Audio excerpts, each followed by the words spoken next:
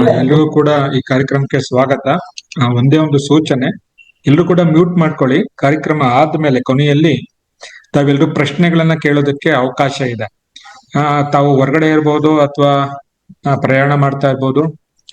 Mobile ಅಲ್ಲಿ ಗೊತ್ತಿಲ್ಲದೆ unmute ಆಗಿದ್ರೆ ನೀವು ಹೊರಗಡೆ ಮಾತನಾಡೋದು ಕೂಡ ಇಲ್ಲಿ ರೆಕಾರ್ಡ್ ಆಗುತ್ತೆ. ಈ ಕಾರ್ಯಕ್ರಮ ಸಂಪೂರ್ಣ ರೆಕಾರ್ಡ್ ಆಗುತ್ತೆ. ಹಾಗೆ ಇದಕ್ಕೆ ಒಂದು ವಾಟ್ಸಾಪ್ ಗ್ರೂಪ್ ಅನ್ನು ಕೂಡ ನಾವು ಕ್ರಿಯೇಟ್ ಮಾಡಿದ್ದೇವೆ. ಸುಮಾರು ದಿನಗಳು ಅಥವಾ ತಿಂಗಳುಗಳ ನಂತರ 240ಕ್ಕೂ ಹೆಚ್ಚು ಜನಸಂಖ್ಯೆ ನಮ್ಮ ಶಿಡ್ಲಘಟ್ಟ ಬಾಗೇಪಲ್ಲಿ ಅವರು ಒಟ್ಟಾಗಿ ಸೇರಿದ್ದಾರೆ. ನೋಡ್ರಿ, ಸುಮಾರು ಅದು 300ಕ್ಕೂ ಹೆಚ್ಚು ಜನರು ಸೇರಿದ್ದಾರೆ ಅಂತ ಅನ್ಕೊಳ್ತೀನಿ. ಎರಡು ಸೋಮಕುಮಾರ್ ಮತ್ತು ರಮೇಶ್ ಅವ್ರಿಗೆ ಇದಕ್ಕೆ ಯೂಟ್ಯೂಬ್ ಅಲ್ಲಿ ಕೂಡ ಲೈವ್ ಇದೆ. ಅದನ್ನು ಕೂಡ ನೀವು ನಿಮ್ಮನ್ನೇನ್ GBBC ಗ್ರೂಪ್ ಅಲ್ಲಿ ಸೇರಿಸಿದೀವಿ ಅದರಲ್ಲೂ ಕೂಡ ಲಿಂಕ್ ಅನ್ನ ಶೇರ್ ಮಾಡಬಹುದು. ಬಟ್ ಅದ್ರಲ್ಲಿ ಪ್ರಶ್ನೆ ಕೇಳಕ್ ಆಗೋದಿಲ್ಲ, ಮೆಸೇಜ್ ಗಳನ್ನ ಹಾಕ್ಬೋದು. ಯೂಟ್ಯೂಬ್ ಅಲ್ಲೂ ಕೂಡ ಇದು ಲೈವ್ ಬರ್ತಿದೆ. ಈಗ ಕಾರ್ಯಕ್ರಮವನ್ನ ಪ್ರಾರಂಭ ಮಾಡೋಣ. ರಾಜ್ಯದ ಎಲ್ಲಾ ಜಿಲ್ಲೆಗಳಿಂದ ನಮ್ಮ FA ಸಂಸ್ಥೆಯಿಂದ ನಮ್ಮ ಸಹೋದ್ಯೋಗಿಗಳು ಯಾಕೆ ಜಿಲ್ಲಾ ಸಂಯೋಜಕರಿದ್ದಾರೆ ಅವ್ರ ಮುಖಾಂತರ ತಾವೆಲ್ಲರೂ ಭಾಗಿದಾರಾಗಿದ್ದೀರಿ. ಹಾಗೆ ನಮ್ಮಲ್ಲಿ LFC ಕಾರ್ಯಕ್ರಮ ಆಯ್ತು, ಲೀಡರ್ ಫಾರ್ ಕಾಮನ್ಸ್ ಅಂತ. ಕೊಪ್ಪಳ, ಚಿಕ್ಕಬಳ್ಳಾಪುರ ಹಾಗೂ ತುಮಕೂರು ಜಿಲ್ಲೆಯ ಅಧ್ಯಕ್ಷರುಗಳು ಅವರು ಕೂಡ ಭಾಗಿದಾರಾಗಿದ್ದೀರಿ. ಹಾಗೆ ನಮ್ಮ ಶಿಡ್ಲಘಟ್ಟ ಬಾಗೇಪಲ್ಲಿಯಲ್ಲಿ ಹೊಸದಾಗಿ ನಾವು ಪ್ಯಾರಾ ಎಕಾಲಜಿಸ್ಟ್ ಅಂತ ಆಯ್ಕೆ ಮಾಡಿದ್ದೇವೆ, ಅವರು ಕೂಡ ಇದ್ದಾರೆ. ಕೇಡರ್ ಅವರು ಇದ್ದಾರೆ. ಎಲ್ಲರೂ ಕೂಡ ಸ್ವಾಗತ. ಇದು ಈ ಕಾರ್ಯಕ್ರಮ ಗ್ರೇಟ್ ಬ್ಯಾಕ್ವರ್ಡ್ ವರ್ಕ್ಔಟ್ ಅಂತ. ಈ ಬ್ಯಾಕ್ವರ್ಡ್ ಅಂದ್ರೆ ನಮ್ಮ ಹಿತ್ತಲಿನ ಸುತ್ತಮುತ್ತ ಇರುವ ಪ್ರದೇಶಗಳು ಅಂತ. ಇಲ್ಲಿ ನಾವೆಲ್ಲೂ ಕೂಡ ಪಕ್ಷಿಗಳನ್ನ ನೋಡೋಕೆ ದೂರ ಎಲ್ಲೂ ಹೋಗ್ಬೇಕಾಗಿಲ್ಲ. ಆದ್ರೆ ನಮ್ಮ ಸುತ್ತಮುತ್ತಲೇ ಇರೋ ಪಕ್ಷಿಗಳನ್ನ ನೋಡೋದಾದ್ರೆ ಹೇಗೆ ನೋಡ್ಬೇಕು ಅನ್ನೋದನ್ನ ಕೆಲವರು ಕೇಳ್ಬೋದು. ಯಾಕೆ ಈ ಪಕ್ಷಿ ಎಣಿಕೆ ಯಾಕೆ ಅಂತ ಯಾರಾದ್ರೂ ಊರಲ್ಲಿ ಇರೋರು ಕೇಳ್ತಾರೆ, ಏನು ಈ ಪಕ್ಷಿ ನೋಡ್ತೀಯ, ಬೇರೆ ಕೆಲಸ ಇಲ್ಲ ಅಂತಾನು ಹೇಳ್ಬೋದು. ಇದರಿಂದ ಏನ್ ಉಪಯೋಗ ಆಗುತ್ತೆ? ನಾವೆಲ್ಲರೂ ಕೂಡ ಪರಿಸರದಲ್ಲಿ ಕೆಲಸ ಮಾಡ್ತಾ ಇದ್ದೀವಿ. ಅನೇಕ ವರ್ಷಗಳಿಂದ ಪರಿಸರದೊಂದಿಗೆ, ಸಮುದಾಯದೊಂದಿಗೆ ಕೈ ಜೋಡಿಸಿ ಒಟ್ಟಾಗಿ ಬದುಕ್ತಾ ಇದ್ದೀವಿ. ಆದ್ರೆ ಪಕ್ಷಿಗಳನ್ನ ಎಣಿಕೆ ಮಾಡೋದ್ರಿಂದ ನಮ್ಗೇನ್ ಅನುಕೂಲ ಆಗುತ್ತೆ, ಪರಿಸರಕ್ಕೆ ಏನ್ ಅನುಕೂಲ ಆಗುತ್ತೆ, ಇದರಿಂದ ನಮ್ಗೆಲ್ಲ ಏನ್ ತಿಳಿಯುತ್ತೆ ಅನ್ನೋದನ್ನ ನಾನು ಹೇಳ್ತಾ ಹೋಗ್ತೀನಿ. ಮಧ್ಯದಲ್ಲಿ ಯಾರೋ ಮಾತನಾಡ್ತಾ ಇದ್ರೆ ಸೋಮು, ಅವ್ರನ್ನ ಮ್ಯೂಟ್ ಮಾಡ್ಬೇಕು ನೀವು. ಮಾಡಿದೀನಿ ಸರ್. ಮಧ್ಯದಲ್ಲಿ ನನ್ಗೆ ಹೇಳಿದ್ರೆ ನಾನು ಅನ್ಮ್ಯೂಟ್ ಮಾಡ್ಕೊತೀನಿ. ಓಕೆ. ಇಲ್ಲಿ ನೋಡಿ, ಇವತ್ತಿನ ಕಾರ್ಯಕ್ರಮದಲ್ಲಿ ನಾವೇನೇನನ್ನ ಚರ್ಚೆ ಮಾಡ್ತೀವಿ ಅಂತ. ಮೊದಲು ಈ ಕಾರ್ಯಕ್ರಮ ಹೇಗೆ ಪ್ರಾರಂಭ ಆಯ್ತು ಅನ್ನೋದು ನೋಡೋಣ. ಎರಡು, ಈ ಪಕ್ಷಿ ವೀಕ್ಷಣೆ ಮತ್ತು ಪಕ್ಷಿ ಗಣತಿ ಯಾತಕ್ಕೋಸ್ಕರ ಬೇಕು. ಆಮೇಲೆ ಇದು ಕಳೆದ ಒಂದು 10 ವರ್ಷದಿಂದ 11 ವರ್ಷದಿಂದ ಮಾಡಿದ್ದಾರೆ. ಅದರಿಂದ ಕೆಲವು ಅಂಕಿಅಂಶಗಳು ಕಂಡು ಬಂದಿದೆ. ಇಡೀ ಭಾರತದಲ್ಲಿ ಅಥವಾ ನಮ್ಮ ರಾಜ್ಯಕ್ಕೆ ಸಂಬಂಧಪಟ್ಟ ಹಾಗೆ ಯಾವ ಅಂಕಿಅಂಶಗಳು ನಮಗೆ ಪರಿಸರದ ಮೇಲೆ ಪರಿಣಾಮವನ್ನ ಬೀರ್ತಿದೆ ಅನ್ನೋದನ್ನ ನಾವು ನೋಡ್ಬೋದು. ಹಾಗೆ ಪಕ್ಷಿಗಳನ್ನ ಗುರುತಿಸ್ಬೇಕಾದ್ರೆ ಹೇಗ್ ಗುರುತಿಸ್ಬೇಕು, ಅವುಗಳ ಸ್ವಭಾವ, ಹಾಡು, ಕೂಗು ಅಥವಾ ವಲಸೆ ಬರುವಂತದ್ದು, ಮೈಗ್ರೇಟರಿ ಅಂತ ಕರಿತೀವಿ, ಅದ್ರ ಮುಖಾಂತರ ನೋಡೋದು. ಹಾಗೆ ಅದರ ಹೆಸರುಗಳನ್ನ, ಈ ಪಕ್ಷಿಗಳ ಹೆಸರನ್ನ ಕಾಗೆ ಅಂತ ಹೇಳ್ಬೋದು, ಗುಬ್ಬಚ್ಚಿ ಅಂತ ಹೇಳ್ಬೋದು, ಪಾರಿವಾಳ ಅಂತ ಹೇಳ್ಬೋದು. ಹಾಗಾಗಿ ಆ ಹೆಸರುಗಳು ಹೇಗ್ ಬಂದಿರ್ಬೋದು. ನಾವು ಒಂದು ಹಳ್ಳಿಗೆ ಹೋಗಿ ಅಥವಾ ಅಲ್ಲಿ ಕೆರೆ ಮತ್ತು ಗದ್ದೆಗಳಲ್ಲಿ ಪಕ್ಷಿಗಳನ್ನ ನೋಡ್ಬೇಕಾದ್ರೆ ಆ ಪಕ್ಷಿ ಯಾವ ಹೆಸರಿರ್ಬೋದು ಅಂತ ಹೇಗ್ ಗುರುತಿಸ್ಬೇಕು, ಅದ್ರ ಬಗ್ಗೆ ತಿಳ್ಕೊಬೇಕು. ಹಾಗೆ ಪಕ್ಷಿ ವೀಕ್ಷಣೆಯನ್ನ ಎಲ್ಲೆಲ್ಲಿ ಮಾಡ್ಬೋದು ಅಂತ, ಅದ್ರ ಜೊತೆಗೆ ಕೆಲವು ಫೋಟೋಗಳಿದೆ. ಆ ಫೋಟೋಗಳ ಮುಖಾಂತರ ಕೆಲವು ಪಕ್ಷಿಗಳನ್ನ, ನೀವು ಒಂದೇ ರೀತಿಯ ಪಕ್ಷಿಗಳಿರುತ್ತೆ ಆದ್ರೆ ಹೆಸರುಗಳು ಬೇರೆ ಹೋಗ್ತೀವಿ. ಆ ಪಕ್ಷಿಗಳ ಹಾವಭಾವ ಏನಿರ್ಬೋದು, ಸ್ವಭಾವ ಏನಿರ್ಬೋದು, ಅದನ್ನ ನಾವು ತಿಳ್ಕೊಬಹುದು. ಪಕ್ಷಿಗಳ ಗುಂಪಾಗಿದ್ರೆ 10, 20, 30, 40 ಹೀಗಿದ್ರೆ ಅದನ್ನ ಹೇಗೆ ಕೌಂಟ್ ಮಾಡ್ಬೇಕು ಅನ್ನೋದನ್ನ ನಾವು ತಿಳ್ಕೊಳ್ಳೋಣ.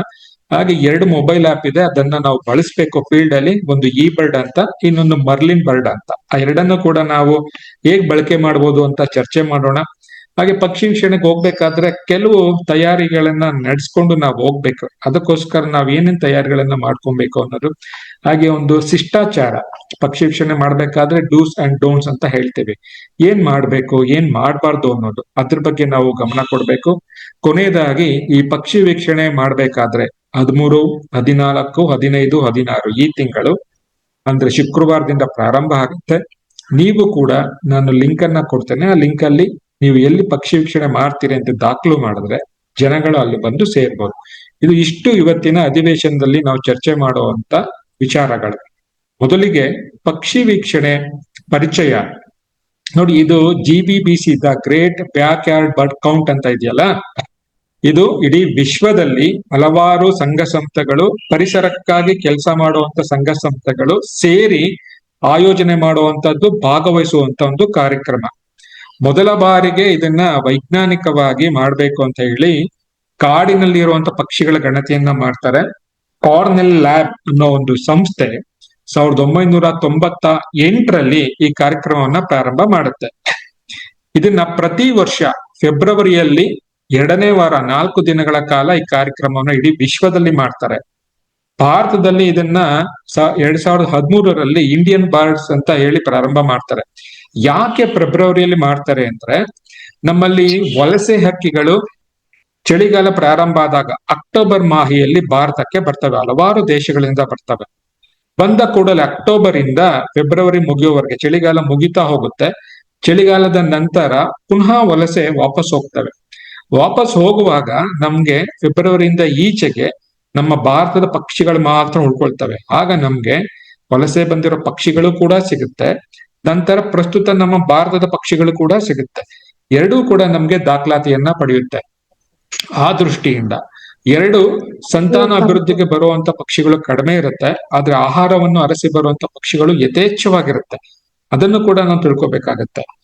3, ಪಕ್ಷಿಗಳು ಯಾಕೆ ಆಹಾರ ನುಡ್ಕೊಂಡು ಮಾಡ್ತವೆ, ಆ ಭಾಗದಲ್ಲಿ ಏನಾಗಿತ್ತು ಅನ್ನೋದು ಕೂಡ ನಮ್ಗೆ ಗೊತ್ತಾಗತ್ತೆ. ಆ ಕಾರಣದಿಂದ ಫೆಬ್ರವರಿಯಲ್ಲಿ 2ನೇ ವಾರದಲ್ಲಿ ನಾವು 4 ದಿನಗಳ ಕಾಲ ಈ ಕಾರ್ಯಕ್ರಮನ ಇಡೀ ವಿಶ್ವದಲ್ಲಿ ಸುಮಾರು 6 ಲಕ್ಷಕ್ಕೂ ಹೆಚ್ಚಿನ ಪಕ್ಷಿ ವೀಕ್ಷಕರು ಭಾಗವಹಿಸ್ತಾ ಇದ್ದಾರೆ.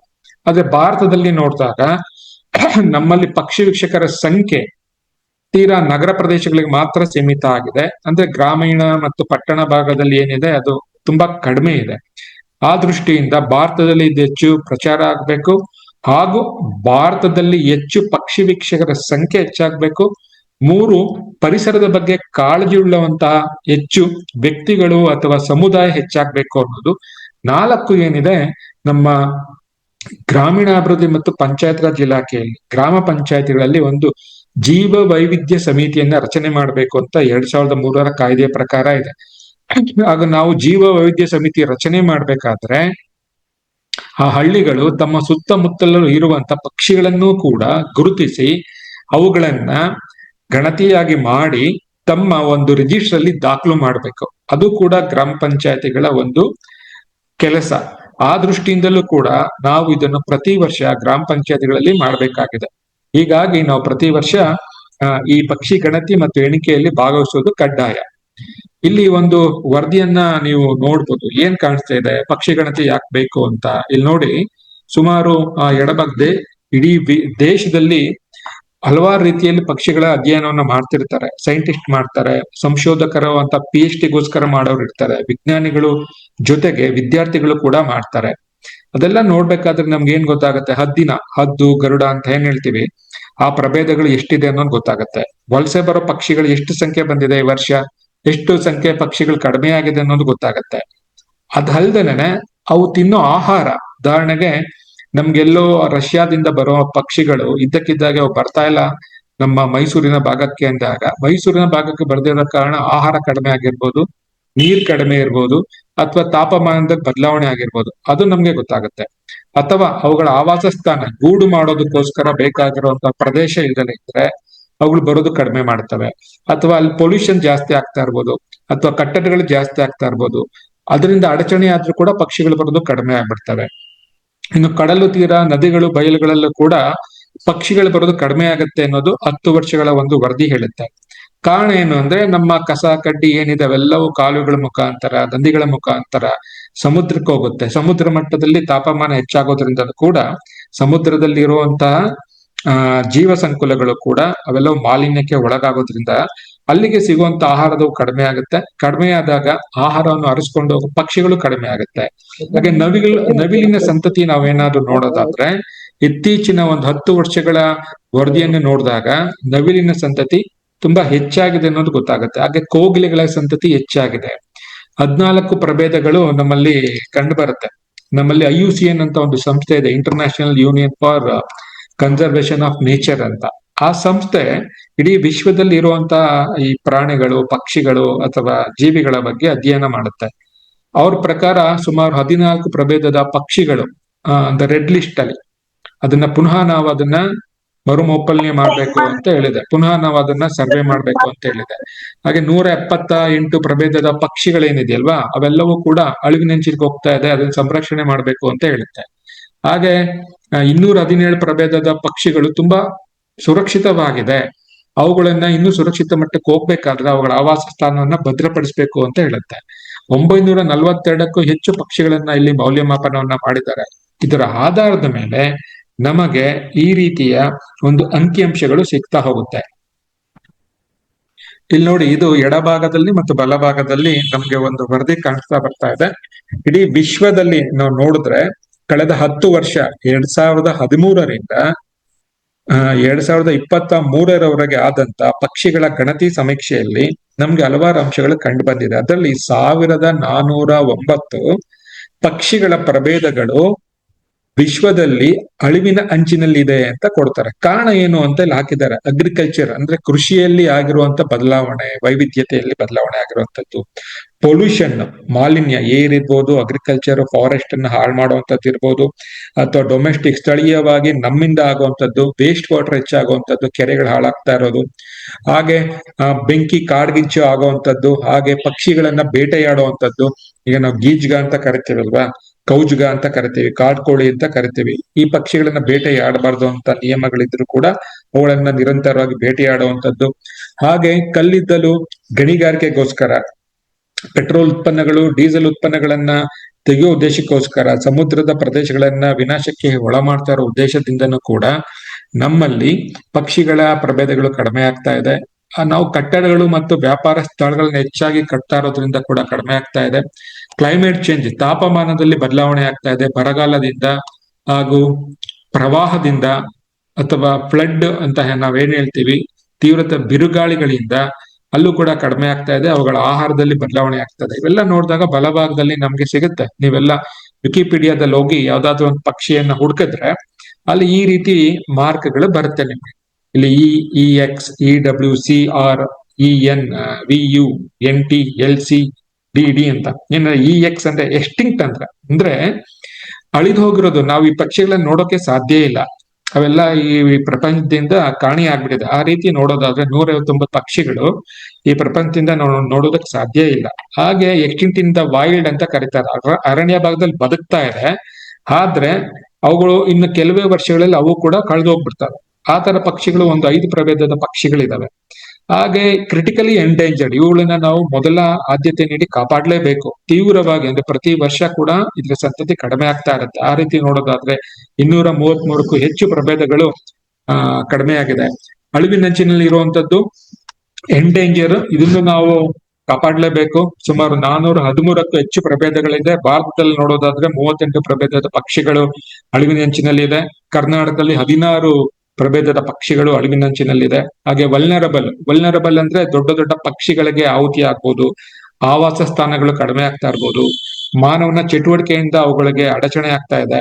ಅದರಿಂದ ನೋಡೋದಾದ್ರೆ ಅವುಗಳ ಕಡಿಮೆ ಜಾಸ್ತಿ ಪಕ್ಷಿಗಳಿದೆ, ಅದರ ಸಂಖ್ಯೆ ಕಡಿಮೆ ಇದೆ. ಅದು ನೋಡೋದಾದ್ರೆ ನಮ್ಮ ಇಡೀ ವಿಶ್ವದಲ್ಲಿ 754 ಪ್ರಭೇದದ ಪಕ್ಷಿಗಳ ರೀತಿ ಇದೆ. ಭಾರತದಲ್ಲಿ 62 ಇದೆ. ಹಾಗೆ ನಿಯರ್ ಥ್ರೆಟ್, ಅಪಾಯದ ಅಂಚಿನಲ್ಲಿದೆ ಪಕ್ಷಿಗಳ ಸಂಖ್ಯೆ ಜಾಸ್ತಿ ಇದೆ. ಇವುಗಳನ್ನ ಏನಾದ್ರೂ ನಾವು ಇವುಗಳ ಆವಾಸ ಸ್ಥಾನವನ್ನ ಮುಂದಿನ ವರ್ಷಗಳಲ್ಲಿ ಕಾಪಾಡದೆ ಹೋದ್ರೆ ಇವು ಕೂಡ ಮೇಲಿನ ಹಂತಕ್ಕೆ ಹೊರಟೋಗ್ತವೆ ಅಂತ. ಇನ್ನು LC ಲೀಸ್ಟ್ ಕನ್ಸರ್ನ್ ಅಂದ್ರೆ ಎಲ್ಲಾ ಕಡೆ ಪಕ್ಷಿಗಳನ್ನ ನೋಡ್ತೀವಿ. ಈಗ ಕಾಗೆ ನೋಡಿದಾಗ ಕಾಗೆ ಇದೆಯಲ್ವಾ ಬಿಡಿ ಅಂತ ಹೇಳ್ತೀವಿ, ನವಿಲ್ ನೋಡಿದಾಗ ನವಿಲಿದೆ ಅಂತ ಹೇಳ್ತೀವಿ, ಹಾಗೆ ಕೊಕ್ರೆ ನೋಡಿದಾಗ ಅನ್ಸ್ಬೋದು. ಆದ್ರೆ ಕ್ರಮೇಣ 10 ವರ್ಷ 15 ವರ್ಷ ಹೀಗೆ ನಮ್ಮ ತಾಪಮಾನದಲ್ಲಿ ಬದಲಾವಣೆ ಆಗ್ತಾ ಹೋದ್ರೆ ಅವುಗಳ ಸಂಖ್ಯೆಯಲ್ಲೂ ಕೂಡ ಕಡಿಮೆ ಅಪಾಯದಂತಿರೋ 8587 ಪ್ರಭೇದದ ಪಕ್ಷಿಗಳು ಕೂಡ ಕಡಿಮೆ ಆಗುವಂಥದ್ದು ಆಗತ್ತೆ. ಇದು ನಮ್ಗೆ ವರದಿಯಿಂದ ಕಂಡು ಬಂದಿರುವಂತದ್ದು. ಅದಾದ್ಮೇಲೆ ನಮ್ಮ ಇಡೀ ಒಂದು ಭಾರತದ ಒಂದು ವರದಿಯನ್ನ ನೋಡಿದಾಗ ಇಡೀ ವಿಶ್ವದಲ್ಲಿ ನಮ್ಗೆ ಸುಮಾರು 10,500 ಪಕ್ಷಿ ಪ್ರಭೇದಗಳು ಇದೆ ಅಂತ ಒಂದು ಅಂದಾಜನ್ನ ಕೊಡುತ್ತೆ. ಭಾರತದ ಮಟ್ಟಕ್ಕೆ ಬಂದ್ರೆ ನಮ್ಗೆ 1370 ಪ್ರಭೇದದ ಪಕ್ಷಿಗಳು ನಮ್ಗೆ ಸಿಗುತ್ತೆ.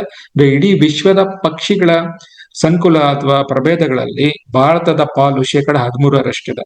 ಅದೇ ಕರ್ನಾಟಕದಲ್ಲಿ ನೋಡಿದ್ರೆ ನಮ್ಗೆ ಸುಮಾರು 547 ಪ್ರಭೇದದ ಪಕ್ಷಿಗಳಿದೆ ಅಂತ. ಇದಕ್ಕೆ ಮುಂಚೆ ನಮ್ಗೆ 570 ಅಂತ ಇತ್ತು, ಕಡಿಮೆ ಆಗಿದೆ. ಸುಮಾರು 23 ಪ್ರಭೇದದ ಪಕ್ಷಿಗಳು ಕಡಿಮೆ ಆಗಿದೆ. ಕರ್ನಾಟಕದ ಪಾಲು 41%. ಕಾರಣ ನಮ್ಮಲ್ಲಿ ಪಶ್ಚಿಮ ಘಟ್ಟಗಳಲ್ಲಿ ನಾವು ಇವತ್ತಿಗೂ ನೋಡದೇ ಇರುವಂತಹ ಹಲವಾರು ಪಕ್ಷಿಗಳನ್ನ ನಾವು ನೋಡ್ಬೋದು. ಆದ್ರೆ ಆ ಪಕ್ಷಿಗಳನ್ನ ನೋಡೋದಕ್ಕೆ ನಮ್ಗೆ ಅವಕಾಶ ಸಿಗದೇನೂ ಇರ್ಬೋದು. ಆದ್ರೆ ನಿರಂತರವಾದ ಕಾಡು ಕಡಿಮೆ ಆಗ್ತಾ ಇರೋದು ಅಥವಾ ಗಣಿಗಾರಿಕೆ ಇರ್ಬೋದು ಅಥವಾ ಅಭಿವೃದ್ಧಿ ಯೋಜನೆಗಳಿಂದನೂ ಕೂಡ ಅವುಗಳ ಆವಾಸ ಸ್ಥಾನ ಕಡಿಮೆಯಾಗಿ ಅವು ಕಡಿಮೆ ಆಗ್ತಾ ಇರುವಂತ ಸ್ಥಿತಿ ಇದೆ. ಕೆಳಗಡೆ ಒಂದು ರಿಪೋರ್ಟ್ ಇದೆ, ಏನಂದ್ರೆ ಇದು ಎಡಗಡೆ ಇರೋದು ನಮ್ಮ ಇಂಡಿಯನ್ ರೂಲರ್, ಕರ್ನಾಟಕದ ರಾಜ್ಯ ಪಕ್ಷಿ ಅಂತ ಕರಿತೀವಿ. 10 ವರ್ಷದಲ್ಲಿ ಅದು ಟ್ರೆಂಡ್ ಹೇಗಾಗಿದೆ ಅಂತ ನೋಡ್ತಾನೆ ನೋಡಿ. IUCN, ನಾನು ಆಗ್ಲೇ ಹೇಳ್ದೆ ಅಲ್ವಾ, international union for conservation of nature ಅಂತ, ಅವ್ರ ಪ್ರಕಾರ ಲೀಸ್ಟ್ ಕನ್ಸರ್ನ್ ಅಂತ ಹೇಳ್ತಾರೆ.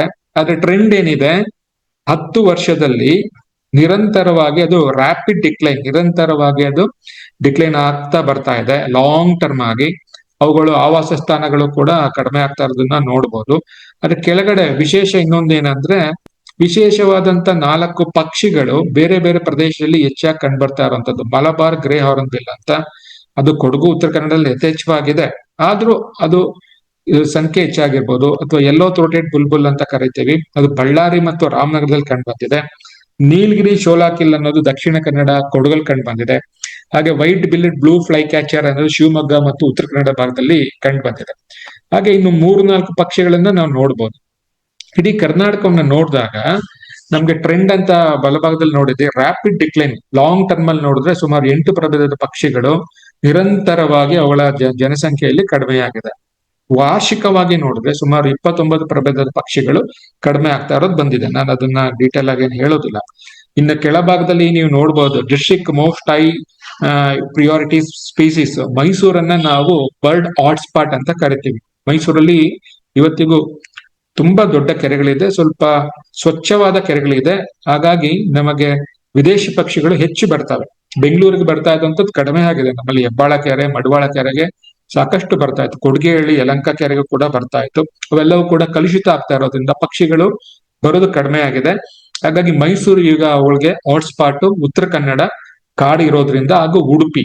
ಅದಕ್ಕೆ ಬಲಭಾಗದಲ್ಲಿ ಇದೆ. ನೀವು ಬೇರೆ ಜಿಲ್ಲೆಗಳಲ್ಲಿ ಇವತ್ತು ಬಂದಿರ್ಬೋದು, ಯಾದಗಿರಿ, ಹಾವೇರಿ, ಗದಗದಲ್ಲಿ ಮಾಗಡಿ ಕೆರೆ ಅಂತ ಇದೆ. ನಮ್ಮ ರಾಜ್ಯದಲ್ಲಿ ಸುಮಾರು 36,000ಕ್ಕೂ ಹೆಚ್ಚು ಕೆರೆಗಳಿದೆ. ಆದ್ರೆ ರಾಮ್ಸರ್ ತಾಣ ಅಂತ ಕರಿತೀವಿ. ರಾಮ್ಸರ್ ತಾಣ ಅಂದ್ರೆ 1 ವರ್ಷದಲ್ಲಿ 20,000ಕ್ಕೂ ಹೆಚ್ಚು ಪಕ್ಷಿಗಳು ಇದ್ರೆ ಅಂತ ತಾಣಗಳನ್ನ ರಾಮ್ಸರ್ ತಾಣವಾಗಿ ಘೋಷಣೆ ಮಾಡೋದಕ್ಕೆ ಸಂಘ ಸಂಸ್ಥೆಗಳು ಕೇಳ್ಬೋದು. ನಮ್ಮಲ್ಲಿ ನೋಡೋದಾದ್ರೆ 36,000ಕ್ಕೂ ಹೆಚ್ಚು ಕೆರೆಗಳಿದ್ರು ಕೂಡ ನಮ್ಮಲ್ಲಿರೋದು 4. ಒಂದು ಮಾಗಡಿ ಕೆರೆ, ಮಾಗಡಿ ಗದಗದಲ್ಲಿರೋದು. ಇನ್ನೊಂದು ರಂಗಂತಿಟ್ಟು, ನಮ್ಗೆ ಮಂಡ್ಯ ಹಾಗೂ ಮೈಸೂರು ಮಧ್ಯದಲ್ಲಿ ಬರುತ್ತೆ. ಇನ್ನೊಂದು ಅಘನಾಶಿನಿ ಬ್ಯಾಕ್ ವಾಟರ್ ಅಂತ ಕರಿತೀವಿ. ಇನ್ನು 4 ಕಳೆದ ವರ್ಷ ರಾಮ್ಸರ್ ತಾಣ ಘೋಷಣೆ ಮಾಡಿದ್ದು ನಮ್ಮ ವಿಜಯನಗರ ಜಿಲ್ಲೆಯಲ್ಲಿ ಬರುವಂತದ್ದು ಅಂಕಸಮುದ್ರ. ವಿಜಯನಗರ ಜಿಲ್ಲೆಯವರು ಯಾರಾದ್ರೂ ಇದ್ರೆ ಈ 4 ದಿನಗಳಲ್ಲಿ ಒಮ್ಮೆಯಾದ್ರೂ ಹೋಗಿ ಅಂಕಸಮುದ್ರಕ್ಕೆ ಭೇಟಿ ಮಾಡಿ. ಸಾವಿರಾರು ಪಕ್ಷಿಗಳು ಅಲ್ಲಿ ಸಿಗುತ್ತೆ ನಿಮ್ಗೆ. ಒಂದು ಅಲ್ಲಿರುವಂತ ಪಕ್ಷಿ ವೀಕ್ಷಕರು ಅಥವಾ ಅಲ್ಲಿರೋ ಸಂಸ್ಥೆಗಳ ಸಹಕಾರದಿಂದ ಒಮ್ಮೆ ಆದ್ರೂ ಅಲ್ಲಿ ಹೋಗಿ ಪಕ್ಷಿ ಗಣತಿಯನ್ನ ಮಾಡಿ. ಈ ದೃಷ್ಟಿಯಲ್ಲಿ ನೋಡಿದ್ರೆ ಹಾವೇರಿಯಲ್ಲಿ ಹೆಚ್ಚು ಕೆರೆಗಳು ಇರೋದು ಕಂಡು ಬರುತ್ತೆ, ಆದ್ರೆ ಅಲ್ಲಿ ಪಕ್ಷಿ ವೀಕ್ಷಣೆ ಕಡಿಮೆ ಇದೆ. ಯಾದಗಿರಿಯಲ್ಲಿ ಕೂಡ ಹಾಗೆ ಇದೆ, ಗದಗಲ್ಲೂ ಕೂಡ ಹಾಗೆ ಇದೆ. ಇನ್ನು ನೋಡಿ, ಇದು ಒಂದು 3 ಪಕ್ಷಿಗಳನ್ನ ನೋಡೋಣ. ನವಿಲಿನ ಸಂಖ್ಯೆ ನಾವು ನೋಡೋದೇ ಆದ್ರೆ ಇಲ್ಲಿ ಇಡೀ ನೋಡಿ ಏರಿಕೆಯಾಗಿದೆ. ನವಿಲಿನ ಸಂಖ್ಯೆ ಏರಿಕೆಯಾಗಿದೆ, ರ್ಯಾಪಿಡ್ ಆಗಿ ಇನ್ಕ್ರೀಸ್ ಆಗ್ತಾ ಹೋಗ್ತಾ ಇದೆ.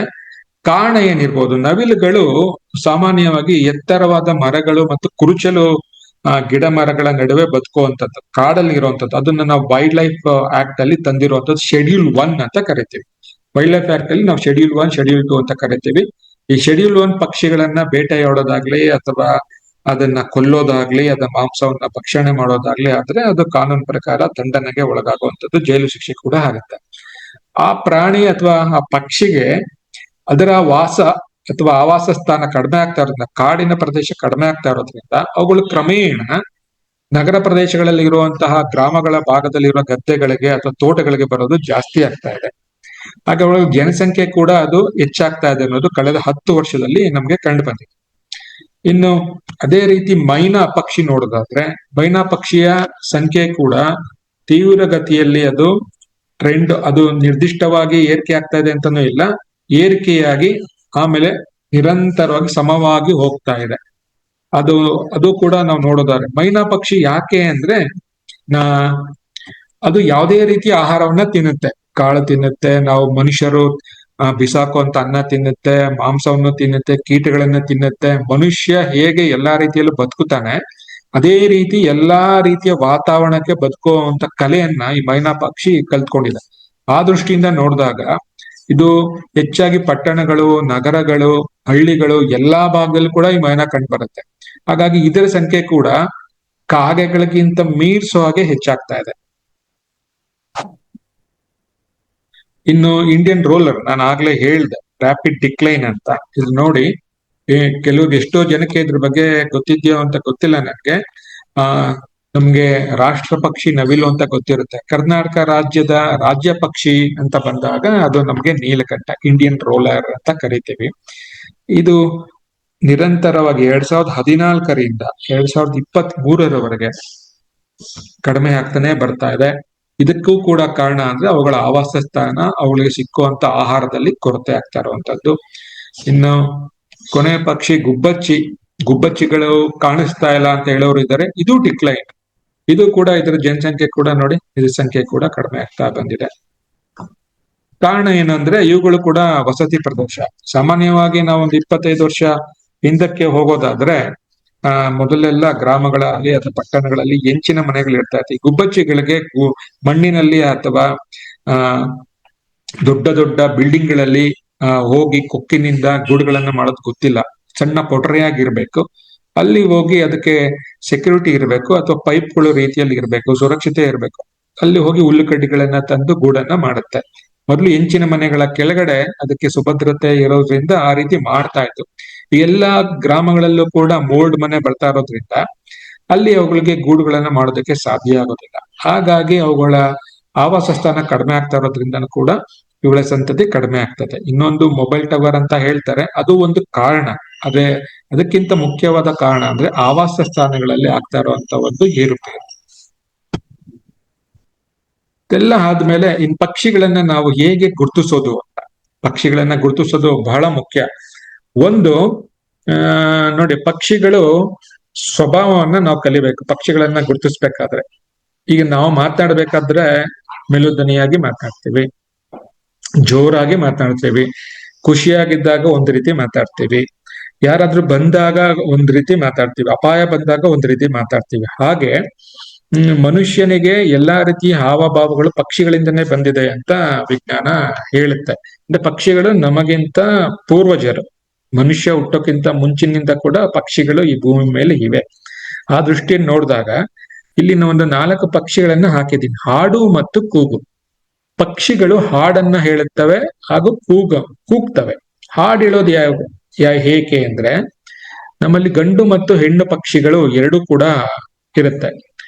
ಗಂಡು ಪಕ್ಷಿಗಳು ಹೆಚ್ಚಿನ ಸಂಖ್ಯೆಯಲ್ಲಿ ಹಾಡನ್ನ ಹೇಳುತ್ತೆ. ಒಂದು ಹಾಡನ್ನು ಹೇಳೋ ಮುಖಾಂತರ ಹೆಣ್ಣು ಪಕ್ಷಿಯನ್ನ ಒಲಿಸ್ಕೊಳ್ಳೋದಕ್ಕೆ ಹಾಡು ಹೇಳುತ್ತೆ. ಇನ್ನೊಂದು ಅವುಗಳು ಬ್ರೀಡಿಂಗ್ ಅಂದ್ರೆ ಸಂತಾನ ಅಭಿವೃದ್ಧಿ ಮಾಡೋ ಸಂದರ್ಭದಲ್ಲಿ ಇದು ಯಥೇಚ್ಛವಾಗಿ ಮಾಡುತ್ತೆ. ಇನ್ನೊಂದು ಗಂಡಿನ ಜೊತೆ ಸ್ಪರ್ಧೆ ಮಾಡಿ ಹೆಣ್ಣನ್ನು ಒಲಿಸ್ಕೋಬೇಕಾದ್ರೆ ಆ ಗಂಡಿನ ಜೊತೆ ಕಾಂಪಿಟೇಷನ್ ಮಾಡಿ ನಾನು ನಿನ್ಗಿಂತ ಚೆನ್ನಾಗಿ ಹಾಡಬಲ್ಲೆ ಅಂತಾನು ಕೂಡ ಹೇಳುತ್ತೆ. ಕೆಲವೊಮ್ಮೆ ವಾತಾವರಣ ತುಂಬಾ ಚೆನ್ನಾಗಿದ್ದಾಗ ಸಂತೋಷಕ್ಕೋಸ್ಕರ ಕೂಡ ಹಾಡು ಹೇಳುತ್ತೆ. ಇನ್ನು ಕೂಗೋದು ಯಾವಾಗ ಅಂದ್ರೆ ಅಲರ್ಟ್. ಅವುಗಳ ಗೂಡುಗಳಿಗೆ, ಅವುಗಳ ಮರಿಗಳಿಗೆ ಯಾವುದಾದ್ರೂ ಅನ್ಯ ಜೀವಿಗಳಿಂದ ಅಪಾಯ ಬರ್ತಿದೆ ಅಂತ ಅನಿಸಿದ ತಕ್ಷಣ ಕೂಗುತ್ತೆ. ಆ ಕೂಗು ಬೇರೆ ಪಕ್ಷಿಗಳಿಗೆ ಗೊತ್ತಾಗುತ್ತೆ, ಈ ಪಕ್ಷಿ ಇದೇ ಉದ್ದೇಶಕ್ಕೆ ಕೂಗ್ತಾ ಇದೆ ಅಂತ ಗೊತ್ತಾಗುತ್ತೆ. ಆಗ ಅವುಗಳೆಲ್ಲವೂ ಕೂಡ ಚೆದರಿ ಹೋಗ್ತವೆ. ಆ ರೀತಿ ಪ್ರತಿ ಪಕ್ಷಿನೂ ಕೂಡ ಕೂಗು ಬೇರೆ ಇರುತ್ತೆ, ಹಾಡು ಬೇರೆ ಇರುತ್ತೆ. ನಾನೀಗ ಒಂದು 3-4 ಪಕ್ಷಿಗಳ ಒಂದು ಸೌಂಡ್ ಅನ್ನ ಹಾಕ್ತೀನಿ. ಮೊದಲು ಕೇಳಿಸುತ್ತಾ ನೋಡಿ. ಕೇಳಿಸ್ತಾ ಇದೆಯಾ? ಇಲ್ಲ ಸರ್. ಕೇಳಿಸ್ತಾ? Yes sir. ಇದು ಹಾಡು. ಇದು ಮ್ಯಾಕ್ಟಿ ರಾಬಿನ್ ಅಂತ ಕನ್ನಡದಲ್ಲಿ ಇದನ್ನ ಮಡಿವಾಳ ಪಕ್ಷಿ ಅಂತ ಕರೀತಾರೆ. ನೀವು ಹಾಗೆ ಗುರ್ತಿಸ್ಕೋಬೇಕು ನೋಡಿ. ಬಾಲವನ್ನ ಮೇಲಕ್ಕೆತ್ತಿರುತ್ತೆ, ಹೊಟ್ಟೆ ಮತ್ತು ಬಾಲದ ಮಧ್ಯದಲ್ಲಿ ಬಿಳಿ ಬಣ್ಣ ಇದೆ. ಮುಖ ಎಲ್ಲ ಕೂಡ ರಾಬಿನ್ ಅಂದ್ರೆ ನೀಲಿ ಬಣ್ಣ. ಅದು ನೀಲಿ ಬಣ್ಣದಲ್ಲಿ ಇರುತ್ತೆ, ತುಂಬಾ ಕಂಠ ಶುದ್ಧವಾಗಿರುತ್ತೆ, ಸ್ವೀಟ್ ಆಗಿ ಆಡುತ್ತೆ. ಇದು 300 ಜನ. ಸರ್ ಇದನ್ನ ಮೊದಲನೇದು ಕೂಡ ಅಷ್ಟು ಕೇಳಿಸ್ಲಿಲ್ಲ. ಫಸ್ಟ್ ಒನ್ ಹಾಕಿ ಸರ್. ಸರ್ ಫಸ್ಟ್ ಒನ್ ಹಾಕ್ಲಾ? ಈ ಫಸ್ಟ್ ಒನ್ ಮೊದಲು ಹಾಡಿ.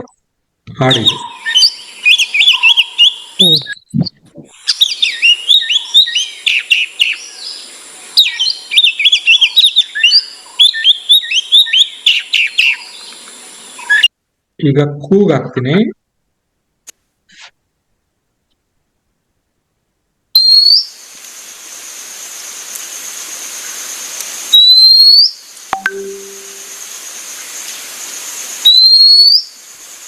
ಇದು ಕೂಗು.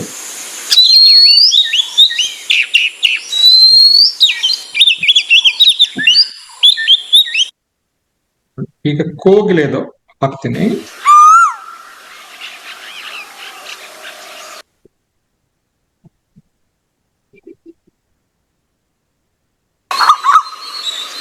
ಹೆಣ್ಣು ಕೋಗಿಲೆ ಬಲಭಾಗದಲ್ಲಿ ಇರೋದು, ಕಪ್ಪದು ಗಂಡು ಕೋಗಿಲೆ. ಮೊದಲು ಕೂಗಿದ ಹೆಣ್ಣು, ಇದು ಗಂಡು ಕೂಗುತ್ತೆ, ಇದು ಗಂಡು.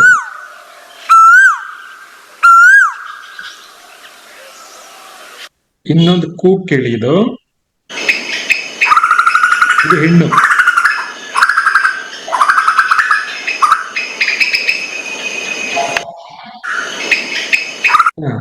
ಇದು ಮರ ಕೊಟ್ಟಕ್ಕ, ಅದು ಹೆಂಗ್ ಹೋಗುತ್ತೆ ನೋಡಿ. ಇನ್ನೊಂದು ಸೌಂಡ್ ಮಾಡುತ್ತೆ ಅದು.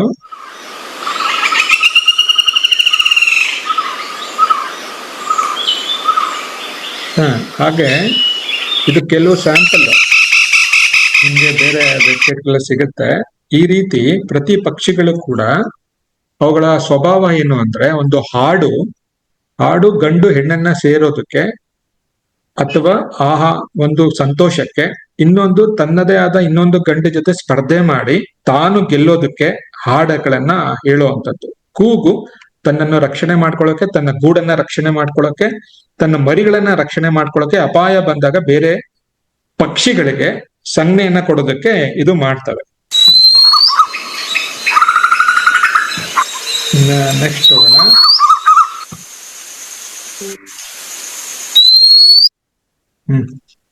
ಇದು ಇನ್ನೊಂದು ಸ್ವಭಾವ ಏನು ಅಂದ್ರೆ, ವಲಸೆ ಬರುವಂತದ್ದು ಪಕ್ಷಿಗಳು. ಇಲ್ಲಿ ನಿಮ್ಗೆ ಭೂಪಟ ಕಾಣಿಸ್ತಾ ಇದಲ್ವಾ, ನಾವು ಹಳ್ಳಿ ರಸ್ತೆ ಅಂತ ಕರಿತೀವಿ, ರಾಜ್ಯ ಹೆದ್ದಾರಿ, ಸ್ಟೇಟ್ ಹೈವೇ, ನ್ಯಾಷನಲ್ ಹೈವೇ ಅಂತ ಕರಿತೀವಿ. ಹಾಗೆ ಈ ಅಧ್ಯಯನದಿಂದ ವಿಜ್ಞಾನಿಗಳು ಇನ್ನೊಂದು ವರದಿ ಮಾಡಿದ್ದಾರೆ. ಏನು ಅಂದ್ರೆ, ಪಕ್ಷಿಗಳು ಮೈಗ್ರೇಷನ್ ಬರ್ತಾವಲ್ಲ, ಅದನ್ನ ಫ್ಲೈ ವೇ ಅಂತ ಕರೀತಾರೆ, ಹಾರಾಡುವ ಹೆದ್ದಾರಿ ಅಂತ. Fly way. ಇಡೀ ವಿಶ್ವದಲ್ಲಿ ಸುಮಾರು 9 ಫ್ಲೈವೇಗಳು ಇದೆ.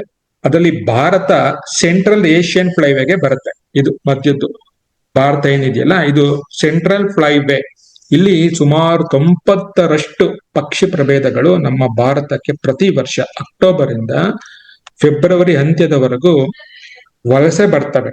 ಹಾಗಾಗಿ ನಾವು ಇದನ್ನ ಸೆಂಟ್ರಲ್ ಏಷ್ಯನ್ ಫ್ಲೈವೇ ಅಂತ ಕರಿತೀವಿ. ಇಲ್ಲಿ ನೋಡಿ, ನಿಮ್ಗೆ ಒಂದು 5 ಪಕ್ಷಿಗಳನ್ನ ಉದಾಹರಣೆ ಕೊಟ್ಟಿದ್ದೀನಿ.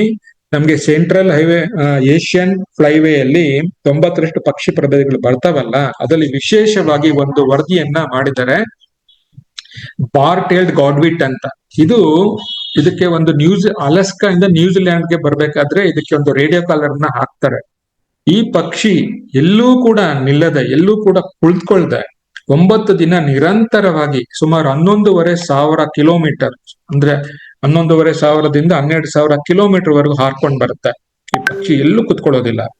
ಹಾಗೆ ಇನ್ನೊಂದು ಸ್ಯಾಂಡ್ ಪೈಪರ್ ಅಂತ. ಈ ಸ್ಯಾಂಡ್ ಪೈಪರ್ಗಳು ನಮ್ಮ ಭಾರತಕ್ಕೆ ಫಸ್ಟ್ ಬರೋ ಅಂತ ವಲಸೆ ಪಕ್ಷಿಗಳು. ಇದು ನೋಡಿ, ಈ ಪಕ್ಷಿ ಮಂಗೋಲಿಯಾ ಇಂದ ದಕ್ಷಿಣ ಅಮೆರಿಕಕ್ಕೆ ಹೋಗಿ ಪುನಃ ವಾಪಸ್ ಬರುತ್ತೆ. ವರ್ಷದಲ್ಲಿ ಸುಮಾರು 25,000 ಕಿಲೋಮೀಟರ್ನ ಇದು ಪ್ರಯಾಣ ಮಾಡುತ್ತೆ. ಹಾಗೆ ನಾರ್ತನ್ ವಿಟಿಯರ್ ಅಂದ್ಬಿಟ್ಟು, ಇದು ತುಂಬಾ ಚಿಕ್ಕದಂದ್ರೆ ಪಾರ್ವಾಳಕ್ಕಿಂತ ಚಿಕ್ಕದಾಗಿರುತ್ತೆ, ನಮ್ಮ ಮೈನಾಗಿಂತ ಚಿಕ್ಕದಾಗಿರುತ್ತೆ. ಇದು ಯುರೋಪ್ ಅಲ್ಲಿ ಆಫ್ರಿಕಾದಿಂದ ದಕ್ಷಿಣಕ್ಕೆ ಹೋಗುತ್ತೆ 14,000 ಕಿಲೋಮೀಟರ್ ಒಂದೇ ಪ್ರಯಾಣ, ಒಂದು ಸಲ ಹೋಗುತ್ತೆ 14,000 ಕಿಲೋಮೀಟರ್ ಮರುಭೂಮಿ ಸಮುದ್ರವನ್ನ ದಾಟಿ ಪುನಃ ವಾಪಸ್ ಬರುತ್ತೆ. ಇನ್ನು ಕೆಳಗಡೆ 4ನೇದು ಆರ್ಕಟಿಕ್ ಟರ್ನ್ ಅಂತ ಇದೆಯಲ್ಲ, ಇದು ವಿಶ್ವದಲ್ಲಿ ಅತಿ ಹೆಚ್ಚು ದೂರ ವಲಸೆ ಹೋಗುವಂತ ಒಂದು ಪಕ್ಷಿ. ಒಂದು ವರ್ಷಕ್ಕೆ ಒಂದು ಸೈಡ್ ಹೋಗ್ಬೇಕಾದ್ರೆ ಸುಮಾರು 40,000ದಿಂದ 41,000 ಕಿಲೋಮೀಟರ್ ಪ್ರಯಾಣ ಮಾಡುತ್ತೆ. ಅದು ಉತ್ತರ ಧ್ರುವದಿಂದ ದಕ್ಷಿಣ ಧ್ರುವ ಅಂತ ಹೇಳ್ತಾರಲ್ಲ, ಹಾಗೆ ಒಂದು ಕಡೆ ಹೋಗ್ಬೇಕಾದ್ರೆ ಅದು 40,000 ಕಿಲೋಮೀಟರ್ ಹೋಗುತ್ತೆ. ಒಂದು ಕಡೆಗೆ ಅಷ್ಟೇ ಆದ್ರೆ 2 ಕಡೆ ಪ್ರಯಾಣಕ್ಕೆ ಸುಮಾರು ಅದು 70,000ದಿಂದ ಸುಮಾರು 95,000 ಕಿಲೋಮೀಟರ್ ವರೆಗೂ ಪ್ರಯಾಣ ಮಾಡೋ ಏಕೈಕ ಪಕ್ಷಿ ಇದು ಒಂದು ವರ್ಷದಲ್ಲಿ, ಆರ್ಕಟಿಕ್ ಟರ್ನ್ ಅಂತ. ಇನ್ನು ಈ ಪಟ್ಟೆ ತಲೆ ಬಾತು ಅಂತ ಇದೆ, ಇದು ಮಂಗೋಲಿಯಾ ಇಂದ ನಮ್ಮ ಕರ್ನಾಟಕಕ್ಕೆ ಬರುತ್ತೆ. ನಾನು ನೆಕ್ಸ್ಟ್ ಸ್ಲೈಡ್ ಅಲ್ಲಿ ತೋರಿಸ್ತೀನಿ. ಇದು ಈ ಮಂಗೋಲಿಯಾದಿಂದ ಹೊರಟು ಹಿಮಾಲಯದಲ್ಲಿ 9,000 ಮೀಟರ್ ಎತ್ತರಕ್ಕೆ ಹಾರುವಂತ ಪಕ್ಷಿ. ಇದು ನಮ್ಗೆ ಕರ್ನಾಟಕದಲ್ಲಿ ಬರುತ್ತೆ. ಎಲ್ಲಿ ಬರುತ್ತೆ ಅಂತಾನು ನಾನು ತೋರಿಸ್ತೀನಿ. ಇದು ನೋಡಿ, 2 ಪಕ್ಷಿಗಳನ್ನ ನಾನು ಹಾಕಿದ್ದೇನೆ. ಇದು ಮೊದಲನೇದು ಎಡಗಡೆ ಇದೆ, ನಿಮ್ಗೆ ಅದು ಹೆಸರು ಬಂದ್ಬಿಟ್ಟು ಮಿಡತೆ ಪಕ್ಷಿ, ಓರಿಯೆಂಟಲ್ ಪ್ರಾಟಿನ್ ಕೌಲ್ ಅಂತ. ಇದು ಆಸ್ಟ್ರೇಲಿಯಾದಿಂದ ಪ್ರಾರಂಭ ಮಾಡಿ ಅಲ್ಲಿಂದ ಬರ್ಮಾ ಮುಖಾಂತರ ಅಥವಾ ಬಾಂಗ್ಲಾಗ್ ಹೋಗಿ, ಬಾಂಗ್ಲಾದಿಂದ ಒರಿಸ್ಸಾ ಮಾರ್ಗವಾಗಿ ಕರ್ನಾಟಕದ ಆಲ್ಮಟ್ಟಿ ಜಲಾಶಯದಲ್ಲಿ ಬಾಗಲಕೋಟೆಯಲ್ಲಿ ಬಂದೋಗುತ್ತೆ. ಇದು ಒಂದು ಸೈಡ್ ಅಲ್ಲಿ 14,000 ಕಿಲೋಮೀಟರ್ ಪ್ರಯಾಣ ಮಾಡುತ್ತೆ, ಪುನಃ ವಾಪಸ್ಸು ಹೋಗುತ್ತೆ.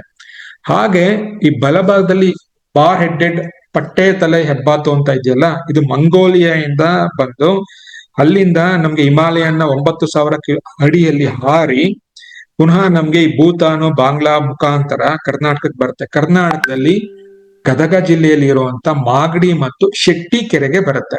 ಹಾಗೆ ಬರ್ತಾ ಮೈಸೂರಿನವರೆಗೂ ಬರುತ್ತೆ. ಈಗ ಮೈಸೂರಿನಲ್ಲಿ ಯಾರಾದ್ರೂ ಇದ್ರೆ, ನೀವು ಮೈಸೂರಲ್ಲಿ ಹಲವಾರು ಕೆರೆಗಳಲ್ಲಿ ನೀವು ಇದನ್ನ ನೋಡ್ಬೋದು.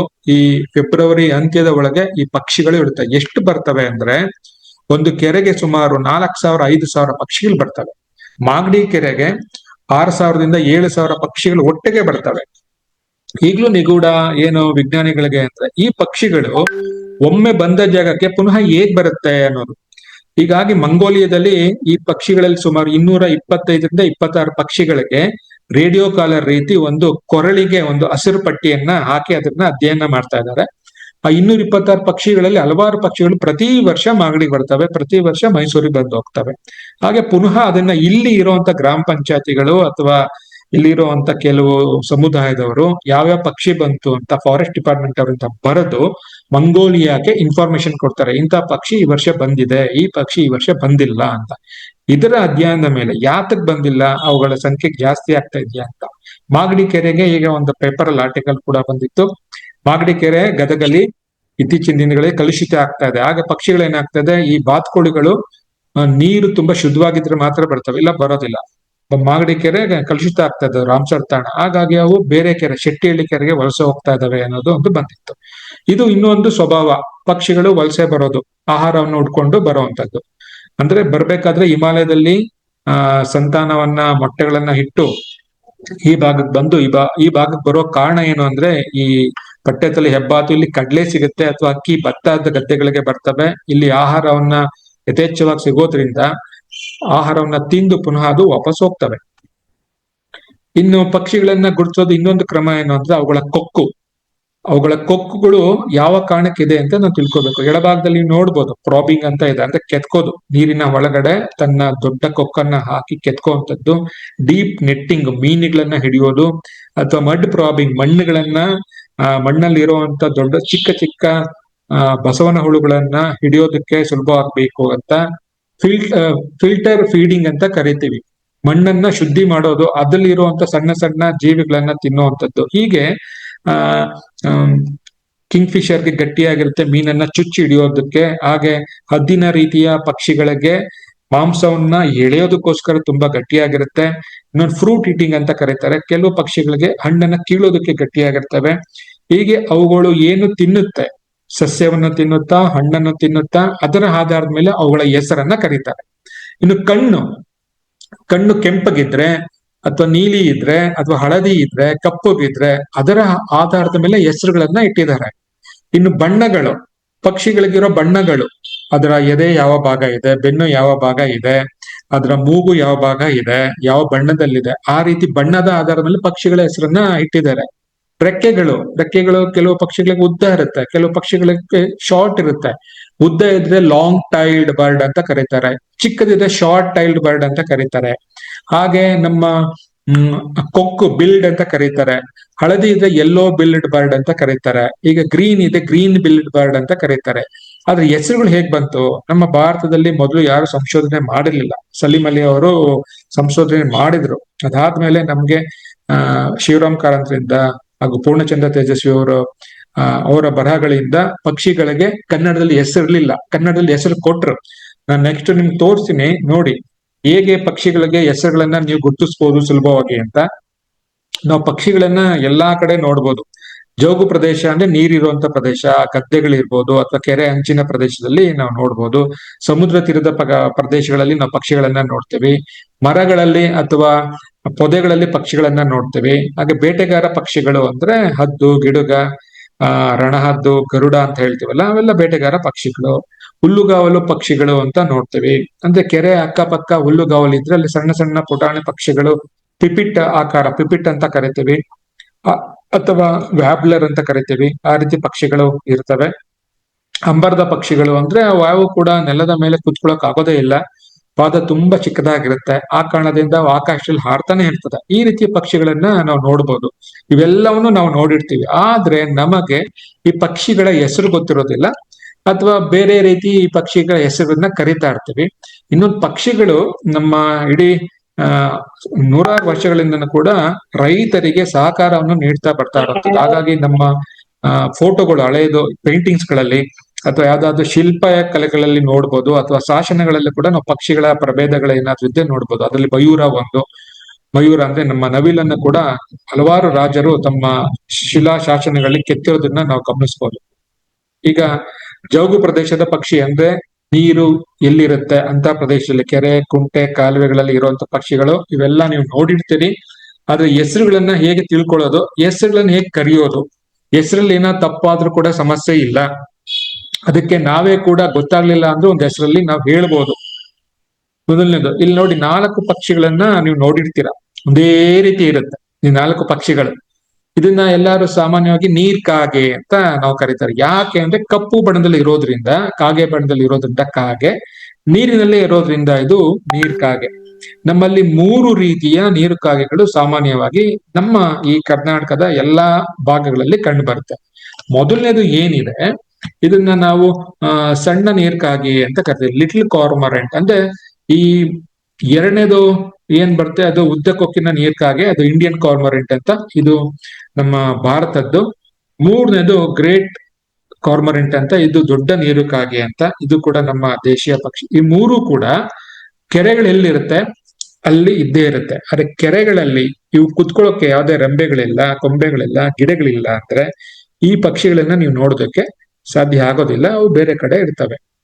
ಇವುಗಳ ವಿಶೇಷ ಏನು ಅಂದ್ರೆ ನೀರಿನ ಒಳಗಡೆ ತುಂಬಾ ಚೆನ್ನಾಗಿ ಈಜ್ತವೆ. ಕಾರಣ ಏನಂದ್ರೆ ಅವುಗಳ ಕಾಲು ನೋಡಿ, ಅವುಗಳ ಕಾಲು ಹೇಗಿದೆ, ನಮ್ಗೆ ದೋಣಿಯ ತೆಪ್ಪ ಇರುತ್ತಲ್ಲ, ಆ ತೆಪ್ಪದ ಹಾಗೆ ಇದೆ ಕಾಲುಗಳು, ಕೊಡ್ಬೋದು, ಗಮನಿಸ್ಬೋದು. ತೆಪ್ಪದ ಹಾಗೆ ಇರೋದ್ರಿಂದ ಸುಲಭವಾಗಿ ನೀರಿನ ಒಳಗಡೆನೆ ಈಜುತ್ತವೆ. ಮನುಷ್ಯನನ್ನು ನೋಡಿದ ತಕ್ಷಣ ನೀರಿನ ಒಳಕ್ಕೆ ಹೋಗಿ ಈಜ್ಕೊಂಡು ಮೇಲೆ ಎಲ್ಲೋ ಎದ್ದಿರುತ್ತೆ. ಹಾಗೆ ನೀರಿನಲ್ಲಿ ಮುಳುಗಿ ಸುಲಭವಾಗಿ ಮೀನನ್ನ ಕ್ಯಾಚ್ ಮಾಡುವಂತ ಶಕ್ತಿ ಇದಕ್ಕಿದೆ.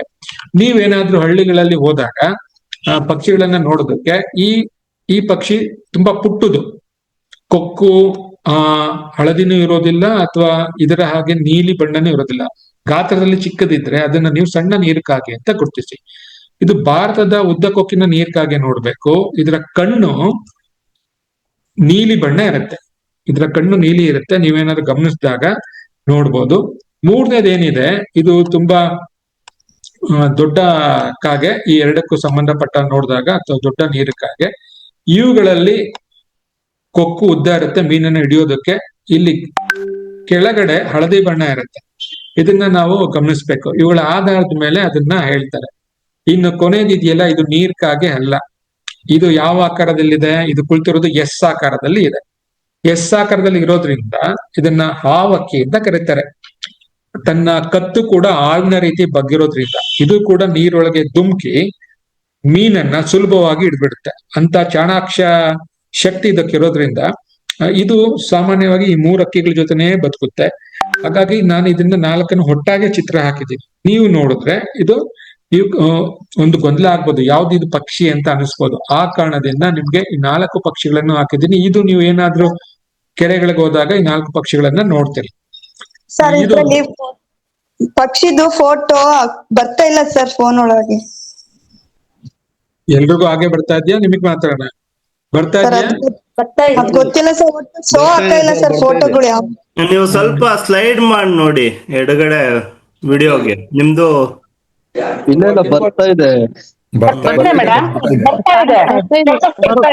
ಬರ್ತಾ ಇದೆ ಸರ್ ಎಲ್ಲ. ಶ್ವೇತಾ ಶ್ವೇತಾ ಅವ್ರೆ, ಅದನ್ನ ನೀವು ಫೋನ್ ಅಲ್ಲಿ ಸ್ಲೈಡ್ ಮಾಡಿರ್ತೀರಾ. ಜಾಯ್ನ್ ಆದ ತಕ್ಷಣ ರೈಟ್ ಲೆಫ್ಟ್ ಒಂದ್ ಸ್ವಲ್ಪ ಇದು ಮಾಡಿ ನೋಡಿ, ಅಂದ್ರೆ ಬೇರೆ ಬೇರೆ ಐಕಾನ್ಸ್ ಎಲ್ಲ ಬರ್ತಾ ಇರುತ್ತೆ, ಆಮೇಲೆ ಬರುತ್ತೆ ನೋಡಿ. ಹಾ ಸರಿ. ಓಕೆ, ಸ್ಕ್ರೀನ್ ಟಚ್ ಮಾಡಿದ್ರೆ ಬರ್ತದೆ ಸರ್ ಅದು. ಕಂಟಿನ್ಯೂ ಮಾಡ್ತೇನೆ. ಓಕೆ, Screen touch ಮಾಡಿ. ಇದನ್ನ ಸಾಮಾನ್ಯವಾಗಿ ಕೊಕ್ರೆ ಬಿಡ್ತಾರೆ. ಇದು ಕೊಕ್ರೆ ಅಲ್ಲ ನೋಡಿ, ಅದು ಯಾವ ಬಣ್ಣ ಇದೆ? ಬಿಳಿ ಇದೆ. ಹಾಗಾಗಿ ಇವುಗಳನ್ನ ಬೆಳ್ಳಕ್ಕಿ ನೋಡಿ, ಬಿಳಿ ಇರೋದ್ರಿಂದ ಬೆಳ್ಳಕ್ಕಿ ಅಷ್ಟೇ. ಇಲ್ಲಿ ಮೊದಲನೇದು ಇದೆಯಲ್ವಾ, ಇದು ಆರೆಂಜ್ ಕತ್ತಿದೆ, ಇದನ್ನ ಗೋವಕ್ಕಿ ಅಂತ ಕರಿತೀವಿ. ಇದು ಎಲ್ಲಿ ಹೆಚ್ಚಾಗಿ ನೀವೆಲ್ಲ ನೋಡಿರ್ತೀರಾ. ಗೋವಕ್ಕಿ ಅಂತ ಯಾಕೆ ಕರೀತಾರೆ ಅಂದ್ರೆ, ಇಂಗ್ಲಿಷ್ ಅಲ್ಲಿ ಕ್ಯಾಟಲ್ ಇಗ್ರೇಟ್ ಅಂತ. ಈ ದನ ಕರುಗಳು ಅವುಗಳ ಮೇಲೆ ಉಣ್ಣೆಗಳಿರ್ತವೆ, ಚಿಕ್ಕ ಚಿಕ್ಕ ಕೀಟಗಳು ಅಥವಾ ಹುಳುಗಳಿರ್ತವೆ, ಅವುಗಳನ್ನ ತಿಂದು ದನ ಕರುಗಳಿಗೆ ಆಗುವಂತ ಒಂದು ರೋಗ ಬಾಧೆಗಳನ್ನ ಕಡಿಮೆ ಮಾಡುವಂಥದ್ದು. ಹಾಗಾಗಿ ಇದು ದನ ಕರುಗಳಿಗೆ, ಎಮ್ಮೆಗಳಿಗೆ, ಕುರಿಗಳಿಗೆ ಸ್ನೇಹಿಯಾಗಿರುವಂತ ಪಕ್ಷಿ. ಅದಕ್ಕೋಸ್ಕರ ಇದನ್ನ ಜಾನುವಾರುಗಳಿಗೆ ಸಹಾಯ ಮಾಡೋದ್ರಿಂದ ಇದನ್ನ ಕ್ಯಾಟಲ್ ಇಗ್ರೇಟ್, ಗೋವಕ್ಕಿ ಅಂತ ಕರೀತಾರೆ. ಟ್ರ್ಯಾಕ್ಟರ್ ಉಳ್ತಾ ಇರ್ತಾರೆ, ನೀವು ನೋಡ್ಬೋದು. ಟ್ರ್ಯಾಕ್ಟರ್ ಉಳುಮೆ ಮಾಡ್ಬೇಕಾದ್ರೆ ಹುಳುಗಳೆಲ್ಲ ಮೇಲೆ ಹೇಳ್ತಾವಲ್ಲ, ಆಗ ಆ ಟ್ರ್ಯಾಕ್ಟರ್ ಹಿಂದೆ ಮುಂದೆ ಸುಮಾರು 30-40 ಪಕ್ಷಿ ಕುತ್ಕೊಂಡಿರ್ತವೆ. ಆ ರೀತಿ ನಿಮ್ ಕಂಡು ಬಂದ್ರೆ ಅದು ಕ್ಯಾಟಲ್ ಇಗ್ರೇಟ್. ಅದಕ್ಕೋಸ್ಕರನೇ ಕಾಯ್ತಾ ಇರೋಂತ ಒಂದು ಗೋವಕ್ಕಿ. ಇನ್ನು ಎರಡನೇದಿದೆ ನೋಡಿ, ಎರಡನೇದನ್ನ ನಾವು ಗ್ರೇಟ್ ಇಗ್ರೇಟ್ ಅಂತ ಕರಿತೀವಿ. ಮೂರನೇದು ಮಧ್ಯಮ ಇಗ್ರೇಟ್ ಅಂತ ಕರಿತೀವಿ. ನಾಲ್ಕನೇದು ಇರೋದು ಲಿಟಲ್ ಇಗ್ರೇಟ್ ಅಂತ. ಇದು ಬೆಳ್ಳಕ್ಕಿ. ಈ ಮೂರು, ಈ ದೊಡ್ಡ ಬೆಳ್ಳಕ್ಕಿ ಕತ್ತು ತುಂಬಾ ಸಣ್ಣಕ್ಕಿರುತ್ತೆ, ಕೊಕ್ಕು ಉದ್ದ ಇರುತ್ತೆ, ಹಳದಿ ಇರುತ್ತೆ. ಆ ಕೊಕ್ಕು ಕಣ್ಣಿನ ಭಾಗವರೆಗೂ ಕೂಡ ಟಚ್ ಆಗಿರುತ್ತೆ, ನೀವು ಗಮನಿಸ್ಬೋದು. ಹಾಗೆ ಮಧ್ಯಮ ಬೆಳ್ಳಕ್ಕಿ, ಇದು ಸ್ವಲ್ಪ ಜನಸಂಖ್ಯೆ ಅಥವಾ ಅದಕ್ಕೆ ಸಂಖ್ಯೆಗಳಿಗೆ ಕಡಿಮೆ ಆಗ್ತಾ ಬರ್ತಿದೆ. ಇದು ಕೊಕ್ಕು ಹಳದಿ ಇರುತ್ತೆ, ಆದ್ರೆ ಸ್ವಲ್ಪ ನೋಡೋದಕ್ಕೂ ಕೂಡ ದಟ್ಟಪುಷ್ಟವಾಗಿ ಕಂಡು ಬರುತ್ತೆ. ಇದನ್ನ ನಾವು ಮಧ್ಯಮ ಬೆಳ್ಳಕ್ಕಿ ಅಂತ ಕರಿತೀವಿ. ಇನ್ನ ಸಣ್ಣ ಬೆಳ್ಳಕ್ಕಿ, ಇದು ಲಿಟಲ್ ಇಗ್ರೇಟ್ ಅಂತ ಹೇಳ್ತೀಯಲ್ಲ, ಇದು ಜುಟ್ಟಿರುತ್ತೆ ಹಿಂಭಾಗದಲ್ಲಿ, ಅಥವಾ ಕೊಕ್ಕಿರುತ್ತೆ, ಕಪ್ಪಗೆ ಇರುತ್ತೆ. ಇದು ನೀವು ಎಲ್ಲಾ ಕಡೆ ನೋಡ್ತೀರಾ. ಈ ಗೋವಕ್ಕಿ ಕ್ಯಾಟಲ್ ಇಗ್ರೇಟ್ ಮೊದಲನೇದು ನಾನು ಏನ್ ತೋರ್ಸದ್ನಲ್ಲ, ಇದು ಪಕ್ಷಿಗಳಲ್ಲಿ ಇನ್ನೊಂದು ಸ್ವಭಾವ ಏನು ಅಂದ್ರೆ, ಹಲವಾರು ಗಂಡು ಪಕ್ಷಿಗಳು ಸಂತಾನ ಅಭಿವೃದ್ಧಿ ಮಾಡ್ಬೇಕಾದ್ರೆ ತನ್ನ ಬಣ್ಣಗಳನ್ನ ಬದಲಾಯಿಸ್ಕೊಳ್ತವೆ. ಈ ಕ್ಯಾಟಲ್ ಇಗ್ರೇಟ್ ಬಿಳಿಯಾಗೇ ಇರುತ್ತೆ. ಸಂತಾನ ಅಭಿವೃದ್ಧಿ ಮಾಡ್ಬೇಕಾದ್ರೆ ಇದ್ದಕ್ಕಿದ್ದಾಗೆ ಅದರ ತಲೆಯಿಂದ ಕುತ್ತಿಗೆ ಭಾಗದವರೆಗೆ ಸಂಪೂರ್ಣ ಆರೆಂಜ್ ಬಣ್ಣ ಅಂದ್ರೆ ಕೇಸರಿ ಬಣ್ಣ ಬಂದ್ಬಿಡುತ್ತೆ. ಕೆಲವು ಕಡೆ ಸ್ವಲ್ಪ ಕಂದು ಬಣ್ಣ ಕೂಡ ಬಂದ್ಬಿಡುತ್ತೆ. ಆಗ ಇದು ಬೇರೆ ಪಕ್ಷಿ ಅಂತ ಭಾವಿಸ್ಬಿಡ್ತೀವಿ. ಆಗಲ್ಲ. ಚಳಿಗಾಲದ ಸಂದರ್ಭ ಬಂದಾಗ ಇವುಗಳೆಲ್ಲ ಗಂಡು ಪಕ್ಷಿಗಳು, ಹಲವಾರು ಪಕ್ಷಿಗಳು ತಮ್ಮ ಬಣ್ಣಗಳನ್ನ ಬದಲಾಯಿಸ್ಕೊಳ್ಳುತ್ತೆ. ನೀವೇನಾದ್ರೂ ಗಮನಿಸಿದ್ರೆ ಈ 4 ಪಕ್ಷಿಗಳು ಇಡೀ ಕರ್ನಾಟಕದ ಯಾವುದೇ ಭಾಗದಲ್ಲಾದ್ರೂ ನೀವು ನೋಡ್ಬೋದು. ಇವೆಲ್ಲ ನಮ್ಮ ಭಾರತದ ಸ್ಥಳೀಯ ಪಕ್ಷಿಗಳು. ನೀವೇನಾದ್ರು ನೋಡ್ಬೇಕಾದ್ರೆ 4 ರೀತಿಯ ಪಕ್ಷಿಗಳನ್ನ ನೀವು ಗಮನಿಸ್ಬೇಕು. ಇವೆಲ್ಲವೂ ಕೂಡ ಬೆಳ್ಳಕ್ಕಿಯೇ ಹೊರತು ಕೊಕ್ರೆ ಅಲ್ಲ. ಕೊಕ್ರೆ ನಂತರ ತೋರಿಸ್ತೀನಿ. ಕೊಕ್ರೆ ಅಂದ್ರೆ ಏನು? ಇದು ಕೊಕ್ರೆಗಳು. ಯಾಕೆ ಕೊಕ್ರೆಗಳು ಅಂತ ಕರೀತಾರೆ? ಕೊಕ್ಕರೆ ಅಂದ್ರೆ ಅದರಲ್ಲೇ ಇದೆ ನೋಡಿ, ಕೊಕ್ಕು. ಕೊಕ್ಕು ತುಂಬಾ ಉದ್ದ ಅಥವಾ ಬಲವಾಗಿ ಇರೋದ್ರಿಂದ ಇವುಗಳನ್ನ ಕೊಕ್ಕರೆ ಅಂತ ಕರೀತಾರೆ. ಈ 4 ನಮ್ಗೆ ಇಡೀ ಕರ್ನಾಟಕದಲ್ಲಿ ಕಂಡು ಬರ್ತವೆ. ಇಲ್ಲಿ ಬಣ್ಣದ ಕೊಕ್ಕರೆ ಅಂತ ಇದೆ. ಬಣ್ಣದ ಕೊಕ್ಕರೆ ಯಾಕೆ ಅಂದ್ರೆ, ಈ ಪಕ್ಷಿಯ ದೇಹದ ಮೇಲೆ ಬಣ್ಣ ಒಂದು ಗುಲಾಬಿ ಬಣ್ಣ ಇದೆ, ಹಾಗೆ ಕಾಲುಗಳು ಕೂಡ ಗುಲಾಬಿ ಮಿಶ್ರಿತ ಇದೆ, ಹಾಗೆ ಇದು ಕಪ್ಪು ಮತ್ತು ಬಿಳಿಯನ್ನ ಹೊಂದಿದೆ. ಮುಖ ನೋಡಿ, ಮುಖ ಕೂಡ ಆರೆಂಜ್ ಅಲ್ಲಿ ಇದೆ. ಹಾಗಾಗಿ ಇದರ ಬಣ್ಣವನ್ನು ನೋಡಿ, ನಾನು ಆಗ್ಲೇ ಹೇಳಿದೆ ಪಕ್ಷಿಗಳನ್ನ ಹೇಗ್ ಕರೀತಾರೆ, ಅವುಗಳ ಕಣ್ಣು, ಕೊಕ್ಕು, ಬಾಲ, ಬಣ್ಣದ ಮುಖಾಂತರ ಕರೀತಾರೆ. ಹಾಗಾಗಿ ಇದು ಬಣ್ಣದ ಕೊಕ್ಕರೆ. ನಾವು ಯಥೇಚ್ಛವಾಗಿ ಇದು ಭಾರತದಲ್ಲೇ ಇರುವಂತದ್ದು. ಇಡೀ ವರ್ಷ ಎಲ್ಲಾ ಕಡೆ ಹಂಚೋಗಿರುತ್ತೆ. ಹಿಮಾಲಯದ ಕಡೆಯಿಂದ ದಕ್ಷಿಣ ಭಾರತಕ್ಕೆ ಬರ್ತವೆ. ಇಲ್ಲಿ ನಮ್ಮ ಕೊಕ್ರೆ ಬೆಳ್ಳೂರಲ್ಲಿ ನೀವು ನೋಡ್ಬೋದು. ಹಾಗೆ ವೀರಾಪುರ ಅಂತ ಬಾಗೇಪಲ್ಲಿ ಹತ್ರ ಒಂದು ಆಂಧ್ರದ ಗಡಿ ಭಾಗದ ಗ್ರಾಮದಲ್ಲೂ ನೀವು ನೋಡ್ಬೋದು. ಹಾಗೆ ಶಿರಾದಲ್ಲೂ ಒಂದು ಗ್ರಾಮದಲ್ಲೂ ಕೂಡ ನಾವು ನೋಡ್ಬೋದು. ಇದು ಏನು, ಈ ಪಕ್ಷಿಗಳು ಕೊಕ್ರೆ ಬೆಳ್ಳೂರಲ್ಲಿ ಒಂದು ಕೆರೆ ಇಲ್ಲ, ಒಂದು ಗದ್ದೆ ಇಲ್ಲ, ಏನಿಲ್ಲ. ಮನೆಗಳ ಮೇಲೆ ಇದು ಮನೆಗಳನ್ನ ಮಾಡ್ಕೊಂಡು ಅಲ್ಲಿರೋ ಗ್ರಾಮಗಳಲ್ಲಿ ಇರುವಂತ ಗಿಡ ಮರಗಳ ಮೇಲೆ ಬದುಕ್ತಾ ಇದಾವೆ. ಇದು ವಿಶೇಷ. ಇದಕ್ಕೆ ಕೂಗಕ್ಕೆ ಬರೋದಿಲ್ಲ, ಅಷ್ಟೊಂದು ಏನ್ ಕೂಗೋದಿಲ್ಲ. ಈ ಕೊಕ್ರೆಗಳೆಲ್ಲ ತುಂಬಾ ಸಣ್ಣ ವಾಯ್ಸು ಪಕ್ಷಿಗಳು. ಇದು ನೀವು ನೋಡಿದ್ರೆ ರೆಕ್ಕೆಯನ್ನ ತೆಗೆದು ಮರಿಗಳಿಗೆ ಬಿಸಿಲು ತಾಕ್ಬಾರ್ದು ಅಂತ ಪ್ರೊಟೆಕ್ಷನ್ ಮಾಡ್ತಾ ಇರ್ತವೆ, ನೀವೇನಾದ್ರು ಗಮನಿಸಿದಾಗ. ಹಾಗೆ ಈ ಪಕ್ಷಿಗಳು ಯಥೇಚ್ಛವಾಗಿದೆ ಸೌಂಡ್ ಬರುತ್ತೆ. ತನ್ನ ಕೊಕ್ಕನ್ನ ಮರಿ ಕೊಕ್ಕಿಗೆ ಟಚ್ ಮಾಡಿದಾಗ ಸುತ್ತಕಿಲಿ ಒಂದು ಕಟ ಕಟ ಕಟ ಕಟ ಕಟ ಕಟ ಅಂತ ಸೌಂಡ್ ತರ ಮಾಡ್ತಾ ಇರುತ್ತೆ. ಸಾಮಾನ್ಯವಾಗಿ ಈ ಪಕ್ಷಿಗಳು, ಈ ನಮ್ಮ ಬೆಳ್ಳಕ್ಕಿ ಮತ್ತು ಈ ಪಕ್ಷಿಗಳು ಎಲ್ಲಿರುತ್ತೆ ಅಲ್ಲಿ ಕೆರೆ ಇವೆಲ್ಲವೂ ಆಳಕ್ಕೆ ಹೋಗೋದಿಲ್ಲ. ಇವೆಲ್ಲವೂ ಕೂಡ ಕಡಿಮೆ ಆಳ ಇರುವಂತ ಜಾಗಕ್ಕೆ ಹೋಗಿ ಬಸವನ ಹುಳುಗಳು ಅಥವಾ ಕಪ್ಪೆ ಅಥವಾ ಮೀನುಗಳನ್ನ ಹಿಡಿದು ತಿನ್ನುವಂಥದ್ದನ್ನ ರೂಢಿಸ್ಕೊಂಡಿರುತ್ತೆ. ಇನ್ನು ಎರಡನೇದು ಬಾಯಳಕ ಕೊಕ್ಕರೆ ಅಂತ ಕರಿತೀವಿ. ಈ ಬಾಯಿನ ನೀವು ಗಮನಿಸ್ಬೋದು. ಬಾಯಿ ಹೇಗಿದೆ, ಮಧ್ಯದಲ್ಲಿ ಈ ಗ್ಯಾಪ್ ಇದೆ. ಇದು ರೈತನ ಮಿತ್ರ ಅಂತ ಕರೀತಾರೆ. ಇದು ಯಾವಾಗ್ಲೂ ಭತ್ತದ ಗದ್ದೆ ಸುತ್ತಮುತ್ತ ಹೆಚ್ಚಾಗಿ ಕಂಡುಬರುತ್ತೆ. ಯಾಕೆ ಅಂದ್ರೆ ಭತ್ತದ ಗದ್ದೆಗೆ ನಮ್ಮಲ್ಲಿ ಏಡಿ ಮತ್ತು ಶಂಕದ ಹುಳುಗಳ ಕಾಟ ಜಾಸ್ತಿ ಆಗಿರುತ್ತೆ. ಹಾಗಾಗಿ ಇವುಗಳು ಶಂಕದ ಹುಳುಗಳನ್ನ ತಿಂದು ರೈತನಿಗೆ ಸಹಕಾರವನ್ನ ಮಾಡುವಂಥದ್ದು. ಆದ್ರೆ ಇತ್ತೀಚಿನ ದಿನಗಳಲ್ಲಿ ಏನಾಗುತ್ತೆ, ಭತ್ತದ ಗದ್ದೆಗಳಿಗೂ ಕೂಡ ರಾಸಾಯನಿಕಗಳನ್ನ ಹೊಡೆಯೋದ್ರಿಂದ ಇವುಗಳಿಗೆ ಸಿಗುವಂತ ಆಹಾರ ಕಡಿಮೆ ಆಗ್ತಾ ಇರೋದು ಕಂಡು ಬಂದಿದೆ. ತನ್ನ ಬಾಯಿ ಮಧ್ಯ ಗ್ಯಾಪ್ ಇರೋದ್ರಿಂದ ಇಟ್ಕೊಂಡ್ರೆ ಆ ಹಿಡ್ದಿರುವಂತ ಜೀವಿ ಪುನಃ ಅದು ತಪ್ಪಿಸ್ಕೊಂಡು ಹೋಗೋದಕ್ಕೆ ಸಾಧ್ಯ ಆಗುದಿಲ್ಲ. ಆ ರೀತಿ ಬಲವಾಗಿ ಹಿಡಿದು ಅದ್ರಲ್ಲಿ ಇರುವಂತ ಶಂಕವನ್ನ ತೆಗೆದು ತಾನು ಆಹಾರವಾಗಿ ಸೇವಿಸುವಂತ ಒಂದು ಕಲೆ ಈ ಓಪನ್ ಬಿಲ್ ಸ್ಟಾಕ್ಗೆ ಇದೆ. ಹಾಗೆ ಬಿಳಿ ಕತ್ತಿನ ಕೊಕ್ಕರೆ ಕೂಡ ಹೀಗೆ ನೋಡಿ. ಇದು ಕೂಡ ಈ ಕೊಕ್ಕರೆಗಳ ಹಾಗೆಯೇ ಬಸವನ ಹುಳು ಅಥವಾ ಚಿಕ್ಕ ಪುಟ್ಟ ಹುಳುಗಳನ್ನ ತಿಂದು ಗದ್ದೆಗಳು ಅಥವಾ ಹುಲ್ಲುಗಾವಲು ಪ್ರದೇಶಗಳಲ್ಲಿ ಬದುಕುವಂತ ಒಂದು ಕೊಕ್ಕರೆ. ಹಾಗೆ ಸಣ್ಣ ಸಿಪಾಯಿ ಕೊಕ್ಕರೆ. ಸಿಪಾಯಿ ಅಂದ್ರೆ ನಾವು ಮಿಲಿಟರಿ ಅಂತ ಕರಿತೀವಲ್ವಾ, ಅದನ್ನ ಅಡ್ಜಟೆಂಟ್ ಸ್ಟಾಕ್ ಅಂತ ಕರಿತೀವಿ. ಏನಂದ್ರೆ ಇದು ತುಂಬಾ ಸೈಲೆಂಟ್ ಪಕ್ಷಿ, ಹೆಚ್ಚು ಗಲಾಟೆ ಮಾಡೋದಿಲ್ಲ. ಯಾರ ಹತ್ರ ಹೋದ್ರು ಕೂಡ ಸುಮ್ನೆ ಇಲ್ಲಿಂದ ಅಲ್ಲಿಗೆ ಒಂದು 10 ಅಡಿ ಜಂಪ್ ಮಾಡುತ್ತೆ. ಗದ್ದೆಗಳಲ್ಲಿ ನಿರಂತರವಾಗಿ ನಿಂತ್ಬಿಟ್ರೆ ಯಾರು ನೋಡ್ಬಾರ್ದು ಅನ್ನೋ ರೀತಿ ಸೈಲೆಂಟ್ ಆಗಿ ನಿಂತ್ಬಿಡುತ್ತೆ. ಯಾವ್ದಾದ್ರು ಜೀವಿಗಳು ಸಿಕ್ಕ ತಕ್ಷಣ ಗಬಕ್ ಅಂತ ಹಿಡಿದು ತಾನು ತಿನ್ನುತ್ತೆ. ಅಷ್ಟು ಸೈಲೆಂಟು. ಯಾವುದೇ ಇತರ ಪಕ್ಷಿಗಳಿಗೂ ಕೂಡ ಅದು ತೊಂದರೆ ಕೊಡೋದಿಲ್ಲ. ಹಾಗಾಗಿ ಇದನ್ನ ಮಿಲಿಟರಿ ರೀತಿ ಶಿಸ್ತಿಂದ ಇರುವಂತ ಪಕ್ಷಿ ಅನ್ನೋದ್ರಿಂದ ಇದನ್ನ ಸಿಪಾಯಿ ಪಕ್ಷಿ ಅಂತ ಕರೀತಾರೆ. ಇವು ಕೊಕ್ಕರೆಗಳು. ಈ ರೀತಿ ಪಕ್ಷಿಗಳು ನಿಮ್ಮಲ್ಲಿ ಕಂಡು ಬಂದ್ರೆ ನೀವು ಎಣಿಕೆ ಮಾಡ್ಬೇಕಾದ್ರೆ ಇದನ್ನ ಸ್ಟಾರ್ಕ್ ಅಥವಾ ಕೊಕ್ಕರೆ ಅಂತ ಕೌಂಟ್ ಮಾಡ್ಬೇಕು. ಅದೇ ರೀತಿ ಇನ್ನೊಂದು ಕೊಕ್ಕಿನ ಪಕ್ಷಿಗಳು, ಈ 3 ಕೊಕ್ಕಿನ ಪಕ್ಷಿಗಳು ನಿಮ್ಗೆ ಕಂಡು ಬರುತ್ತೆ. ಅದನ್ನ ನಾವು ರೆಡ್ ನೇಪಿಡ್ ಐಬೀಸ್, ಬ್ಲಾಕ್ ನೇಪಿಡ್ ಐಬೀಸ್ ಅಥವಾ ಗ್ಲಾಸಿ ಐಬೀಸ್ ಅಂತ ಕರಿತೀವಿ. ಬಲಭಾಗದಲ್ಲಿ ಸ್ಪೂನ್ ಬಿಲ್, ಇವೆಲ್ಲವೂ ಒಂದೇ ಕುಟುಂಬಕ್ಕೆ ಸೇರಿರುವಂತವು. ಈ ರೆಡ್ ನೇಪಿಡ್ ಐಬೀಸ್ ಅಂದ್ರೆ ಕೆಂಬರಲು ಪಕ್ಷಿ ಅಂತ ಕರಿತೀವಿ. ಇದು ನೋಡಿ ತಲೆ ಕೆಂಪಗಿದೆ. ಎಲ್ಲಾ ಪಕ್ಷಿ 3 ಪಕ್ಷಿಗಳು ಕೂಡ ಒಂದೇ ರೀತಿ ಇದೆ. ಈ 3 ಕೂಡ ಒಂದೇ ರೀತಿ ಆದ್ರೆ ಬಣ್ಣಗಳು ಬದಲಾವಣೆ. ರೆಡ್ ನೇಪಡ್ ಅಂದ್ರೆ ತಲೆ ಕೆಂಪಿರೋದ್ರಿಂದ ಇದನ್ನ ರೆಡ್ ನೇಪೈಸ್ ಅಂದ್ರೆ ಕರಿ ಕೆಂಬರಲು, ಕೆಂಪಗಿರುವಂತ ಒಂದು ಪಕ್ಷಿ ಅಂತ ಕರೀತಾರೆ. ಇದು ಕಪ್ಪು ತಲೆ ಆಗಿರೋದ್ರಿಂದ ಕಪ್ಪು ತಲೆ ಕೆಂಬರಲು. ಇದು ಬಿಳಿನ ಬಿಟ್ರು ಕಪ್ಪು ತಲೆ, ಬ್ಲಾಕ್ ಹೆಡೆಡ್ ಐಬೀಸ್ ಅಂತ ಹೇಳು. ಇದು ಗ್ಲಾಸಿ ಅಂದ್ರೆ 3-4 ಮಿಶ್ರಣ ಆಗಿರುವಂತ ಬಣ್ಣ ಸೂರ್ಯನ ಪ್ರಕಾಶಕ್ಕೆ ಒಳೆಯುತ್ತಾ ಇರುತ್ತೆ. ಹಾಗಾಗಿ ಇದನ್ನ ಗ್ಲಾಸಿ ಐಬೀಸ್ ಅಂತ ಕರೀತಾರೆ. ಇತ್ತೀಚಿನ ದಿನಗಳಲ್ಲಿ ಇವು ಯಥೇಚ್ಛವಾಗಿ ಕಂಡು ಬರ್ತಾ ಇದೆ ದಕ್ಷಿಣದಲ್ಲಿ. ನಮ್ಮ ಸುತ್ತಮುತ್ತ ಚಿಕ್ಕಬಳ್ಳಾಪುರ, ಶಿಡ್ಲಘಟ್ಟ, ಚಿಕ್ಕಬಳ್ಳಾಪುರ, ಕೋಲಾರ ಜಿಲ್ಲೆಗಳಲ್ಲೂ ಕೂಡ ಇತ್ತೀಚಿನ ದಿನಗಳಲ್ಲಿ ನಾವು ಸುಮಾರು 5 ವರ್ಷದಿಂದ ಈ ಪಕ್ಷಿಗಳನ್ನ ಹೆಚ್ಚಾಗಿ ನೋಡ್ತಾ ಇರ್ಲಿಲ್ಲ. ಆದ್ರೆ 1-2-3 ವರ್ಷದಿಂದ ಈ ಪಕ್ಷಿಗಳು ಗ್ಲಾಸಿ ಐಬೀಸ್ ಹೆಚ್ಚಾಗಿ ಕಂಡು ಬರ್ತಾ ಇದೆ. ಇನ್ನು ಕೊನೆಯದ್ ನೋಡಿ, ಅದ್ರ ಕೊಕ್ಕು ಮುಂದೆಗಡೆ ನಿಮ್ಗೆ ಅದು ಕಾಣಿಸ್ತಾ ಇಲ್ಲ, ಚಮಚದ ತರ ಇದೆ.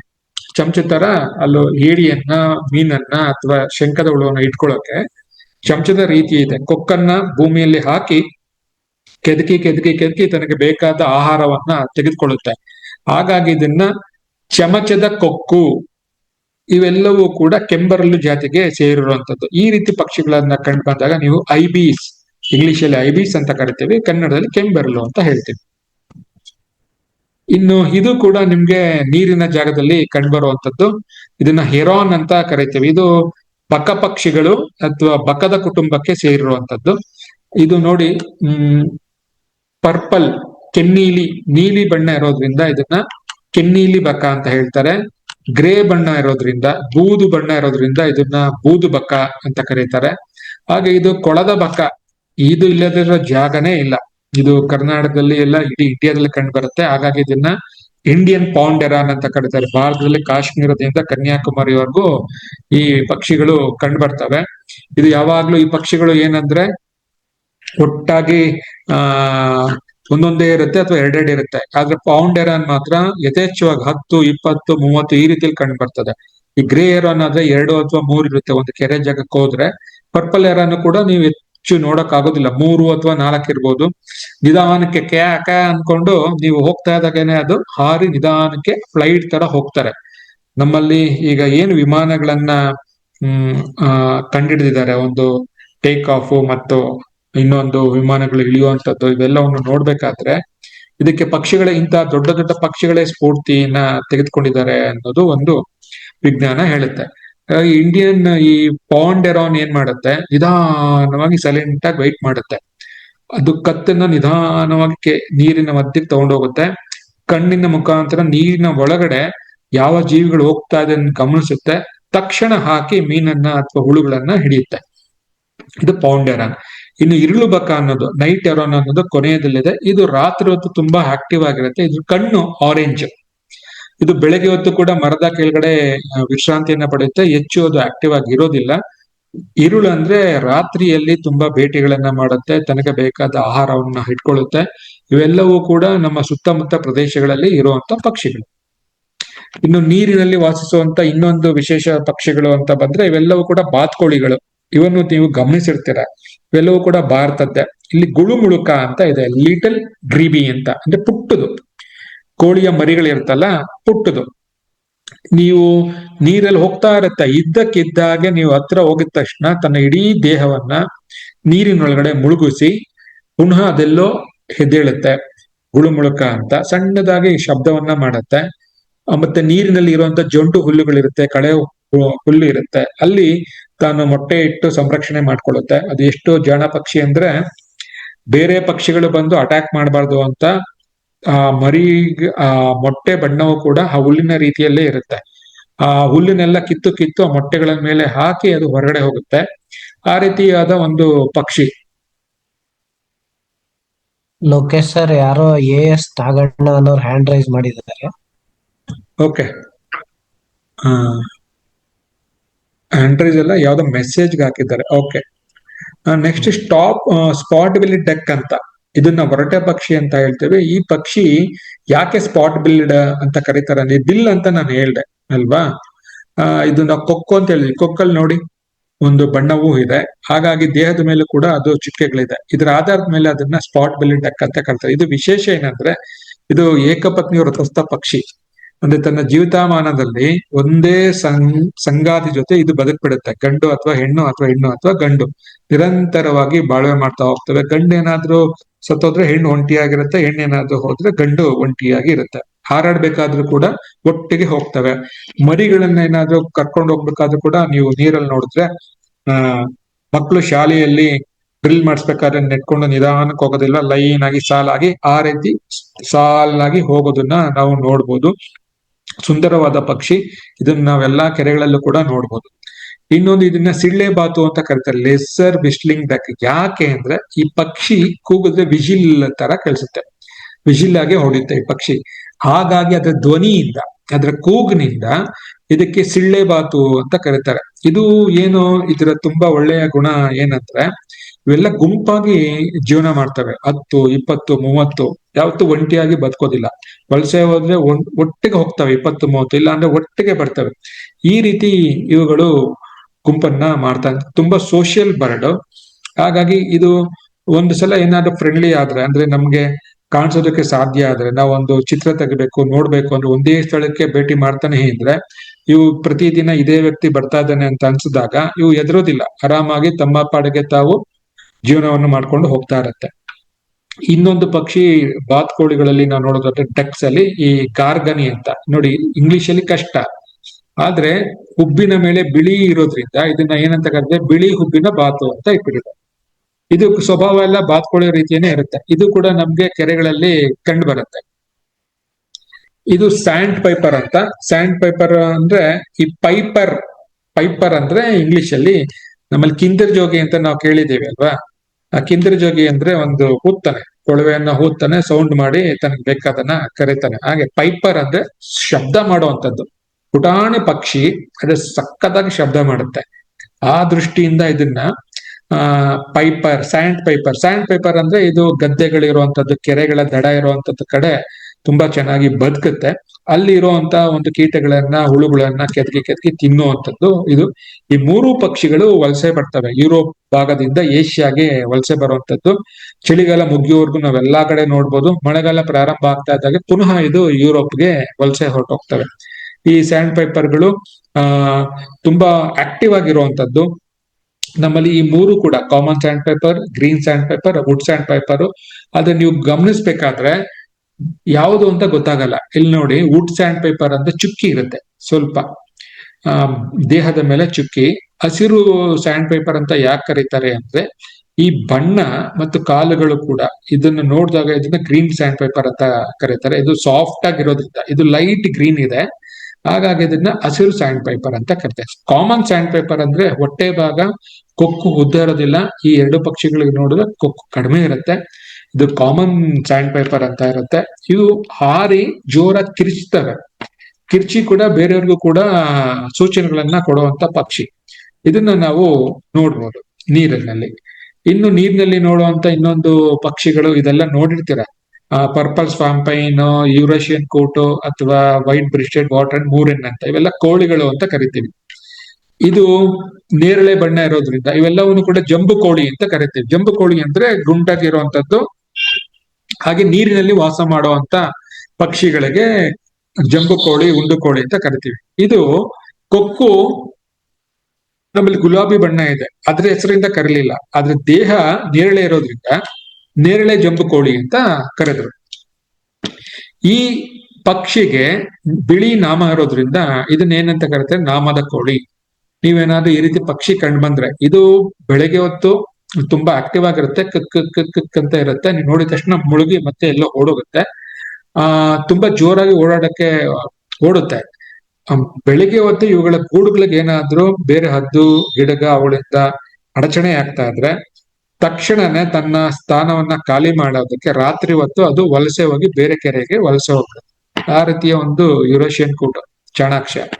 ಇನ್ನು ಹುಂಡು ಕೋಳಿ ಇದೆಯಲ್ಲ, ವೈಟ್ ಬ್ರಿಸ್ಟೆಡ್ ಅಂದ್ರೆ ಮುಖದಿಂದ ಹೊಟ್ಟೆಯ ಭಾಗ, ಎದೆಯ ಭಾಗದವರೆಗೂ ಕೂಡ ಬಿಳಿ ಬಟ್ಟೆ ಇರೋದ್ರಿಂದ, ಬಿಳಿಯ ಬಣ್ಣ ಇರೋದ್ರಿಂದ ವೈಟ್ ಬ್ರಿಸ್ಟೆಡ್, ಬಿಳಿ ಎದೆಯ ವಾಟರೈನ್ ಅಥವಾ ಉಂಡು ಕೋಳಿ. ನಿಮ್ಗೆ ಏನಾದ್ರು ಗೊತ್ತಾಗಿಲ್ಲ ಈ ಪಕ್ಷಿ ಇದ್ರೆ ಬಿಳಿ ಎದೆಯ ಕೋಳಿ ಅಂತಾನು ನೀವು ಬರೆದ್ರೆ ನಿಮ್ಗೆ ಫಾರ್ಮ್ಯಾಟು ಇದೆ, ಅಥವಾ ಮೊಬೈಲ್ ಅಲ್ಲೂ ಕೂಡ ಆಪ್ ಅಲ್ಲೂ ಕೂಡ ನೀವು ಅಂಕಿಅಂಶಗಳನ್ನ ನೀವು ನೋಡಿದ ಪಕ್ಷಿಗಳನ್ನ ಗುರುತು ಮಾಡಬಹುದು. ನಿಮ್ಗೆ ಏನಾದ್ರೂ ಗೊತ್ತಾಗದೆ ಇದ್ರೆ ಪಕ್ಷಿಗಳು, ಅಂತ ಪಕ್ಷಿಗಳನ್ನ ನೀವು ಪೇಪರ್ ಅಲ್ಲಿ ಬರೆದು ಫಾರ್ಮ್ಯಾಟ್ ತೋರಿಸ್ತೀನಿ. ಆ ಫಾರ್ಮ್ಯಾಟ್ ಅಲ್ಲೂ ಈ ರೀತಿ ಬರ್ಬೋದು. ಒಂದು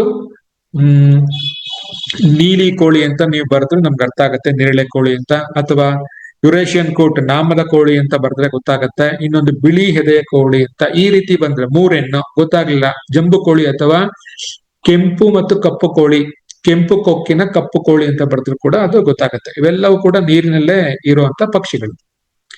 ಇನ್ನು ಇದನ್ನು ಕೂಡ ನೀವು ನೋಡಿರ್ತೀರ. ಒಂದು ವ್ಯಾಕ್ಟೈಲ್ ಅಂತ ಕರಿತೇವಿ, ವೈಟ್ ಬ್ರೌಡ್ ವ್ಯಾಕ್ಟೈಲ್ ಅಂತ. ಇನ್ನೊಂದು ಬೂದು ಸಿಪಿಲೆ ಅಂತ ಕರಿತೀವಿ, ಗ್ರೇ ವ್ಯಾಕ್ಟೈಲ್ ಅಂತ. ಎಡಗಡೆ ಬಲಭಾಗದಲ್ಲಿ ರೆಡ್ ವ್ಯಾಟ್ಲೈಟ್ ಲಾಪಿಂಗ್, ಇನ್ನೊಂದು ಯೆಲ್ಲೋ ವ್ಯಾಟ್ಲೈಟ್ ಲಾಪಿಂಗ್ ಅಂತ ಕರಿತೀವಿ. ಇದು ಟಿಟಿ ಟಿಟಿ ಟಿಟಿ ಟಿಟಿ ಅಂತ ಹೋಗುತ್ತೆ ಇದು ಪಕ್ಷಿ. ಇದು ಗದ್ದೆಗಳಲ್ಲೆಲ್ಲ ಮೊಟ್ಟೆ ಇಡುತ್ತೆ, ಅಥವಾ ಕಲ್ಲಿನ ಮಧ್ಯೆ ಮೊಟ್ಟೆ ಇಡುತ್ತೆ, ಮಣ್ಣಿನಲ್ಲಿ ಮೊಟ್ಟೆ ಇಡುತ್ತೆ. ಯಾವ್ದಾದ್ರು ಹಲ್ಲಿ ಹಾವುಗಳೇನಾದ್ರು ತಿನ್ನಕ್ ಬಂದಾಗ ಅವುಗಳಿಂದ ರಕ್ಷಣೆ ಮಾಡ್ಕೊಳ್ಳುತ್ತೆ.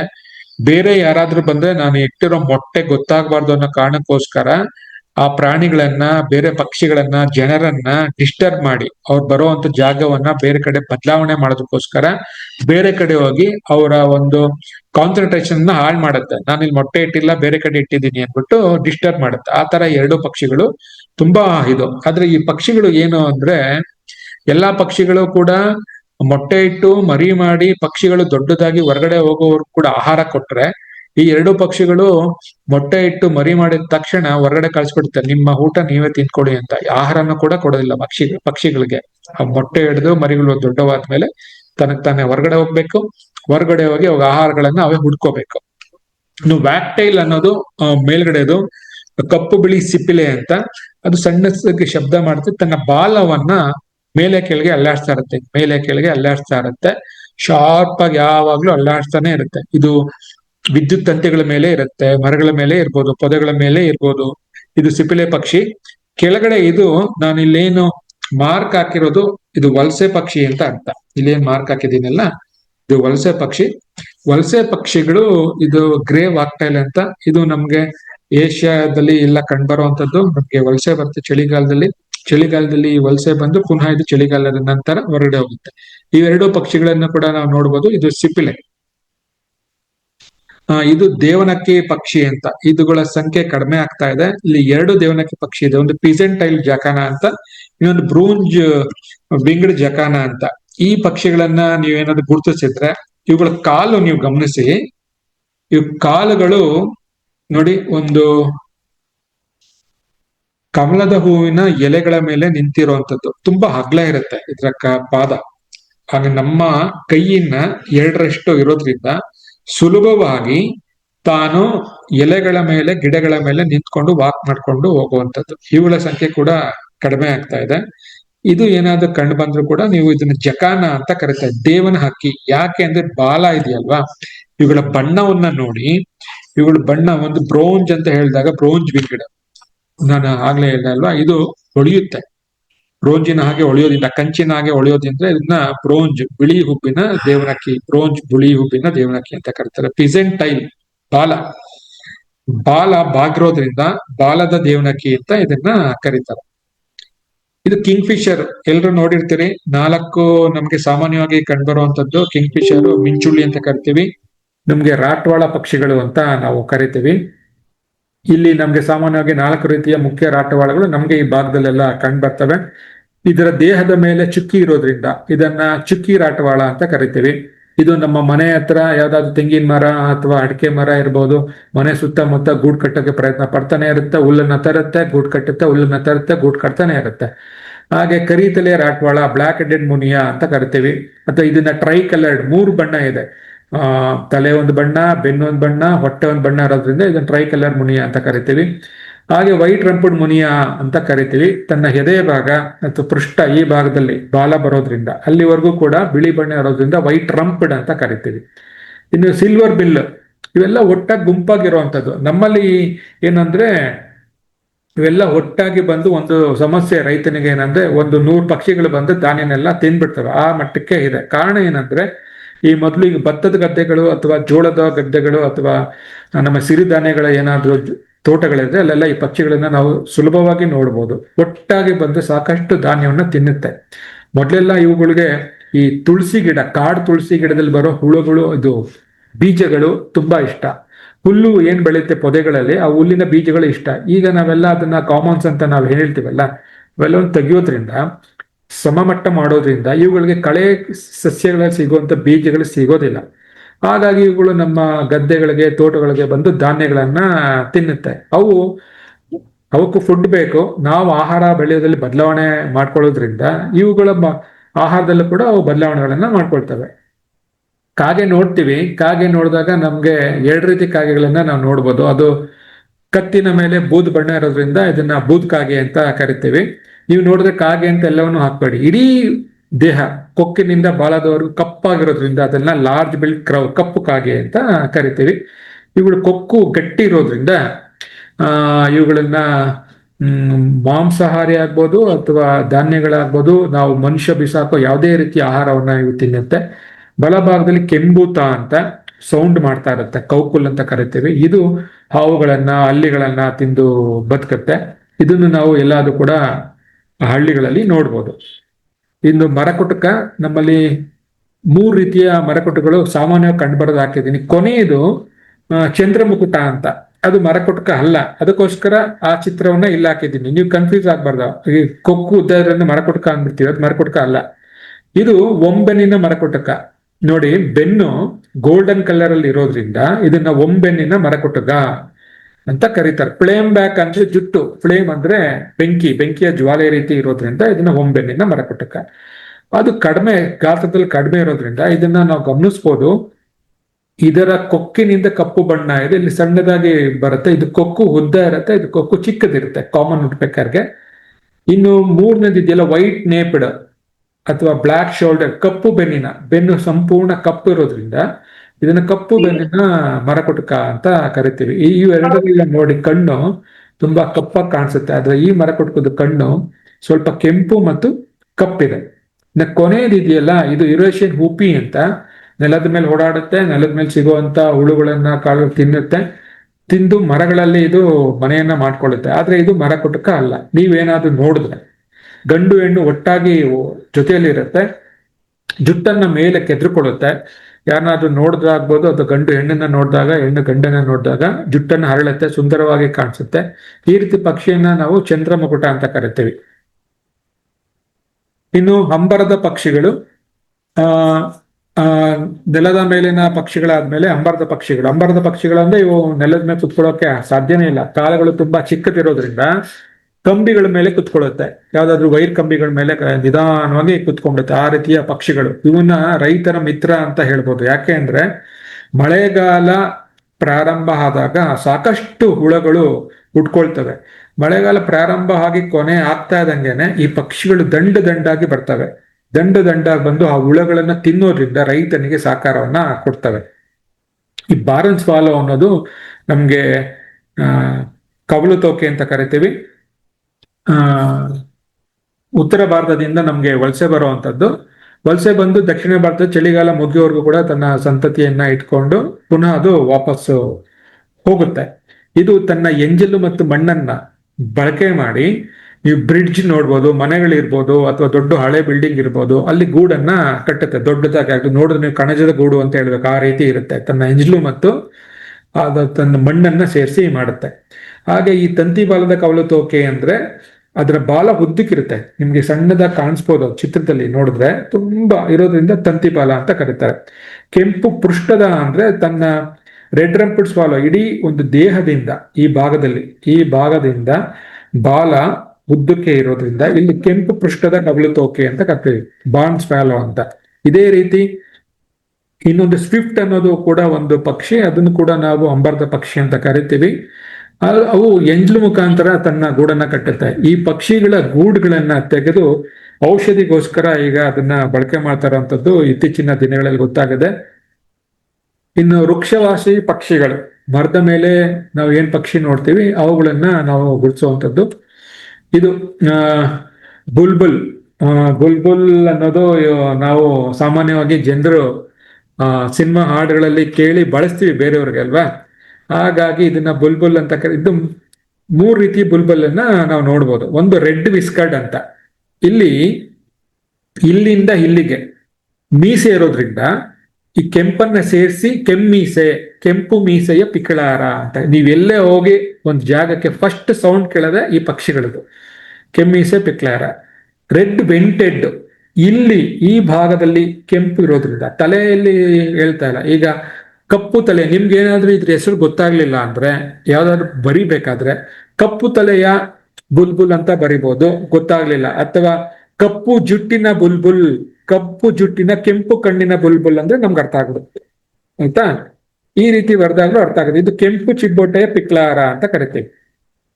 ಇದು ವೈಟ್ ಬ್ರೌಡ್, ಬಿಳಿ ಮತ್ತು ಬೂದು ಬಣ್ಣ ಎರಡೂ ಒಟ್ಟಾಗಿ ಇರೋದ್ರಿಂದ ಇದು ಬಿಳಿ ಹುಬ್ಬಿನ ಪಿಕ್ಲಾರ ಅಂತ ಕರಿತೀವಿ. ನೋಡಿ, ಅಂದ್ರೆ ಬಣ್ಣಗಳು ಮತ್ತು ಅವುಗಳಲ್ಲಿರುವಂತ ಕಣ್ಣು ಮತ್ತು ಏನ್ ಬಾಲ ಇದೆ ಅದರ ಆಧಾರದ ಮೇಲೆ ಹೋಗುವಂತ. ಇದನ್ನ ನೀವೆಲ್ಲ ನೋಡಿರ್ತಾರೆ. ಇದು ಗುಂಪಲ್ಲಿ ಪೊದೆಗಳಲ್ಲಿ ಇರುತ್ತೆ, ಕಾಣಿಸ್ಕೊಳಲ್ಲ. ನೀವು ಫೋಟೋ ತೆಗಿಯೋಕೆ ಹೋಗ್ಬೇಕು ಅಥವಾ ಹತ್ರ ಹೋಗಿ ನೋಡ್ಬೇಕು ಅಂದ್ರೆ ತಪ್ಪಿಸ್ಕೊಂಡು ಹೋಗ್ಬಿಡುತ್ತೆ. ಇವೆರಡು ಪಕ್ಷಿಗಳನ್ನ ಸುಲಭವಾಗಿ ನೋಡ್ಬಿಡ್ತೀರಾ, ಈ ಪಿಕ್ಲಾರ ಬುಲ್ಬುಲ್ನ. ಇದು ಕೂಗುತ್ತೆ, ಜೋರ ಗಲಾಟೆ ಮಾಡುತ್ತೆ, ಅದಕ್ಕೆ ಕಾಣಿಸಲ್ಲ. ಇದು ಕುಟ್ರು ನಿಮ್ಮ ಊರಲ್ಲಿ ಒಂದು ಅರಳಿ ಮರ ಇದ್ರೆ, ಒಂದು ಆಲದ ಮರ ಇದ್ರೆ, ಬೆಳಗ್ಗೆಯಿಂದ ಸಂಜೆವರೆಗೂ ಈ ಪಕ್ಷಿಗಳ ಸೌಂಡು ನಾನ್ ಸ್ಟಾಪ್ ಆಗಿ ಬರುತ್ತೆ. ಕುಟ್ರು ಅಂತ ಬರ್ತಾನೆ ಇರುತ್ತೆ. ಇದನ್ನ ಕುಟ್ರ ಪಕ್ಷಿ ಅಂತಾನೆ ಕರೀತಾರೆ. ಅದು ಧ್ವನಿ ಕುಟ್ರು ಅಂತ ಹೇಳೋದ್ರಿಂದ ಅದಕ್ಕೆ ಕುಟ್ರ ಪಕ್ಷಿ ಅಂತಾನೆ ಹೇಳ್ತಾರೆ. ಕಾಪರ್ ಸ್ಮಿತ್ ಬಾರೆಟ್ 4-5 ಬಣ್ಣದಲ್ಲಿ ಇರುತ್ತೆ. ತುಂಬಾ ಚಿಕ್ಕ ಪಕ್ಷಿ, ಸಣ್ಣದು. ಈ ಪಕ್ಷಿಗಳೆಲ್ಲ ಈ ರಂಬೆಗಳು ಕೂತಿದ್ಯಲ್ಲ, ಈ ರಂಬೆಗಳು ಒಣಗಿರೋ ರಂಬೆಗಳನ್ನ ಹೋಲ್ ಮಾಡಿ ಆ ರಂಬೆ ಒಳಗಡೆ ಕುತ್ಕೊಂಡು ಗೂಡನ್ನ ನಿರ್ಮಾಣ ಮಾಡ್ಕೊಳ್ಳುತ್ತೆ. ವೈಟ್ ಚೀಕ್ಡ್ ಅಂದ್ರೆ ಗದ್ದದಿಂದ ಹೆದೆ ಭಾಗವರೆಗೂ ಇದು ಬಿಳಿ ಭಾಗ ಇರೋದ್ರಿಂದ ಇದನ್ನ ಸಣ್ಣ ಕುಟ್ರ, ವೈಟ್ ಚೀಕ್ಡ್ ಅಂತ ಇಂಗ್ಲಿಷಲ್ಲಿ ಕರೀತಾರೆ. ನಿಮ್ ಕನ್ನಡದಲ್ಲಿ ಏನಾದ್ರೂ ಗೊತ್ತಾಗ್ಲಿಲ್ಲ ಈ ರೀತಿ ಅಂದಾಗ ಬಿಳಿ ಕತ್ತಿನ ಕುಟ್ರ ಅಂತಾನು ನೀವು ಹೇಳ್ಬೋದು. ಬಿಳಿ ಕಟ್ಟಿನ ಕುಟ್ರ, ವೈಟ್ ಚೀಕ್ಡ್, ಬಿಳಿ ಗಲ್ಲದ ಕುಟ್ರ ಅಂತ ಹೇಳ್ಬೋದು. ಹಾಗೆ ಮಲಬಾರ್ ಕುಟ್ರ, ಇವೆರಡು, ಈ ದೊಡ್ಡ ಕುಟ್ರ, ಇವೆರಡು ನಮ್ಗೆ ವೆಸ್ಟರ್ನ್ ಘಾಟ್ಸ್, ಕೊಡಗಿನಿಂದ ಬೆಳಗಾವಿವರೆಗೂ ಕೂಡ ಪಶ್ಚಿಮ ಘಟ್ಟಗಳಲ್ಲಿ ಕಂಡುಬರುವಂಥದ್ದು. ಇದನ್ನ ನಾವು ಬೇರೆ ಭಾಗಗಳಲ್ಲಿ ನೋಡೋದಕ್ಕೆ ಸಾಧ್ಯ ಇಲ್ಲ. ಇವುಗಳು ಕೂಡ ಗಾತ್ರದಲ್ಲಿ ಇಷ್ಟೇ ಇರುತ್ತೆ. ಇವು ಕೂಡ ಅದೇ ರೀತಿ ಶಬ್ದಗಳಲ್ಲಿ ಬೇರೆ ಬೇರೆ ಬದಲಾವಣೆಗಳನ್ನ ಮಾಡ್ಕೊಳ್ತವೆ. ಇನ್ನು ಗಿಳಿಗಳು ನೋಡಿ, ಇಷ್ಟು ರೀತಿಯ ಗಿಳಿಗಳನ್ನ ನಾವು ನೋಡ್ಬೋದು. ಪ್ಯಾರೆಟ್ ಅಂತೀವಿ, ಇದು ಪ್ಯಾರೆಟ್ ಅಲ್ಲ. ಪ್ಯಾರೆಟ್ ಅಂದ್ರೆ ಸುಮಾರು ಇಡೀ ವಿಶ್ವದಲ್ಲಿ ಒಂದು 370 ಪ್ಯಾರೆಟ್ಗಳಿದೆ. ಆ 370 ಪ್ಯಾರೆಟ್ ಅಲ್ಲಿ ಪ್ಯಾರಾಕೀಟ್ ಅನ್ನೋದು ಇದು ಇವುಗಳಿಗೆ ಹೇಳುವಂಥದ್ದು. ಪ್ಯಾರಾಕೀಟ್ ಇದು ನೋಡಿ ಹೇಗೆ ಹೆಸರು ಕೊಟ್ಟಿದ್ದಾರೆ. ಇದ್ರ ಕೊರಳು ಗುಲಾಬಿ ಬಣ್ಣ ಇರೋದ್ರಿಂದ ಇದರ ಹೆಸರು ಗುಲಾಬಿ ಕೊರಳಿನ ಗಿಳಿ. ಎಷ್ಟು ಚೆನ್ನಾಗಿದೆ, ಗುಲಾಬಿ ಬಣ್ಣ ಇರೋದ್ರಿಂದ ಗುಲಾಬಿ ಕೊರಳಿನ ಗಿಳಿ. ಇಂಗ್ಲಿಷ್ ಅಲ್ಲಿ ರೋಸ್ ರಿಂಗ್ಡ್ ಪ್ಯಾರಾಕೀಟ್. ಅಲೆಕ್ಸಾಂಡರ್ ಪ್ಯಾರಾಕೀಟ್ ರಾಮಗಿಳಿ ಅಂತ ಯಾಕೆ ಹೇಳಿದ್ದಾರೆ ಅಂದ್ರೆ ಇದು ಉತ್ತರ ಭಾರತದ ಭಾಗದಲ್ಲಿ ಅತಿ ಹೆಚ್ಚಾಗಿ ಕಂಡುಬರುತ್ತೆ. ಹಾಗಾಗಿ ಕೆಲವು ಕಡೆ ದೇವಸ್ಥಾನದ ಮೇಲ್ಭಾಗದಲ್ಲಿ ಇದು ಹೆಚ್ಚು ವಾಸ ಮಾಡೋದ್ರಿಂದ ಇದು ಭಜನೆಗೆ ಬರ್ತಾ ಇರ್ಬೋದು ಅನ್ನೋ ಒಂದು ಮೂಢನಂಬಿಕೆ ಉತ್ತರ ಭಾರತದಲ್ಲಿದೆ. ಹಾಗಾಗಿ ಇದನ್ನ ನಮ್ಮಲ್ಲೂ ರಾಮಗಿಳಿ ಅಂತ ಕರೀತಾರೆ. ನಾವು ಇದನ್ನ ಈ ಭಾಗದಲ್ಲಿ ನೋಡೋದು ತೀರಾ ಕಡಿಮೆ. ಉತ್ತರ ಕರ್ನಾಟಕದಲ್ಲಿ ಆಗಾಗ ಕಂಡು ಬರುತ್ತೆ, ಅಥವಾ ವೆಸ್ಟರ್ನ್ ಘಾಟದಲ್ಲಿ ಸ್ವಲ್ಪ ಯಾವಾಗಾದ್ರೂ ಕಾಣ್ಬೋದು. ಇನ್ನು ಬಲಭಾಗದಲ್ಲಿ ಇದೆಯಲ್ಲ ಕೆಂದಲೆ ಗಿಳಿ ಅಂತ, ಪ್ಲಮ್ ಹೆಡೆಡ್ ಪ್ಯಾರಾಕೀಟ್ ಅಂತ. ಇದು ಗಂಡು ಹಳದಿ ಹಸಿರು ತಲೆ ಕೆಂಪು ಇದೆ, ಹೆಣ್ಣು ಹಸಿರು ಮತ್ತು ನಮ್ಮಲ್ಲಿ ಪರ್ಪಲ್ ಆಗಿ ಕಂಡು ಬರುತ್ತೆ. ಈ ಗಿಳಿಗಳು ಗೂಡ್ ಕಟ್ಟಲ್ಲ, ಗೂಡ್ ಕಟ್ಟಕ್ ಬರೋದಿಲ್ಲ ಇವಕ್ಕೆ. ಇವು ಏನ್ ಮಾಡ್ತವೆ, ಈ ಮರ ಕುಟ್ಕ ಪಕ್ಷಿ, ನೀವು ತೆಂಗಿನ ಮರಗಳು, ಈ ಪಕ್ಷಿಗಳನ್ನ ನೋಡ್ಬೇಕು ಸುಲಭ ಅಂದ್ರೆ ತೆಂಗಿನ ತೋಟ. ಎಲ್ಲಾ ಕಡೆ ಕಂಡ್ರು ಕೂಡ ತೆಂಗಿನ ತೋಟದಲ್ಲಿ ಹೋಗಿ ಮರ ಕುಟಕ ಪಕ್ಷಿ ಏನು ಗೂಡ್ ಮಾಡಿರುತ್ತೆ ಅಲ್ಲೋಗಿ ಇದು ಸಂಸಾರ ಮಾಡುತ್ತೆ. ಮರ ಕುಟ್ಕ ಬಂದಾಗ ಇದು ಫೈಟ್ ಮಾಡುತ್ತೆ, ತನ್ಗೋಸ್ಕರ ಫೈಟ್ ಮಾಡಿ ಎರಡೂ ಪಕ್ಷಿಗಳು ಕೂಡ ಒಂದೇ ಗೂಡಲ್ಲಿ ಸಂತಾನವನ್ನು ಉತ್ಪತ್ತಿ ಮಾಡ್ಕೊಳ್ಳುವಂತ ಮಟ್ಟಕ್ಕೆ ಇವು ಹೋಗ್ತವೆ. ಆಮೇಲೆ ಇದು ಕೊಕ್ಕು ನೋಡ್ಬೇಕು, ದೊಡ್ಡ ದೊಡ್ಡ ಹಣ್ಣುಗಳನ್ನ ಕೀಳೋದಕ್ಕೋಸ್ಕರ ಮೇಲ್ಗಡೆ ಮತ್ತು ಕೆಳಗಡೆ ಎರಡನ್ನೂ ಕೂಡ ಕಿತ್ತು ತಾನು ತಿನ್ಬೇಕು. ಆ ರೀತಿ ಇರೋದ್ರಿಂದ ಇದನ್ನ ನಾವು ನೋಡ್ಬೋದು. ಹೆಚ್ಚಾಗಿ ನಾವು ಈ ಭಾಗ ದಕ್ಷಿಣ ಕರ್ನಾಟಕದಲ್ಲಿ ನಾವು ಹೆಚ್ಚಾಗಿ ನೋಡೋದು ರೋಸ್ ರಿಂಗ್ಡ್ ಪ್ಯಾರಾಕೀಟು. ಮೈಸೂರಲ್ಲಿ ಅವಾಗ ಪ್ಲಮ್ ಹೆಡೆಡ್ ನೋಡ್ಬೋದು. ಅಲೆಕ್ಸಾಂಡರ್ ಪ್ಯಾರಾಕೀಟು ತೀರಾ ರೇರು, ಯಾವ್ದಾದ್ರು ಸೀಸನ್ ವೈಸ್ ಬಂದ್ರೆ ಮಾತ್ರ ನೋಡಕ್ ಸಾಧ್ಯ, ಯಾವಾಗ್ಲೂ ಅದು ಸಿಗೋದಿಲ್ಲ. ಕೋಗಿಲೆ, ಕೋಗಿಲೆ ನಾನು ಆಗ್ಲೇ ಇದೇ ಚಿತ್ರ ತೋರಿಸಿದ್ದೆ. ಇದು ಗಂಡು ಕೋಗಿಲೆ, ಹೆಣ್ಣು ಕೋಗಿಲೆ, ಇನ್ನೊಂದು ಗಿಡುಗ ಪರಪುಟ್ಟ. ಈ ಪರಪುಟ್ಟಗಳ ಸ್ವಭಾವ ಏನಂದ್ರೆ ಇವುಗಳು ಕೂಡ ಗೂಡ್ ಮಾಡೋದಿಲ್ಲ. ಆದ್ರೆ ಕಾಗೆ ಅದು ಸ್ವಲ್ಪ ತುಂಬಾ ಸಾಧು ಹಾಗೂ ದೊಡ್ಡ ಪಕ್ಷಿ. ಈ ಕೋಗಿಲೆ ಏನ್ ಮಾಡ್ತವೆ ಅಂದ್ರೆ ಕಾಗೆ ಮೊಟ್ಟೆ ಇಡುವಂತಹ ಸಂದರ್ಭದಲ್ಲಿ ಈ ಗಂಡು ಮತ್ತು ಹೆಣ್ಣು ಕೋಗಿಲೆ ಹೋಗಿ ಆ ಗೂಡಿನ ಮೇಲೆ ಅಟ್ಯಾಕ್ ಮಾಡ್ತವೆ. ಈ ಗಂಡು ಕೋಗಿಲೆಯನ್ನ ಆ ಹೆಣ್ಣು ಕಾಗೆ ಅಟ್ಟಿಸ್ಕೊಂಡು ಹೋಗುತ್ತೆ. ಅಟ್ಟಿಸ್ಕೊಂಡು ಹೋಗಿದ ತಕ್ಷಣ ಈ ಹೆಣ್ಣು ಕೋಗಿಲೆ ಹೋಗಿ ಆ ಕಾಗೆಯ ಗೂಡಲ್ಲಿ ಮೊಟ್ಟೆ ಇಟ್ಬಿಡುತ್ತೆ. ಮೊಟ್ಟೆ ಇಟ್ಟಿದ ತಕ್ಷಣ ವಾಪಸ್ ಬಂದ್ಬಿಡುತ್ತೆ. ವಾಪಸ್ ಬಂದ್ಮೇಲೆ ಆ ಮೊಟ್ಟೆ ಒಡೆದು ಮರಿ ಆಗೋದಕ್ಕೆ ಈ ಕಾಗೆನೆ ಹೋಗಿ ಕಾವು ಕೊಡುತ್ತೆ. ಕೋಗಿಲೆಯ ಮೊಟ್ಟೆಗೂ ಅದೇ ಕಾವು ಕೊಡುತ್ತೆ, ಕಾಗೆಯ ಮೊಟ್ಟೆಗೂ ಅದೇ ಕಾವು ಕೊಡುತ್ತೆ. ಕಾವು ಕೊಡೋದ್ರಿಂದ ಸುಮಾರು ದಿನ ಆದ್ಮೇಲೆ ಮೊಟ್ಟೆಗಳು ಹೊಡೆದು ಮರಿಗಳಾಗ್ತವೆ. ಮರಿಗಳಾದಾಗ ಈ ಕೋಗಿಲೆ ತುಂಬಾ ಸ್ವಾರ್ಥ ಪಕ್ಷಿ. ಅದೇನ್ ಮಾಡುತ್ತೆ, ಆ ಕೋಗಿಲೆ ಮರಿಗಳೆಲ್ಲ ಹುಟ್ಟಿದ್ಮೇಲೆ ಆಹಾರಕ್ಕೋಸ್ಕರ ಈ ಎರಡು ಕಾಗೆ ಆಹಾರ ಎಲ್ಲದಕ್ಕೂ ಕೊಡುತ್ತೆ. ಸುಮಾರು 5-6 ಈ ಕೋಗಿಲೆ ಮೊಟ್ಟೆಗೂ ಪಕ್ಷಿಗಳಿಗೂ ಕೊಡುತ್ತೆ, ಕಾಗೆ ಪಕ್ಷಿಗಳಿಗೂ ಕೊಡುತ್ತೆ. ಈ ಕೋಗಿಲೆ ಪಕ್ಷಿಗಳು ತುಂಬಾ ಸ್ವಾರ್ಥದವು. ಅವೇನ್ ಮಾಡ್ತವೆ, ತನಗೆ ಆಹಾರ ಬೇಕು ಅಂತ ಹೇಳಿ ಆ ಕಾಗೆ ಮರಿಗಳನ್ನ ಗೂಡಿನಿಂದ ಬೀಳ್ಸ್ಬಿಡ್ತವೆ. ಎಲ್ಲ ತಾಯಿ ಕಾಗೆ ಹೊರಗಡೆ ಹೋದಾಗ ನಾವು ಗಮನಿಸಿರ್ಬೋದು, ಕಾಗೆ ಮರಿಗಳು ಕೆಳಗಡೆ ಬಿದ್ದು ಹೋಗ್ತಾ ಇರುತ್ತೆ. ಅವಾಗೆಲ್ಲ ಮುಟ್ಬೇಡಿ ಅಂತ ಹೇಳ್ತಾರೆ ದೊಡ್ಡವರು, ಯಾರು ಮುಟ್ಬೇಡಿ, ಪುನಃ ಅದನ್ನ ಯಾರು ಮುಟ್ಟೋದಿಲ್ಲ, ಯಾರು ತಗೊಳ್ಳೋದಿಲ್ಲ ಅಂದ್ರೆ ಅರ್ಥ ಏನಂದ್ರೆ ಮತ್ತೆ ಅಂತ ದೊಡ್ಡ ಪಕ್ಷಿಯನ್ನ ಕಾಗೆ ಆಗ್ಲಿ ಯಾರೇ ಆಗ್ಲಿ ತಗೊಂಡೋಗಿ ಹಾಕಕ್ಕಾಗೋದಿಲ್ಲ. ಆ ರೀತಿಯ ಸ್ವಾರ್ಥವಾದ ಒಂದು ಪಕ್ಷಿ ಇದು. ತನ್ನ ಮೊಟ್ಟೆಗಳನ್ನ ಬೇರೆ ಗೂಡು ಇಟ್ಟು ಅದನ್ನ ಸಂತಾನೋತ್ಪತ್ತಿಯನ್ನ ಬೆಳೆಸ್ಕೊಳ್ಳುವಂಥದ್ದು. ಆದ್ರೆ ಇವುಗಳ ಸಂತತಿ ಯಥೇಚ್ಛವಾಗಿದೆ. ಕಾರಣ ಕಾಗೆಗಳ ಗೂಡು ಹೆಚ್ಚಾಕೋದ್ರಿಂದ ಕೋಗಿಗಳ ಸಂತತಿ ಕೂಡ ಹೆಚ್ಚಾಗ್ತಾ ಇದೆ.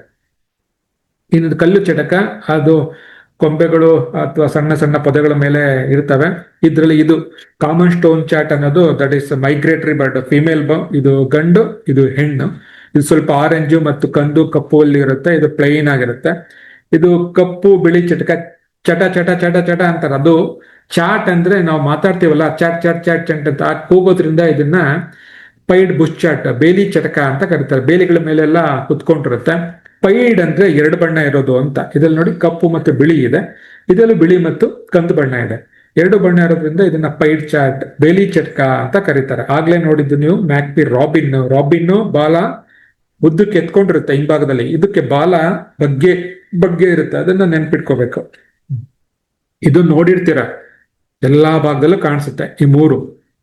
ಇದನ್ನ ಬ್ಲೂ ಟೈಲೆಟ್ ಬಿ ಈಟರ್ ಅಂತ ಎಡಗಡೆದು, ಇದು ನಮ್ಗೆ ಭಾರತದ ಹಿಮಾಲಯ ಭಾಗದಿಂದ ವಲಸೆ ಬರುತ್ತೆ. ಇದನ್ನ ನಾವು ಮಂಡ್ಯದಲ್ಲಿ ನಗುವನಹಳ್ಳಿ ಅಂತ ಅಂದೆ, ಕಾವೇರಿ ದಡದ ಹತ್ರ ಒಂದು ಪ್ರದೇಶ ಇದೆ, ಅಲ್ಲಿ ನಾವು ಹೋಗಿ ಈ ಪಕ್ಷಿಗಳನ್ನ ನೋಡ್ಬೋದು. ಫೆಬ್ರವರಿ ಕೊನೆಯ ವಾರದಿಂದ ಜುಲೈವರೆಗೂ ಇದನ್ನ ನೋಡ್ಬೋದು.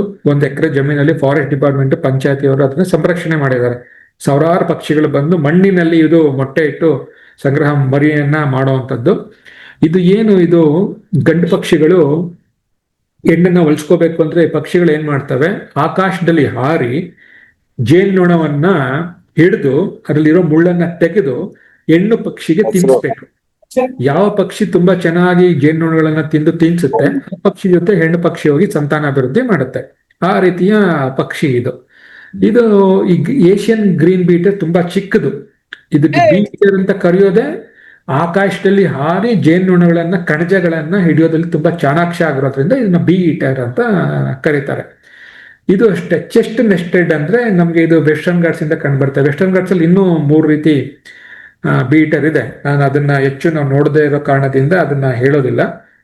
ಚೆಸ್ಟ್ ನೆಸ್ಟ್ ಅಂದ್ರೆ ಇದು ಮತ್ತೆ ಕತ್ತು ಕೆಂದಲೆ ಇರೋದ್ರಿಂದ, ಆರೆಂಜ್ ಬಣ್ಣ ಇರೋದ್ರಿಂದ ಇದನ್ನ ಕೆಂದಲೆ ಕಳ್ಳಿಪೀರ ಅಂತ ಕರೀತಾರೆ. ಇವೆಲ್ಲವೂ ಕೂಡ ಜೇನುನೊಣಗಳನ್ನ ಹಿಡಿಯೋದ್ರಲ್ಲಿ ಫೇಮಸ್.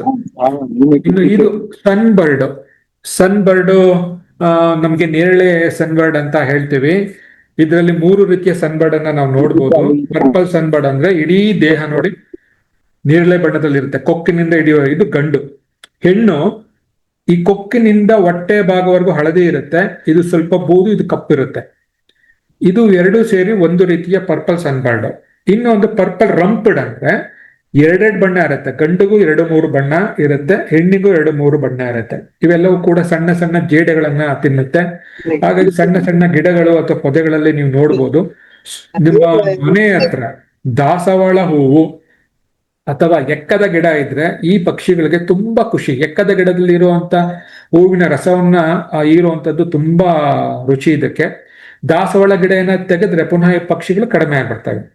ಇದನ್ನ ಕೆಲವರು ಏನಂತಾರೆ, ನಮ್ಮಲ್ಲಿ ಹಮ್ಮಿಂಗ್ ಬರ್ಡ್ ಅಂತ ಕರೀತಾರೆ. ಹಮ್ಮಿಂಗ್ ಬರ್ಡ್ ನಮ್ಮ ಭಾರತದಲ್ಲಿ ಇಲ್ಲ, ಅವೆಲ್ಲವೂ ಕೂಡ ಅಮೆರಿಕಾದಲ್ಲಿ ಕಂಡುಬರುವಂತದ್ದು. ಇವೆಲ್ಲವೂ ಕೂಡ ನಮ್ಮ ದೇಶದಲ್ಲಿರುವಂತ ಸೂರಕಿಗಳು. ಇನ್ನು ಇದನ್ನ ಪ್ರಿಣಿಯ ಅಂತ ಕರಿತೀವಿ.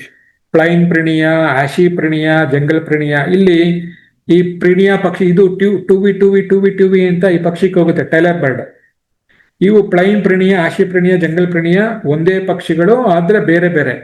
ಪ್ಲೈನ್ ಪ್ರಿಣಿಯ ಅಂದ್ರೆ ಇಡೀ ಬಣ್ಣ ಒಂದೇ ಇರುತ್ತೆ, ಗಾತ್ರದಲ್ಲಿ ಗುಂಡುಗಿರುತ್ತೆ, ಬಾಲ ಉದ್ದಕ್ಕಿರುತ್ತೆ, ಒಂದು 4 ಗರಿಗಳು ಉದ್ದಕ್ಕಿರುತ್ತೆ. ಇದನ್ನ ನಾವು ಪ್ಲೈನ್ ಅಂದ್ರೆ ಬಯಲು ಹುಲಿಯಕ್ಕಿ ಅಂತ ಕರಿತೇವೆ. ಗದ್ದದಿಂದ ಹೊಟ್ಟೆಯವರೆಗೂ ಬಿಳಿ ಬಂದು ತಲೆಯಿಂದ ಬಾಲದವರೆಗೂ ಇದು 2 ಬಾಲ ಇರೋದ್ರಿಂದ ಇದು ಆಶಿ ಪ್ರಿಣಿಯ. ಕಣ್ಣು ನಿಮ್ಗೆ ಗೊತ್ತಾಗ್ಬಿಡುತ್ತೆ, ಕಪ್ಪದಾಗಿರುತ್ತೆ, ಕೊಕ್ಕು ಕೂಡ ಕಪ್ಪದಾಗಿರುತ್ತೆ. ಜಂಗಲ್ ಪ್ರಿಣಿಯ ಅಂದ್ರೆ ಪ್ಲೈನ್ ಪ್ರಿಣಿಯ ಮತ್ತು ಜಂಗಲ್ ಪ್ರಿಣಿಯ ಆಗೋ ಸಾಮರ್ಥ್ಯ ಇರುತ್ತೆ. ಇದು ಕಣ್ಣು ಸ್ವಲ್ಪ ದೊಡ್ಡದಾಗಿರುತ್ತೆ, ಕೆಂಪಾಗಿರುತ್ತೆ, ಅದು ಒಂದೇ ಪ್ಲೈನ್ ಬಣ್ಣದಲ್ಲಿ ಇರುತ್ತೆ. ಇದು ಜಂಗಲ್ ಪ್ರಿಣಿಯ. ಟುವಿ ಅಕ್ಕಿ, ಸಿಂಪಿಗ ಅಂದ್ರೆ ಇದು ಟೈಲರ್ ಅಂತ ಯಾಕೆ ಕರೀತಾರೆ ಅಂದ್ರೆ ಪೊದೆಗಳ ಮಧ್ಯೆ, ಗಿಡಗಳ ಮಧ್ಯೆ ಎಲೆಗಳನ್ನ ಸೇರಿಸಿ ಈ ಪಕ್ಷಿ, ನೀವು ಯೂಟ್ಯೂಬ್ ಅಲ್ಲಿ ಆದ್ರೂ ನೋಡಿ, ಸೇರಿಸಿ ಗೂಡನ್ನ ಕಟ್ಟುತ್ತೆ. ಗೂಡನ್ನ ಕಟ್ಟಿ ಉತ್ತಮವಾದ ಗೂಡನ್ನ ಕಟ್ಟಿದ್ದಕ್ಕೆ ಹೆಣ್ಣು ಪಕ್ಷಿ ಬಂದು ಇದ್ರ ಜೊತೆ ಸಂಸಾರ ಮಾಡುತ್ತೆ. ಆ ರೀತಿ ಈ ಗೀಜ್ಗನು ಹಾಗೆ ಅತ್ಯುತ್ತಮ ಗೂಡು ಕಟ್ಟಿದ ಗಂಡು ಪಕ್ಷಿ ಜೊತೆ ಹೆಣ್ಣು ಪಕ್ಷಿ ಹೋಗಿ ಸಂಸಾರ ಮಾಡುತ್ತೆ. ಆ ರೀತಿ ಈ ಪಕ್ಷಿನೂ ಕೂಡ ಅದಕ್ಕೆ ಇದನ್ನ ಅತ್ಯುತ್ತಮವಾಗಿ ಎಲೆಗಳನ್ನ ಸೇರಿಸಿ ಗೂಡನ್ನ ಕಟ್ಟೋದ್ರಿಂದ ಇದಕ್ಕೆ ಟೈಲರ್ ಬರ್ಡ್ ಅಂತ ಕರೀತಾರೆ. ತುಂಬಾ ಚೆನ್ನಾಗಿ ಅದು ಟೂವಿ ಅಂತ. ಇವೆಲ್ಲವೂ ಕೂಡ ಒಂದೇ ರೀತಿ ಒಂದೇ ಪ್ರಮಾಣದಲ್ಲಿ ಕೂಗುವಂತ ಪಕ್ಷಿಗಳು. ಇನ್ನು ಕಾಜಾಣ, ಈ ಕಾಜಾಣ ಪಕ್ಷಿ ಸ್ವಲ್ಪ ಧೈರ್ಯವಂತ ಪಕ್ಷಿ. ಇದನ್ನ ನಾವು ನೋಡ್ತೀವಿ. ಇದು ಬ್ಲ್ಯಾಕ್ ಡ್ರೋಂಗೋ, ಇಂಗ್ಲಿಷ್ ಅಲ್ಲಿ ಬ್ಲ್ಯಾಕ್ ಡ್ರೋಂಗೋ ಅಂತ ಕರಿತೀವಿ. ಡ್ರೋಂಗೋ ಅಂದ್ರೆ ಈ ಬ್ಲ್ಯಾಕ್ ಇಡೀ ಬಣ್ಣ ಕಪ್ಪು ಇರುತ್ತೆ, ಕಣ್ಣು ಕೂಡ ಕಪ್ಪು. ಆ ರೀತಿ ಇದೆ ಕಪ್ಪು ಕಾಜಾಣ. ಆಶಿ ಟ್ರಾಂಗೋ ಅಂದ್ರೆ ಸ್ವಲ್ಪ ಕಪ್ಪು ಇರುತ್ತೆ, ಈ ದೇಹದ ಭಾಗದಲ್ಲೆಲ್ಲ ಸ್ವಲ್ಪ ಗ್ರೇ ಕಲರ್ ಇರುತ್ತೆ, ಡಬಲ್ ಕಲರ್ ಇರ್ಬೋದು. ಇದು ವಲಸೆ ಪಕ್ಷಿ. ಈ ಕಣ್ಣು ಸ್ವಲ್ಪ ಕೆಂಪದಾಗಿ ನೀವು ನೋಡ್ಬೋದು, ಕೆಂಪದಾಗಿರುತ್ತೆ. ಇದು ಇವೆರಡನ್ನ ನಾವು ಇಡೀ ಕರ್ನಾಟಕದಲ್ಲಿ ನೋಡ್ತೀವಿ. ಇದಿದೆಯಲ್ಲ ಉದ್ದದ ರಾಕೆಟ್ ಟೈಲ್ಡ್, ಯಾರ ಕುವೆಂಪು ಅವರ ಪುಸ್ತಕಗಳನ್ನ ನೋಡಿದ್ರೆ ಅವರೆಲ್ಲಾ ಪುಸ್ತಕಗಳಲ್ಲೂ ಕೂಡ ಈ ಪಕ್ಷಿಯನ್ನ ಬರೆದಿರ್ತಾರೆ. ಅದನ್ನ ಭೀಮರಾಜ ಅಂತ ಕರೀತಾರೆ, ದೊಡ್ಡದಾಗಿರೋದ್ರಿಂದ ಬಾಲ, ಅದನ್ನ ಭೀಮರಾಜ ಅಂತ ಕರೀತಾರೆ. ರಾಕೆಟ್ ಟೈಲ್ ರೋಂಗೋ ಅಂತ ಅದರ ಹೆಸರು. ಈ ಪಕ್ಷಿಯ ವಿಶೇಷ ಏನಂದ್ರೆ, ಈ ಪಕ್ಷಿ ಗೂಡು ಹತ್ರ ಯಾವುದೇ ದೊಡ್ಡ ಪಕ್ಷಿಗಳು ಬಂದ್ರು, ಹದ್ದು ಬರ್ಲಿ ಗಿಡಗ ಬರ್ಲಿ ಓಡಿಸ್ಕೊಂಡು ಹೋಗ್ತವೆ, ಅಷ್ಟು ಧೈರ್ಯವಂತ ಪಕ್ಷಿ. ಆಮೇಲೆ ಈ ಪಕ್ಷಿ ಮಿಮಿಕ್ರಿ ಮಾಡುತ್ತೆ, ಸುಮಾರು 30-40 ರೀತಿಯ ಪಕ್ಷಿಗಳನ್ನ ಮಿಮಿಕ್ರಿ ಮಾಡುತ್ತೆ. ಈ ಪಕ್ಷಿ ಇರೋ ಕಡೆ ನಮ್ಗೆ ಯಾವ ಪಕ್ಷಿ ಮಿಮಿಕ್ರಿ ಮಾಡ್ತಾ ಇದೆ ಅಂತಾನೆ ಗೊತ್ತಾಗ್ತಿಲ್ಲ, ಆ ರೀತಿ ಮಿಮಿಕ್ರಿಯನ್ನ ಈ ಪಕ್ಷಿ ಮಾಡುತ್ತೆ. ಹಾಗಾಗಿ ಕೆಲವು ಪುಟ್ಟ ಪಕ್ಷಿಗಳು ಏನ್ ಮಾಡ್ತವೆ, ಈ ಪಕ್ಷಿ ಎಲ್ಲಿರುತ್ತೆ, ಈ ಪಕ್ಷಿ ಇರೋ ಕಡೆ ಹೋಗಿ ತನ್ನ ಗೂಡನ್ನ ಕಟ್ಟಿ ಸಂತಾನಾಭಿವೃದ್ಧಿಯನ್ನ ಮಾಡ್ಕೊಳ್ತವೆ. ಹಾಗಾಗಿ ಇದನ್ನ ಈ ಪಕ್ಷಿಗಳು ನೀವು ಎಲ್ಲಾ ಕಡೆ ನೋಡಿದಾಗ ಇದನ್ನ ಬ್ಲ್ಯಾಕ್ ಡ್ರೋಂಗೋ, ಆಶಿ ಡ್ರೋಂಗೋ ನಮ್ಮ ಭಾಗದಲ್ಲಿ ಕಂಡು ಬರುತ್ತೆ. ರಾಕೆಟ್ ಟೈಲ್ ಡ್ರೋಂಗೋ ನಮ್ಗೆ ವೆಸ್ಟರ್ನ್ ಘಾಟ್ಸ್ ಅಲ್ಲಿ ಕಂಡು ಬರುತ್ತೆ.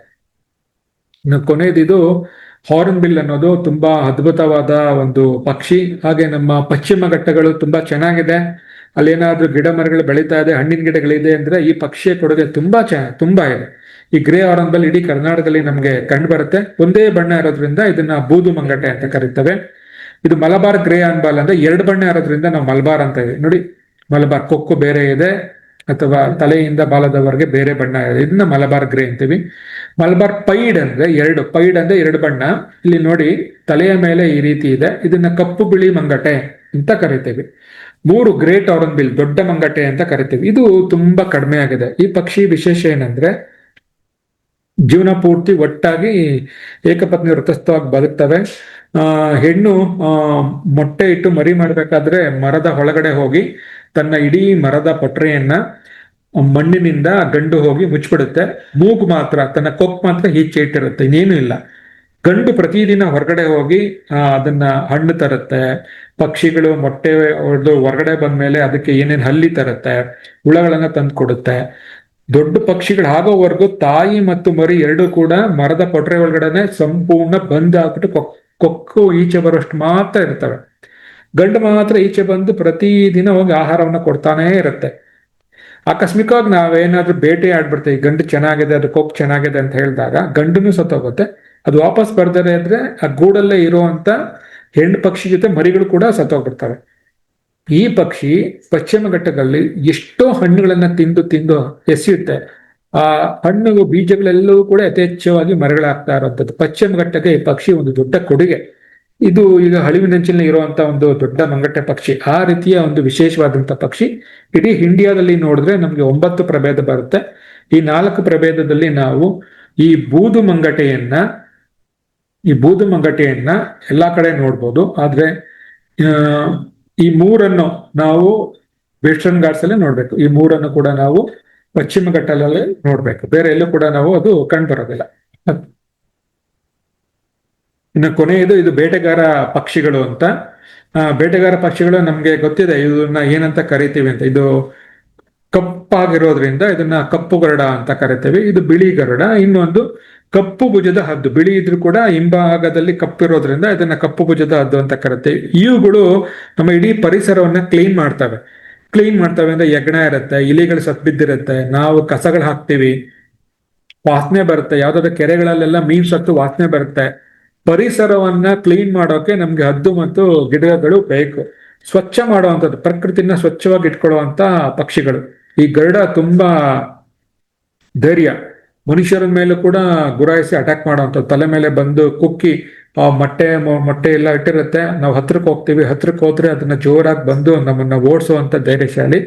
ಈ ಗರುಡಕ್ಕೆ ನಾವು ಪುರಾಣಗಳು ಕೂಡ ಲಿಂಕ್ ಮಾಡ್ಬಿಡ್ತೀವಿ. ಗರುಡ ಆರೋದ್ರಿಂದ ಗರುಡ ಪುರಾಣ ಅಂತೀವಿ. ಆಕಸ್ಮಿಕವಾಗಿ ಯಾವ್ದಾದ್ರು ಜಾತ್ರೆಯಲ್ಲಿ ಈ ಬಿಳಿ ಗರುಡ ಜಾತ್ರೆಯಲ್ಲಿ ರಥದ ಮೇಲೆ ಓಡಾಡಿದ್ರೆ ಶುಭ ಆಯ್ತು, ದೇವರೇ ನಮ್ಗೆ ಆಶೀರ್ವಾದ ಮಾಡ್ದ ಅಂತ ಒಂದು ನಂಬಿಕೆ ನಮ್ಮಲ್ಲಿ ಇದೆ.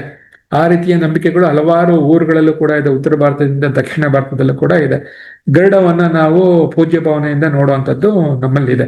ಈ ಕಪ್ಪು ಭುಜದ ಹದ್ದು ಏನಂದ್ರೆ ವಿಶೇಷವಾಗಿ ಆಕಾಶದಲ್ಲೇ ಹಾರಾಡುತ್ತೆ. ಕೆಳಗಡೆ ಏನಾದ್ರು ಸಿಕ್ಕಿದಾಗ ಆಕಾಶದಲ್ಲೇ ಕುಣಿದುಕೊಂಡು ಹೋಗಿ ಇಟ್ಕೊಳ್ಳುತ್ತೆ. ಈ ಕಪ್ಪು ಭುಜದ ಹದ್ದಿನ ರೀತಿಯಲ್ಲೇ ಇದು ಹಾಲಕ್ಕಿ, ಇನ್ನೊಂದು ಉಗ್ರಾಣ ಗೂಬೆ, ಇನ್ನೊಂದು ಕೊಂಬಿನ ಗೂಬೆ ಅಂತ ಕರಿತೀವಿ. ಸ್ಪಾಟೆಡ್ ಔಲಟ್ ಯಾವ್ದಾದ್ರು ಕೊಂಬೆಗಳಿದ್ರೆ ಅದ್ರ ಒಳಗಡೆ ಇರುತ್ತೆ. ಇದು ನಮ್ಮಲ್ಲಿ ಒಂದು ಮೂಢನಂಬಿಕೆ ಏನಂದ್ರೆ ಗೂಬೆಗಳಿಗೆ ಬೆಳಗ್ಗೆ ಹೊತ್ತು ಕಣ್ ಕಾಣಿಸೋದಿಲ್ಲ ಅಂತ. ಸೂಪರ್ ಆಗಿ ಕಾಣಿಸುತ್ತೆ.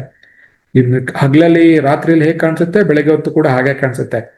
ಈ ರಾತ್ರಿ ಹೊತ್ತು ಆಕ್ಟಿವಿಟಿ ಜಾಸ್ತಿ. ಯಾಕೆ ಅಂದ್ರೆ ರೈತರ ಜಮೀನುಗಳಿಗೆ ರಾತ್ರಿ ಹೊತ್ತು ಇಲಿಗಳು, ಹೆಗ್ಣಗಳು ಹೋಗಿ ದಾಳಿ ಇಡ್ತವೆ. ಹಾಗಾಗಿ ರಾತ್ರಿ ಹೊತ್ತು ಹೋಗಿ ಆ ರೈತರ ಜಮೀನುಗಳನ್ನ ಕಾಪಾಡುವಂಥದ್ದು. ಇದು ಅಲ್ಲಿ ಇರೋ ಇಲಿಗಳನ್ನ ತಿಂದು ಬದುಕುತ್ತೆ. ಕಸದ ಹತ್ರ ಕಸ ಹಾಕಿರೋಬೇಕಾದ್ರೆ ಕೂಡ ಎಲ್ಲಿ ಕಸ ಹಾಕಿರ್ತೀವಿ ಅಲ್ಲೆಲ್ಲ ಇಲಿಗಳು ಬರ್ತಾ ಇರುತ್ತೆ, ಅಲ್ಲೂ ಹೋಗಿ ಹಿಡಿಯುತ್ತೆ. ಈ ಉಗ್ರಾಣ ಗೂಬೆ ಯಾಕೆ ಅಂತೀವಿ, ಇದು ನಮ್ಮ ಬೆಂಗಳೂರು ದೊಡ್ಡ ದೊಡ್ಡ ನಗರಗಳಲ್ಲಿ ಬಿಲ್ಡಿಂಗ್ಗಳ ಮೇಲೆ ಇರುತ್ತೆ, ಅಥವಾ ಯಾವುದೋ ಓಲ್ಡ್ ಬಿಲ್ಡಿಂಗ್ಗಳಲ್ಲಿ ಇದು ಗೂಡನ್ನ ಕಟ್ಕೊಂಡಿರುತ್ತೆ.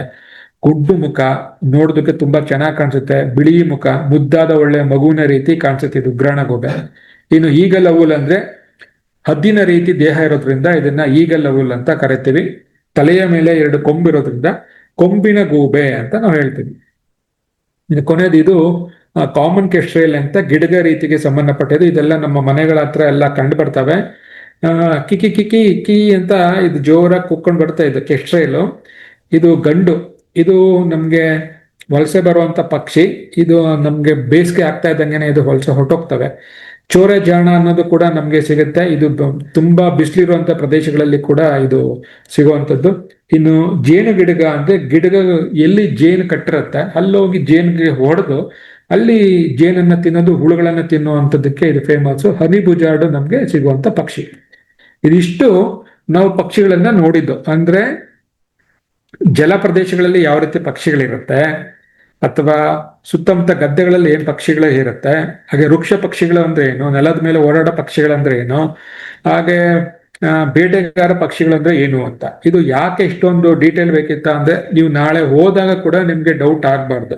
ಯಾವ ಪಕ್ಷಿಗಳನ್ನ ನಾವು ನೋಡ್ತಾ ಇದ್ದೀವಿ ಅದ್ರ ಬಣ್ಣದಿಂದ ನೀವು ಹೆಸರನ್ನ ಗುರುತಿಸ್ಬೋದು, ಕಣ್ಣಿನಿಂದ ಕೂಡ ನೀವು ಹೆಸರನ್ನ ಗುರುತಿಸ್ಬೋದು, ಕೊಕ್ಕಿನಿಂದ ಗುರುತಿಸ್ಬೋದು. ಆ ರೀತಿ ಇದು. ಇದರ ನಂತರ ಇನ್ನ ಒಂದು 3 ವಿಷಯಗಳಿದೆ. ಪಕ್ಷಿಗಳನ್ನ ಹೇಗೆ ಎಣ್ಸೋದು ಅಂತ. ಈಗ ಪಕ್ಷಿಗಳನ್ನ ಎಣ್ಸ್ಬೇಕಂದ್ರೆ ನೋಡಿ, ಇಲ್ಲಿ 6 ಕೂತಿದೆ 6 ಅಂತ ಹೇಳ್ಬಿಡ್ತೀವಿ, ಇಲ್ಲಿ 19 ಇದೆ 19 ಹೇಳಿದ್ವಿ. ಇಲ್ಲಿ ಈ ತರ ಇದ್ರೆ ಏನ್ ಮಾಡೋದು ಕ್ವಶನ್ ಗೊತ್ತಾಗೋದಿಲ್ಲ. ಹಾಗೇನ್ ಮಾಡ್ಬೇಕು, ಒಂದು ಪಕ್ಷಿ ಇರುವಂತ ಚಿತ್ರವನ್ನ 4 ಭಾಗ ಮಾಡ್ಕೋಬೇಕು. ಒಂದೊಂದು ಪಾರ್ಟ್ ಅಲ್ಲಿ ಎಷ್ಟಿದೆ, ಈಗ ನೋಡಿ ಮೇಲಿನ ಚಿತ್ರ 6 ಭಾಗ ಮಾಡಿದೆ.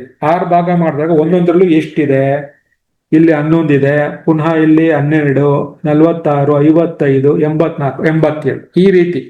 ಈ ಗುಂಪಲ್ಲಿ ಎಷ್ಟಿದೆ, ಈ ಗುಂಪಲ್ಲಿ ಎಷ್ಟಿದೆ, ಈ ಗುಂಪಲ್ಲಿ ಎಷ್ಟಿದೆ, ಈ ಗುಂಪಲ್ಲಿ ಟೋಟಲ್ ಇಡೀ ಗುಂಪಲ್ಲಿ ನೋಡಿದಾಗ ಸುಮಾರು 87 ಪಕ್ಷಿಗಳಿದೆ ಅಂತ ನೋಡ್ಬೋದು. ಹಾಗೆ ಈ ರೀತಿ ಪಕ್ಷಿಗಳನ್ನ ನೋಡ್ಬೇಕಂದ್ರೆ ದೊಡ್ಡ ದೊಡ್ಡ ಕೆರೆಗಳು, ಈ ಮೈಸೂರಿನ ದೊಡ್ಡ ದೊಡ್ಡ ಕೆರೆಗಳಲ್ಲಿ ಸಿಗುತ್ತೆ.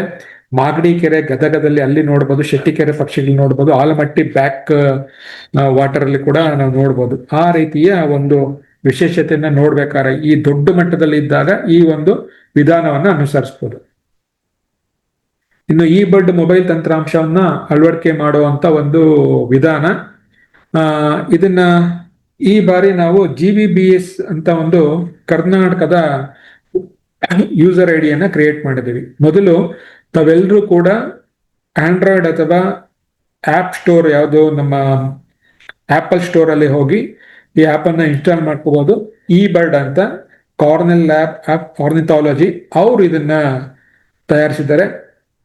ಇದರ ಮುಖಾಂತರ ನಾವು ಪಕ್ಷಿ ವೀಕ್ಷಣೆಯನ್ನ ಗೊತ್ತಿದ್ರೆ ನೇರವಾಗಿ ಅಪ್ಡೇಟ್ ಮಾಡ್ಬೋದು. ನನ್ಗೆ ಗೊತ್ತಿಲ್ಲ, ನನಗೆ ಆಪ್ ಮಾಡಕ್ ಬರಲ್ಲ ಅಂದ್ರೆ ಬಲಭಾಗದಲ್ಲಿ ನಾವು ಒಂದು ಫಾರ್ಮೇಟ್ ಮಾಡಿದ್ವಿ, ತೋರಿಸ್ತೀನಿ. ಈ ಚೆಕ್ ಲಿಸ್ಟ್ ಮುಖಾಂತರನು ಕೂಡ ನಾವು ಚೆಕ್ ಲಿಸ್ಟ್ ನ ತೆಗೆದುಕೊಂಡೋಗಿ ನಾನು ಏನ್ ಪಕ್ಷಿಗಳನ್ನ ತೋರಿಸಿದೆ, ಸಾಮಾನ್ಯ ಪಕ್ಷಿಗಳು ಅದೆಲ್ಲ ಇದರಲ್ಲಿದೆ. ಇದನ್ನ ಫೀಲ್ಡ್ ತೆಗೆದುಕೊಂಡೋಗಿ ಟಿಕ್ ಮಾಡ್ಕೊಂಡು ಬರ್ಬೋದು. ಈ ಬರ್ಡ್ ಅನ್ನ ಇನ್ಸ್ಟಾಲ್ ಮಾಡ್ಕೊಂಡ್ರೆ ನಿಮ್ಗೆ ಬೇಕಾದ್ರೆ ಹಾಗೆ ನೀವು ಲೈನಲ್ಲೇ ಇರ್ಬೋದು. ಲೈನಲ್ಲೇ ಇದ್ದು ತಾವೆಲ್ಲರೂ ಕೂಡ ನಿಮ್ಮ ಮೊಬೈಲ್ ಅಲ್ಲಿ ಈ ಬರ್ಡ್ ತಂತ್ರಾಂಶವನ್ನ ಇನ್ಸ್ಟಾಲ್ ಮಾಡ್ಕೊಳ್ಳಿ 1-2 ನಿಮಿಷದಲ್ಲಿ ಎಲ್ರು ಕೂಡ. ಎಸ್, ಆದ್ಮೇಲೆ ರಿಜಿಸ್ಟ್ರೇಷನ್ಗೆ ಹೋಗ್ಬೇಡಿ, ಯೂಸರ್ ನೇಮ್ ಸೈನ್ ಇನ್ಗೆ ಹೋಗಿ. ಸೈನ್ ಇನ್ ಅಲ್ಲಿ ಯೂಸರ್ ನೇಮು GBBC ಕರ್ನಾಟಕ ಅಂತ ಹಾಕಿ, ಪಾಸ್ವರ್ಡ್ GBBC ಕರ್ನಾಟಕ 123 ಅಂತ ಹಾಕಿ.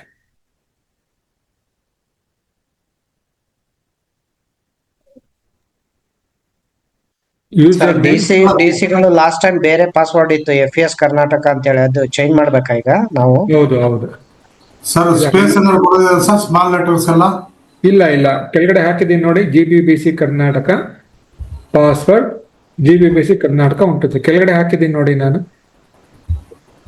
ಚಾರ್ಟ್ ಅಲ್ಲಿ ಹಾಕಿರೋದು.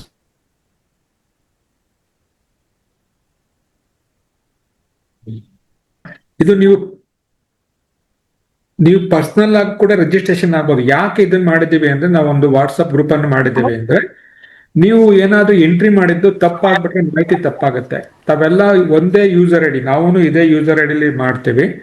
ಮಾಡಿದಾಗ ನಮ್ಗೆ ಆ ಜಾಗದಲ್ಲಿ ಆ ಪ್ರದೇಶದಲ್ಲಿ ಯಾವ ಪಕ್ಷಿ ಐತಿ, ಯಾವ್ದೋ ವಿದೇಶದಲ್ಲಿರೋ ಪಕ್ಷಿ ಹೆಸರನ್ನ ಹಾಕ್ಬಿಟ್ರೆ ತಪ್ಪಾಗ್ಬಿಡುತ್ತೆ. ಬೇರೆ ಯಾವ್ದೋ ರಾಜ್ಯದ ಪಕ್ಷಿ ಇವಾಗ ಇಲ್ಲಿ ಮೈಸೂರಿಗೆ ಬಂದಿತ್ತು ಅಂತ ಆದ್ರೆ ತಪ್ಪಾಗುತ್ತೆ. ನೀವು ಮಾಡಿದ್ಮೇಲೆ ನಾವು ಅಷ್ಟು ಲಿಸ್ಟ್ ಅನ್ನು ಚೆಕ್ ಮಾಡ್ತೀವಿ. ಚೆಕ್ ಮಾಡಿ ಕರೆಕ್ಟ್ ಆಗಿದೆಯಾ ಇಲ್ವಾ ಅಂತ ನೋಡ್ಬಿಟ್ಟು ನಾವು ಅದನ್ನ ಬಳಕೆ ಮಾಡ್ತೀವಿ. ಆ ಕಾರಣದಿಂದ ಎಲ್ರೂ ಕೂಡ ಇದೇ ಯೂಸರ್ ಐಡಿ ಬಳಸಬೇಕು. 13, 14, 15, 16 4 ದಿನ. ಅದಾದ್ಮೇಲೆ ನೀವು ನಿಮ್ಮದೇ ಆದಂತ ಸ್ವಂತ ಐಡಿಯನ್ನ ನೀವು ಹಾಕೋಬಹುದು. ಓಕೆ, ಅದನ್ನ ನೀವು ಕಂಟಿನ್ಯೂ ಮಾಡಬೇಡಿ, ನೋಡ್ಕೊಳ್ಳಿ ಈಗ. ಓಕೆ, ನೀವೇನ್ ಕೇಳಿದ್ರಲ್ಲ ಕಾಮನ್ ನೇಮು, ನೋಡಿ ಕಾಮನ್ ನೇಮ್ ಕೊಡಿ ಇಲ್ಲಿ. ಓಕೆ, ಇಲ್ಲಿ ಕಿಲೋಮೀಟರ್ ಕೊಡ್ಬೇಕು. ಸೆಟ್ಟಿಂಗ್ಸ್ ಅಲ್ಲಿ ಹೋಗಿ ಬದಲಾವಣೆ ಮಾಡ್ಕೋಬಹುದು. ಆಮೇಲೆ ನೀವು 13ನೇ ತಾರೀಕು ಹೋಗ್ತೀರಾ, ಡೇಟು ರನ್ನೇ ಆಗ್ತಾ ಇರತ್ತೆ. ಈ ಟ್ರ್ಯಾಕ್ ಕ್ಲಿಕ್ ಆಗಿರ್ಬೇಕು. ಸ್ಟಾರ್ ಚೆಕ್ ಲಿಸ್ಟ್ ಅಂತ ಕೊಟ್ರೆ ನೀವು ಎಲ್ಲಿ ಇರ್ತೀರಾ ಆ ಜಾಗದಲ್ಲಿ ನೀವು ಪಕ್ಷಿ ವೀಕ್ಷಣೆ ಮಾಡಬೇಕಾದ್ರೆ ಅದು ಸ್ಟಾರ್ಟ್ ಆಗುತ್ತೆ. ಸ್ಟಾರ್ಟ್ ಆಗಿದ ತಕ್ಷಣ ನಿಮ್ಗೆ ಈ ತರ ಪಟ್ಟಿ ಬರುತ್ತೆ, ಫುಲ್ಲು ಬರುತ್ತೆ. ಇಲ್ಲಿ ನಿಮ್ಮ ಇಡೀ ಭಾರತದ್ದು ಎಷ್ಟು 1300 ಪಕ್ಷಿಗಳಿದೆ, ಅಷ್ಟು ಪಕ್ಷಿಗಳ ಲಿಸ್ಟ್ ಕೂಡ ಅದ್ರಲ್ಲಿ ಇರುತ್ತೆ. ನೀವು ನೋಡಿರೋ ಪಕ್ಷಿಗಳನ್ನ ಏನ್ ಮಾಡ್ತೀರಿ, ಇಲ್ಲಿ ಟೈಪ್ ಮಾಡಿದ ತಕ್ಷಣ ಆ ಪಕ್ಷಿ ಹೆಸರು ಡಿಸ್ಪ್ಲೇ ಆಗುತ್ತೆ. ಒಂದೊಂದೇ ಹಾಕೊಂಡು ಹೋಗ್ಬೇಕು. ನಾನು ನೆಕ್ಸ್ಟ್ ತೋರಿಸ್ತೀನಿ. ಆಗಿದೆ ಸರ್. ಇಲ್ಲಿ ನೋಡಿ 5 ಗಂಟೆ 10 ನಿಮಿಷ ಅಲ್ವಾ, ಸ್ಟಾರ್ಟ್ ಚೆಕ್ ಲಿಸ್ಟ್ ಸ್ಟಾರ್ಟ್ ಆಯ್ತು. ಈಗ ನಾನು ಒಂದು ಪ್ರದೇಶಕ್ಕೆ ಹೋಗ್ತೀನಿ. ಇಲ್ಲಿ ಎಲ್ಲ ಇಂಗ್ಲಿಷ್, ನಾನು ಅದಕ್ಕೆ ಕನ್ನಡನ ನಿಮ್ಗೆ ಲಿಸ್ಟ್ ಕೊಡ್ತಾ ಇದ್ದೆ. ಇಲ್ಲಿ ಉದಾಹರಣೆಗೆ ನಾನು crow, CROW crow, house crow ಅಂತ ಹೊಡೆದೆ. ಹೌಸ್ ಕ್ರೌ ಬಂತು. ಆಡ್ ಕೌಂಟ್ ಎಷ್ಟು ಕಾಗೆ ನೋಡಿದ್ದೀವಿ, 1 ನೋಡಿದ್ರೆ 1, 2, 4 ಅಂದ್ರೆ 4. ಓಕೆನಾ, ಇಲ್ಲಿ ಇನ್ನೇನು ಹಾಕ್ಬೇಡಿ. ಹಾಕಿದ ತಕ್ಷಣ ಪುನಃ ನೀವು ಡನ್ ಅಂತ ಕೊಡ್ಬೇಕು. ಇಲ್ಲಿ ಡನ್. ಇಲ್ಲಿ ನೋಡಿ ಹೌಸ್ ಕ್ರೌ ಅನ್ನೋದು ಫಸ್ಟ್ ಬಂತು ನೀವು ಹಾಕಿರೋದು. ಇನ್ನೊಂದು ಮುನಿಯಾ ಅಂತ ಹಾಕಿದೆ.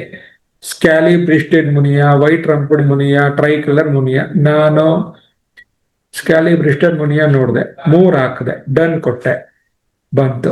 ಇನ್ನೊಂದು ಪಿಕಾಕ್ಗೆ ನಾವು ಪಿ ಫವಲ್ ಅಂತ ಕರಿತೀವಿ, PEAFOW, ಪಿ ಫವಲ್ ಪಿಕಾಕ್, ಒಂದು 6 ನೋಡಿದೆ.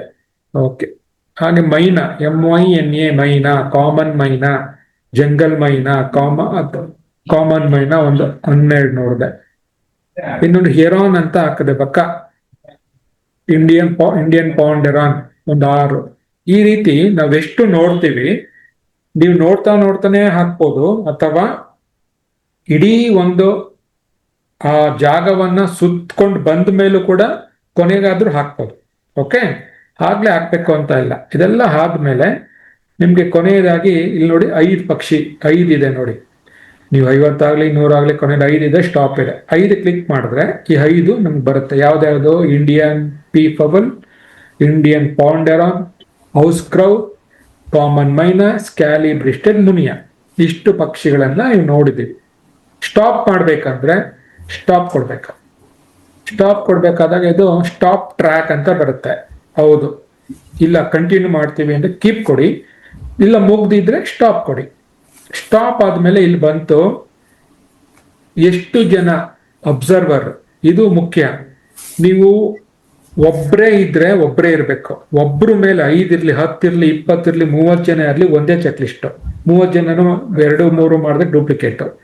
ಇಲ್ಲಿ 30 ಜನ ಇದ್ರೆ ನೋಡಿ, ನಾನು ಇಲ್ಲಿ ಹಾಕ್ತಾ ಇದ್ದೀನಿ 30 ಹಾಕ್ಬೇಕು.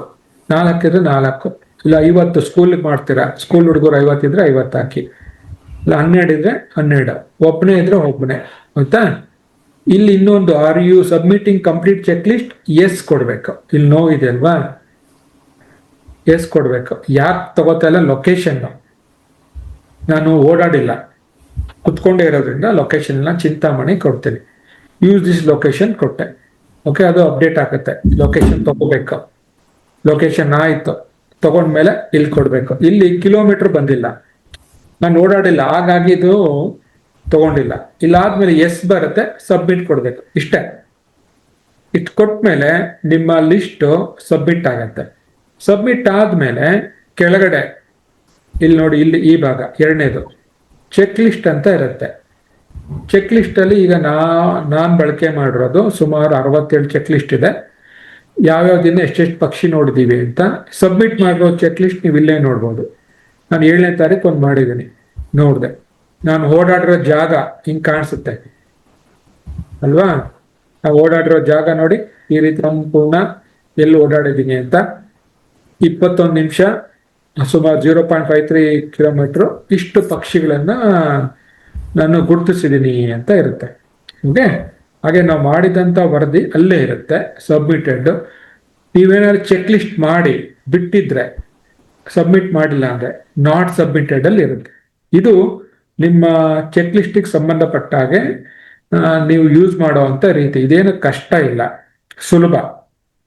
ಯೂಸರ್ ಐ ಡಿಯನ್ನ ಚೇಂಜ್ ಮಾಡ್ಕೊಳ್ಳೋದು. ಸೆಟ್ಟಿಂಗ್ಸ್ಗೆ ಹೋಗ್ತೀರಿ, ಸೆಟ್ಟಿಂಗ್ಸ್ ಅಲ್ಲಿ ಹೋಗಿ ನನ್ನ ಯೂಸರ್ ಐ ಡಿ ಇದಿದೆ, ಇಲ್ಲಿ ಕ್ಲಿಕ್ ಮಾಡಿದ್ರೆ ನೋಡಿ ಆಡ್ ನ್ಯೂ ಅಕೌಂಟ್ ಅಂತ ಕಾಣಿಸ್ತಾ ಇದೆ. ನಾನು 3 ಐ ಡಿ ಇದೆ, FPS ಕರ್ನಾಟಕ, ನನ್ನೊಂದು ಪರ್ಸನಲ್, ಇನ್ನೊಂದು GBBC. ನಾನು ಈ 4 ದಿನಕ್ಕೆ GBBC ತಗೋತೀನಿ, ಡನ್ ಕೊಡ್ತೀನಿ. ಈಗ GBBC ಕರ್ನಾಟಕದಲ್ಲಿ 1 ಅಥವಾ 2 ಚೆಕ್ ಲಿಸ್ಟ್ ಇರ್ಬೋದು, ಅದಕ್ಕಿಂತ ಹೆಚ್ಚು ಇಲ್ಲ. ಈಗ GBBC ಬಂತು, ನಾನು ಚೆಕ್ ಲಿಸ್ಟ್ಗೆ ಹೋಗ್ತೀನಿ. ಚೆಕ್ ಲಿಸ್ಟ್ 4 ಸಬ್ಮಿಟ್ ಆಗಿದೆ. ಕೊಡಗಲ್ಲಿ ಮಾಡಿದ, ತುಮಕೂರಲ್ಲಿ ಈಗ ಒಂದು ಮಾಡಿದ್ದೀರಾ, ಇನ್ನೊಂದು ಚಾಮರಾಜನಗರದಲ್ಲಿ ಒಂದು ಮಾಡಿದ್ದೀರಾ, ಡಮ್ಮಿ ಅಲ್ವಾ? ಇದು ಮಾಡ್ಕೊಡಿ. ಇದನ್ನೆಲ್ಲ ನಾವು ಈಗ ಒಂದು ಮಾಡಿದ್ದೀರಾ ನೋಡಿ, ಒಂದು ಯಾವ್ದಾದ್ರು ಹೌಸ್ ಕ್ರೌ ಅಂತ ಒಂದು ಮಾಡಿದಿರಿ. ಇನ್ನೊಂದು ಚಾಮರಾಜನಗರ ಗುಡ್ ಅಂದ್ರೆ ಟ್ರೈ ಮಾಡೋದಕ್ಕೆ, ಅಥವಾ ಇನ್ನೊಂದು ಯಾವುದು ಬಿರ್ಚ್ ಕೊಡಿ, ಇದು ಕೊಡಗಲ್ಲಿ ನಮ್ಮ ಕೊಲ್ಲಿಗೊಬ್ರು ಮಾಡಿದ್ದಾರೆ. ಈ ರೀತಿನ ನಾವು ಮಾಡ್ಬೋದು. ಬೇಡ ಅಂದ್ರೆ ಹಿಂಗ್ ಕ್ಲಿಕ್ ಮಾಡಿ ಇದನ್ನ ಎಡಿಟ್ ಮಾಡಿ ಡಿಲೀಟ್ ಮಾಡ್ತೀವಿ ನಾವು. ಈ ರೀತಿ ನಾವು ಮಾಡೋವಂಥದ್ದು, ಇದು ಸುಲಭ. ಇನ್ನೊಂದಿದೆ, ಇನ್ನೊಂದು ಆ್ಯಪ್ ಇದೆ, ಮರ್ಲಿನ್ ಬರ್ಡ್ ಅಂತ, ಮರ್ಲಿನ್ ID ಅಂತ. ಅದು ಇಲ್ಲೇ ಇದೆ ನೋಡಿ, ಈ ಪಕ್ಷಿದು ಗುರ್ತಿದೆಯಲ್ಲ, ಈ ಬರ್ಡ್ ಅಂತ, ಅದು ಕ್ಲಿಕ್ ಮಾಡಿದ್ರೆ ಸಿಗುತ್ತೆ. ಅಥವಾ ಮರ್ಲಿನ್ ಬರ್ಡ್ ಅಂತ ಹಾಕಿ, ಮರ್ಲಿನ್ ಬರ್ಡ್ ID ಅಂತ ಕಾಣಿಸ್ತಾ ಇದೆಯಾ? ಹಾ ಸರ್, ಕಾಣಿಸ್ತಾ ಇದೆ. ಈ ಆಪ್ ಏನ್ ಮಾಡುತ್ತೆ ಅಂದ್ರೆ, ನಮ್ಗೆ ಪಕ್ಷಿಗಳು ಗೊತ್ತಾಗೋದಿಲ್ಲ. ಇದು ತುಂಬಾ ಆಸಕ್ತಿ ಇರುತ್ತೆ. ಆಸಕ್ತಿ ಅಂದ್ರೆ ಪಕ್ಷಿಗಳು ಯಾವಾಗ್ಲೂ ನೋಡ್ತಾ ಇರ್ಬೇಕು, ಒಂದು ಅದ್ರ ಬಗ್ಗೆ ಜ್ಞಾನ ಬರ್ತಾ ಇರ್ಬೇಕು, ಅವುಗಳ ಬಗ್ಗೆ ತಿಳ್ಕೊಬೇಕು ಅನ್ನೋರ್ಗೆ ಇದು ತುಂಬಾ ಸುಲಭ. ಇನ್ಸ್ಟಾಲ್ ಮಾಡಿದ್ಮೇಲೆ ಓಪನ್ ಮಾಡಿದ್ಮೇಲೆ ಇಲ್ಲಿ ನೋಡಿ, ಒಂದು ಸೌಂಡ್ ID, ಇನ್ನೊಂದು ಫೋಟೋ ID, ಎರಡಿದೆ. ಸೌಂಡ್ ID, ಫೋಟೋ ID ಅಂದ್ರೆ ಕ್ಲಿಕ್ ಮಾಡ್ತೀರಾ. ಕ್ಲಿಕ್ ಮಾಡಿದ್ಮೇಲೆ ನಾನು ಯಾವ್ದಾದ್ರು ಒಂದು ಬರ್ಡ್ ತಗೋತೀನಿ, ಬರ್ಡ್ ತಗೊಂಡು ಫೋಟೋ ಹಿಡಿತೀನಿ. ಈಗ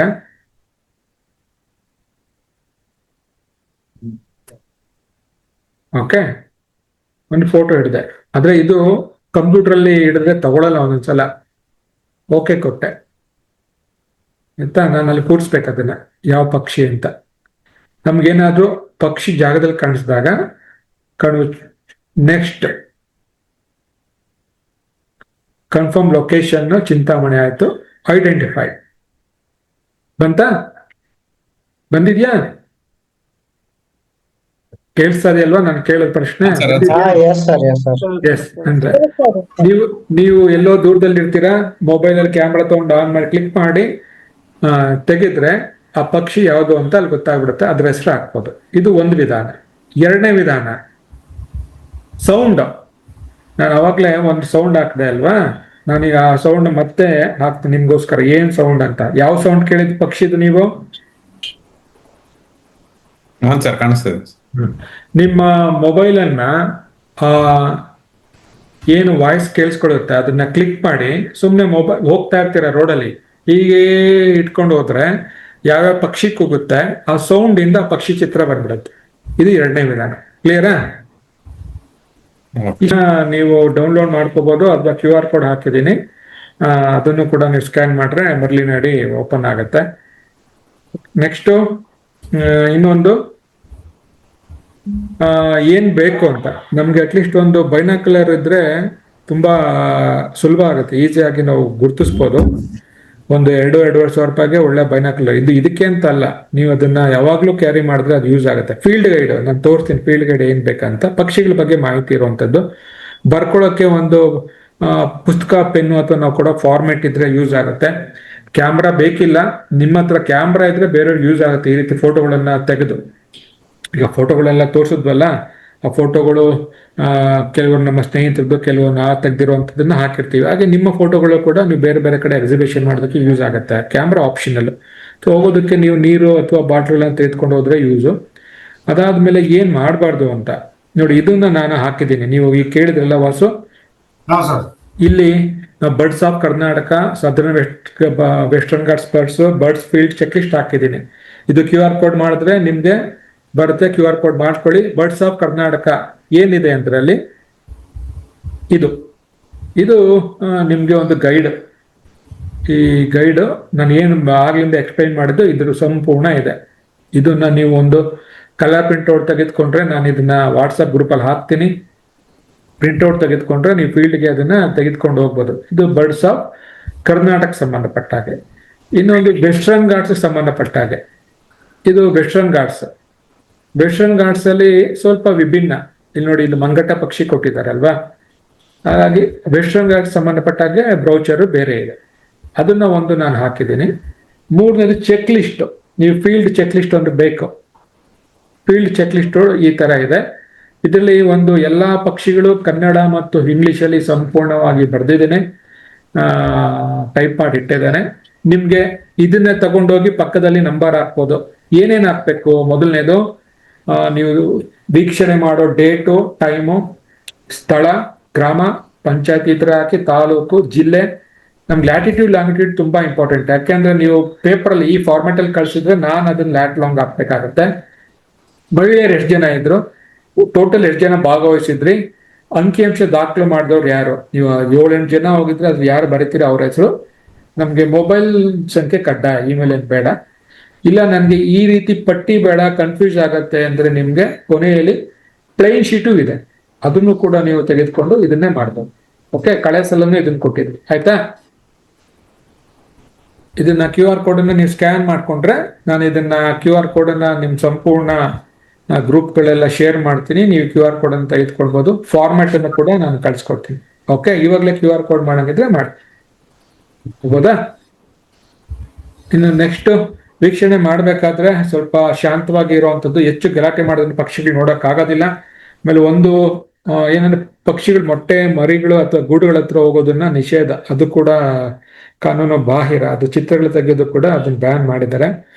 ಮತ್ತೆ ಗುಂಪಾಗಿ ವೀಕ್ಷಣೆ ಮಾಡ್ಬೇಕಾದ್ರೆ ತುಂಬಾ ಜೋರಾಗಿ ಮಾತಾಡ್ತಾರೆ, ಇರೋ ಪಕ್ಷಿಗಳು ಕೂಡ ಹೊರಟೋಗ್ತವೆ. ಆಹಾರವನ್ನ, ನಾವು ತಿನ್ನೋ ಆಹಾರವನ್ನ ಪಕ್ಷಿಗಳು ಬರ್ಲಿ ಅಂತ ಹಾಕೋದು ಬೇಡ. ಪ್ಲಾಸ್ಟಿಕ್ ನ ಕಡಿಮೆ ಮಾಡಿ. ಆಮೇಲೆ ಸಾಕು ಪ್ರಾಣಿಗಳನ್ನ ಕರ್ಕೊಂಡು ಹೋಗ್ಬೇಡಿ. ಅವುಗಳೇನಾದ್ರೂ ಹೆಚ್ಚು ಶಬ್ದ ಮಾಡಿದ್ರೆ ಪಕ್ಷಿಗಳಿಗೆ ತೊಂದರೆ ಆಗುತ್ತೆ, ಬರೋದಿಲ್ಲ. ಆಮೇಲೆ ಡಾರ್ಕ್, ತುಂಬಾ ಕೆಂಪು, ನೀಲಿ, ಹಸಿರು ಆ ರೀತಿಗಿಂತ ತೆಳು ಅಂದ್ರೆ ನಾವು ಕ್ಯಾಮುಫ್ಲೇಜ್ ಅಂತ ಕರಿತೀವಿ, ಕಂದು ಬಣ್ಣದ್ದು, ಆ ರೀತಿ ಬಣ್ಣಗಳನ್ನ ಧರಿಸೋದ್ರಿಂದ ಪಕ್ಷಿಗಳನ್ನ ತುಂಬಾ ಹೊತ್ತು ನೋಡ್ಬೋದು. ಪಕ್ಷಿಗಳು ಕೂಡ ನಮ್ಮಿಂದ ಹೆಚ್ಚು ಹೊತ್ತು ದೂರ ಹೋಗೋದಿಲ್ಲ, ಹಾಗಾಗಿ ಸುಲಭ ಆಗುತ್ತೆ. 10 ವರ್ಷದ ಒಳಗಿನ ಮಕ್ಕಳಿಗೆ ಇದು ಬೇಡ, ಅವ್ರಿಗೆ ಅರ್ಥ ಆಗೋದಿಲ್ಲ, ಗಲಾಟೆ ಮಾಡ್ತವೆ. ಇಲ್ಲ ಅಂದ್ರೆ ನೀವು ಅದನ್ನ ಕಂಟ್ರೋಲ್ ಮಾಡಕ್ ಆಗೋದಿಲ್ಲ. ಆ ರೀತಿ ಶಾಲೆಗಳಲ್ಲಿ ಮಾಡಿದ್ರು ಕೂಡ 10 ವರ್ಷ ಮೇಲ್ಪಟ್ಟವ್ರು, 8th, 9th, 10th ಸ್ಟ್ಯಾಂಡರ್ಡ್ ಹುಡುಗರಿಗೆ ಮಾಡಿ. ಪಕ್ಷಿಗೂ ಮತ್ತು ನಿಮ್ಗೂ ಅಂತರ ಇರಲಿ. ಪಕ್ಷಿನ ಓಡಿಸ್ಕೊಂಡು ಹೋಗ್ಬೇಡಿ. ಪಕ್ಷಿಯಲ್ಲಿದೆ ಅಲ್ಲಿದೆ ಅಂತ ಓಡಿಸ್ಕೊಂಡೋದ್ರು ಕೂಡ ಅವು ಗಾಬರಿ ಆಗ್ತವೆ. ಅವು ಗಾಬರಿ ಆದ್ರೆ ಏನಾಗುತ್ತೆ, ಕೆಲವು ಪಕ್ಷಿಗಳು ಅವರ ಪ್ಲೇಸ್, ವಾಸಸ್ಥಳ ಬಿಟ್ಟು ಹೊರಟೆ ಹೋಗ್ತವೆ, ಮತ್ತೆ ಬರೋದೇ ಇಲ್ಲ. ಆ ರೀತಿ ಆಗುತ್ತೆ. ಆ ದೃಷ್ಟಿಯಿಂದ ಅದು ಕೂಡ ನಮ್ಗೆ ಬೇಡ. ಆಮೇಲೆ ಪಕ್ಷಿ ವೀಕ್ಷಣೆ ಸ್ಥಳ ಕೆಳಗಡೆ ನಾನು ಲಿಂಕ್ ಕೊಟ್ಟಿದ್ದೀನಲ್ಲ, ಇಲ್ಲಿ ನೀವು ಕೂಡ ರಿಜಿಸ್ಟರ್ ಮಾಡ್ಬೋದು. 13, 14, 15 ನಮ್ಗೆ ಶಿವರಾತ್ರಿ ಇರುತ್ತೆ, 16 ಮತ್ತೆ ವರ್ಕಿಂಗ್. ಈ ದಿನಗಳಲ್ಲಿ ನೀವು ಎಲ್ಲೆಲ್ಲಿ ಮಾಡ್ತೀರಾ ಅದು ರಿಜಿಸ್ಟರ್ ಮಾಡ್ಬೋದು. ನಾನು ಆಗ್ಲೇ ರಿಜಿಸ್ಟರ್ ಮಾಡಿದ್ದೀನಿ. ಒಂದು ಇಲ್ಲಿ ನೋಡಿ, ಕೊಕ್ರೆ ಬೆಳ್ಳೂರಲ್ಲಿ 10ವರೆಗೆ 13ನೇ ತಾರೀಕು ಅಂತ ನಾನು ಹಾಕಿದ್ದೀನಿ. ಹಾಗೆ ಮೈಸೂರಲ್ಲಿ ಯಾರಾದ್ರೂ ಈ ಕಾರ್ಯಕ್ರಮದಲ್ಲಿ ಮಂಡ್ಯ ಮತ್ತೆ ಮೈಸೂರವರು ಅಲ್ಲಿ ಬಂದು ನಮ್ಮ ಜೊತೆ ಜಾಯ್ನ್ ಆಗ್ಬೋದು. ನೋಡಿ, 11ವರೆಯಿಂದ 12ವರೆಗೆ ಮೈಸೂರಲ್ಲಿ 16 ಕೆರೆಯಲ್ಲಿ ನಾವು ಮಾಡ್ತೀವಿ ಅಂತಾನೂ ಕೂಡ ನಾವು ಬರ್ದಿದ್ದೀವಿ. ಹಾಗೆ ರಂಜಿತ್, ನಮ್ಮ ಇನ್ನೊಬ್ರು ಕೊಡಗಲ್ಲಿ ರಂಜಿತ್ ಇದ್ದಾರೆ, ಕುಶಾಲ್ ನಗರದಲ್ಲಿ 13ನೇ ತಾರೀಕು ಮಾರ್ನಿಂಗ್ 7:45ಗೆ ಒಂದಿದೆ ಅಂತ ಹಾಕಿದ್ದಾರೆ. ಹಾಗೆ ಕುಶಾಲನಗರದಲ್ಲಿ ಇನ್ನೊಂದು ಕೆರೆಗೆ ಒಂದು ಹಾಕಿದ್ದಾರೆ. ಹಾಗೆ ನೀವು ಕೂಡ ಯಾರೆಲ್ಲ ಇವತ್ತು ಕಾರ್ಯಕ್ರಮದಲ್ಲಿ ಭಾಗವಹಿಸಿದ್ರಿ, ಈ ಲಿಂಕ್ ಅನ್ನ ಅಥವಾ ಲಿಂಕ್ ಅನ್ನ ನಾನು ಗ್ರೂಪ್ ಅಲ್ಲಿ ಕಳಿಸ್ತೀನಿ, ಆ ಲಿಂಕ್ ಅನ್ನ ಕ್ಲಿಕ್ ಮಾಡಿ ನೀವು ಎಲ್ಲಿ ಬರ್ಡ್ ವಾಚ್ ಮಾಡ್ತಾ ಇದ್ದೀರಾ ಅಂತ ಶೆಡ್ಯೂಲ್ ಹಾಕಿದ್ರೆ ಅದು ವೆಬ್ಸೈಟ್ ಅಲ್ಲಿ ಬರುತ್ತೆ, ಯಾರಾದ್ರೂ ನೋಡ್ಬೋದು, ಆಸಕ್ತಿ ಇರೋರು ಬಂದು ನಿಮ್ ಜೊತೆ ಸೇರ್ಬೋದು. ಇನ್ನು ಬಲಭಾಗದಲ್ಲಿ ಆಸಕ್ತಿ ಇರೋರು, ಪಕ್ಷಿ ವೀಕ್ಷಣೆ ಮಾಡುವಂತವ್ರು ಯಾರಿದ್ದಾರೆ, ನಿಮ್ಗೆಲ್ರಿಗೂ ಇದು ಓಪನ್ ಕರ್ನಾಟಕ ಬರ್ಡ್ ಕೌಂಟ್ ಅಂತ ಇದೆ. ಯಾರ್ಯಾರು ಇಲ್ಲಿರೋರು ವಾಟ್ಸಪ್ ಗ್ರೂಪ್ಗೆ ಸೇರಿಲ್ಲ, QR ಕೋಡ್ ಸ್ಕ್ಯಾನ್ ಮಾಡಿ ಗ್ರೂಪ್ಗೆ ನೀವು ಜಾಯ್ನ್ ಆಗ್ಬೋದು. ಅಥವಾ ನಮ್ಮ ಡಿಸ್ಟ್ರಿಕ್ಟ್ ಕೋಆರ್ಡಿನೇಟರ್ಸ್ ಇದ್ದಾರೆ, ಅವರು ಕೂಡ ನಿಮಗೆ ಜಾಯಿನ್ ಮಾಡ್ತಾರೆ. ಯಾರಾದ್ರೂ ಮಾಡಿಲ್ಲ ಅಂದ್ರೆ ಫೋಟೋ ತೆಗೆದಿಟ್ಕೊಳ್ಳಿ, ಫೋಟೋ ತೆಗೆದಿಟ್ಕೊಂಡಿದ್ರೆ ಆಮೇಲೆ ಕೂಡ ನೀವು ಜಾಯಿನ್ ಆಗ್ಬೋದು. ಓಕೆ, ಇದಿಷ್ಟು ಇನ್ಫಾರ್ಮೇಶನ್. ಈಗ ಇನ್ನೊಂದು ಒಂದು ಕ್ವಶನ್. ಹಾ ಈಗ ಒಂದು ಸ್ಪಾಟಿಗೆ ಒಂದ್ ಕೆರೆಗೆ ಅನ್ಕೊಳ್ಳೋಣ, ಒಂದ್ ಕೆರೆಗೆ ಇಬ್ರು ಹೋಗಿದೀವಿ ಅಂದ್ರೆ ಇಬ್ರು ಒಟ್ಟಿಗೆ ಇದೀವಿ, ಇಬ್ರು ಸೇಮ್ ಪಕ್ಷಿಗಳನ್ನ ನೋಡ್ತೀವಿ, ಇಬ್ರು ಎಂಟ್ರಿ ಮಾಡ್ಬೋದಾ ಅವ್ರವ್ರ ಮೊಬೈಲ್? ಒಬ್ಬರೇ ಮಾಡ್ಬೇಕು, ಇಬ್ರು ಮಾಡ್ಬಾರ್ದು. ಡಬಲ್ ಆಗ ಡೂಪ್ಲಿಕೇಟ್ ಆಗುತ್ತೆ. ಓಕೆ, ನೀವು 50 ಜನ ಇರಲಿ ಒಬ್ಬರೇ ಮಾಡ್ಬೇಕು. ಸರಿ ಸರ್, ಅದು ಡೂಪ್ಲಿಕೇಟ್ ಎಂಟ್ರಿ ಆಗುತ್ತೆ. ಈಗ ಇದು ಸ್ವಲ್ಪ 2.5 ಗಂಟೆ ಆಯ್ತು ಡೀಟೇಲ್ ಆಗಿ. ಅಂದ್ರೆ ಪುನಃ ನಿಮ್ಗೆ ಅದ್ರ ಬಗ್ಗೆ ಡೀಟೇಲ್ ಆಗಿ ಹೇಳಿದ್ರೆ ಅರ್ಥ ಆಗತ್ತೆ ಅಂತ. ಈಗ ಏನಾದ್ರು ಪ್ರಶ್ನೆ ಇದ್ರೆ ತಾವು ಕೇಳ್ಬೋದು. ಏನೋ ಪ್ರಶ್ನೆ ಇದೆಯಾ?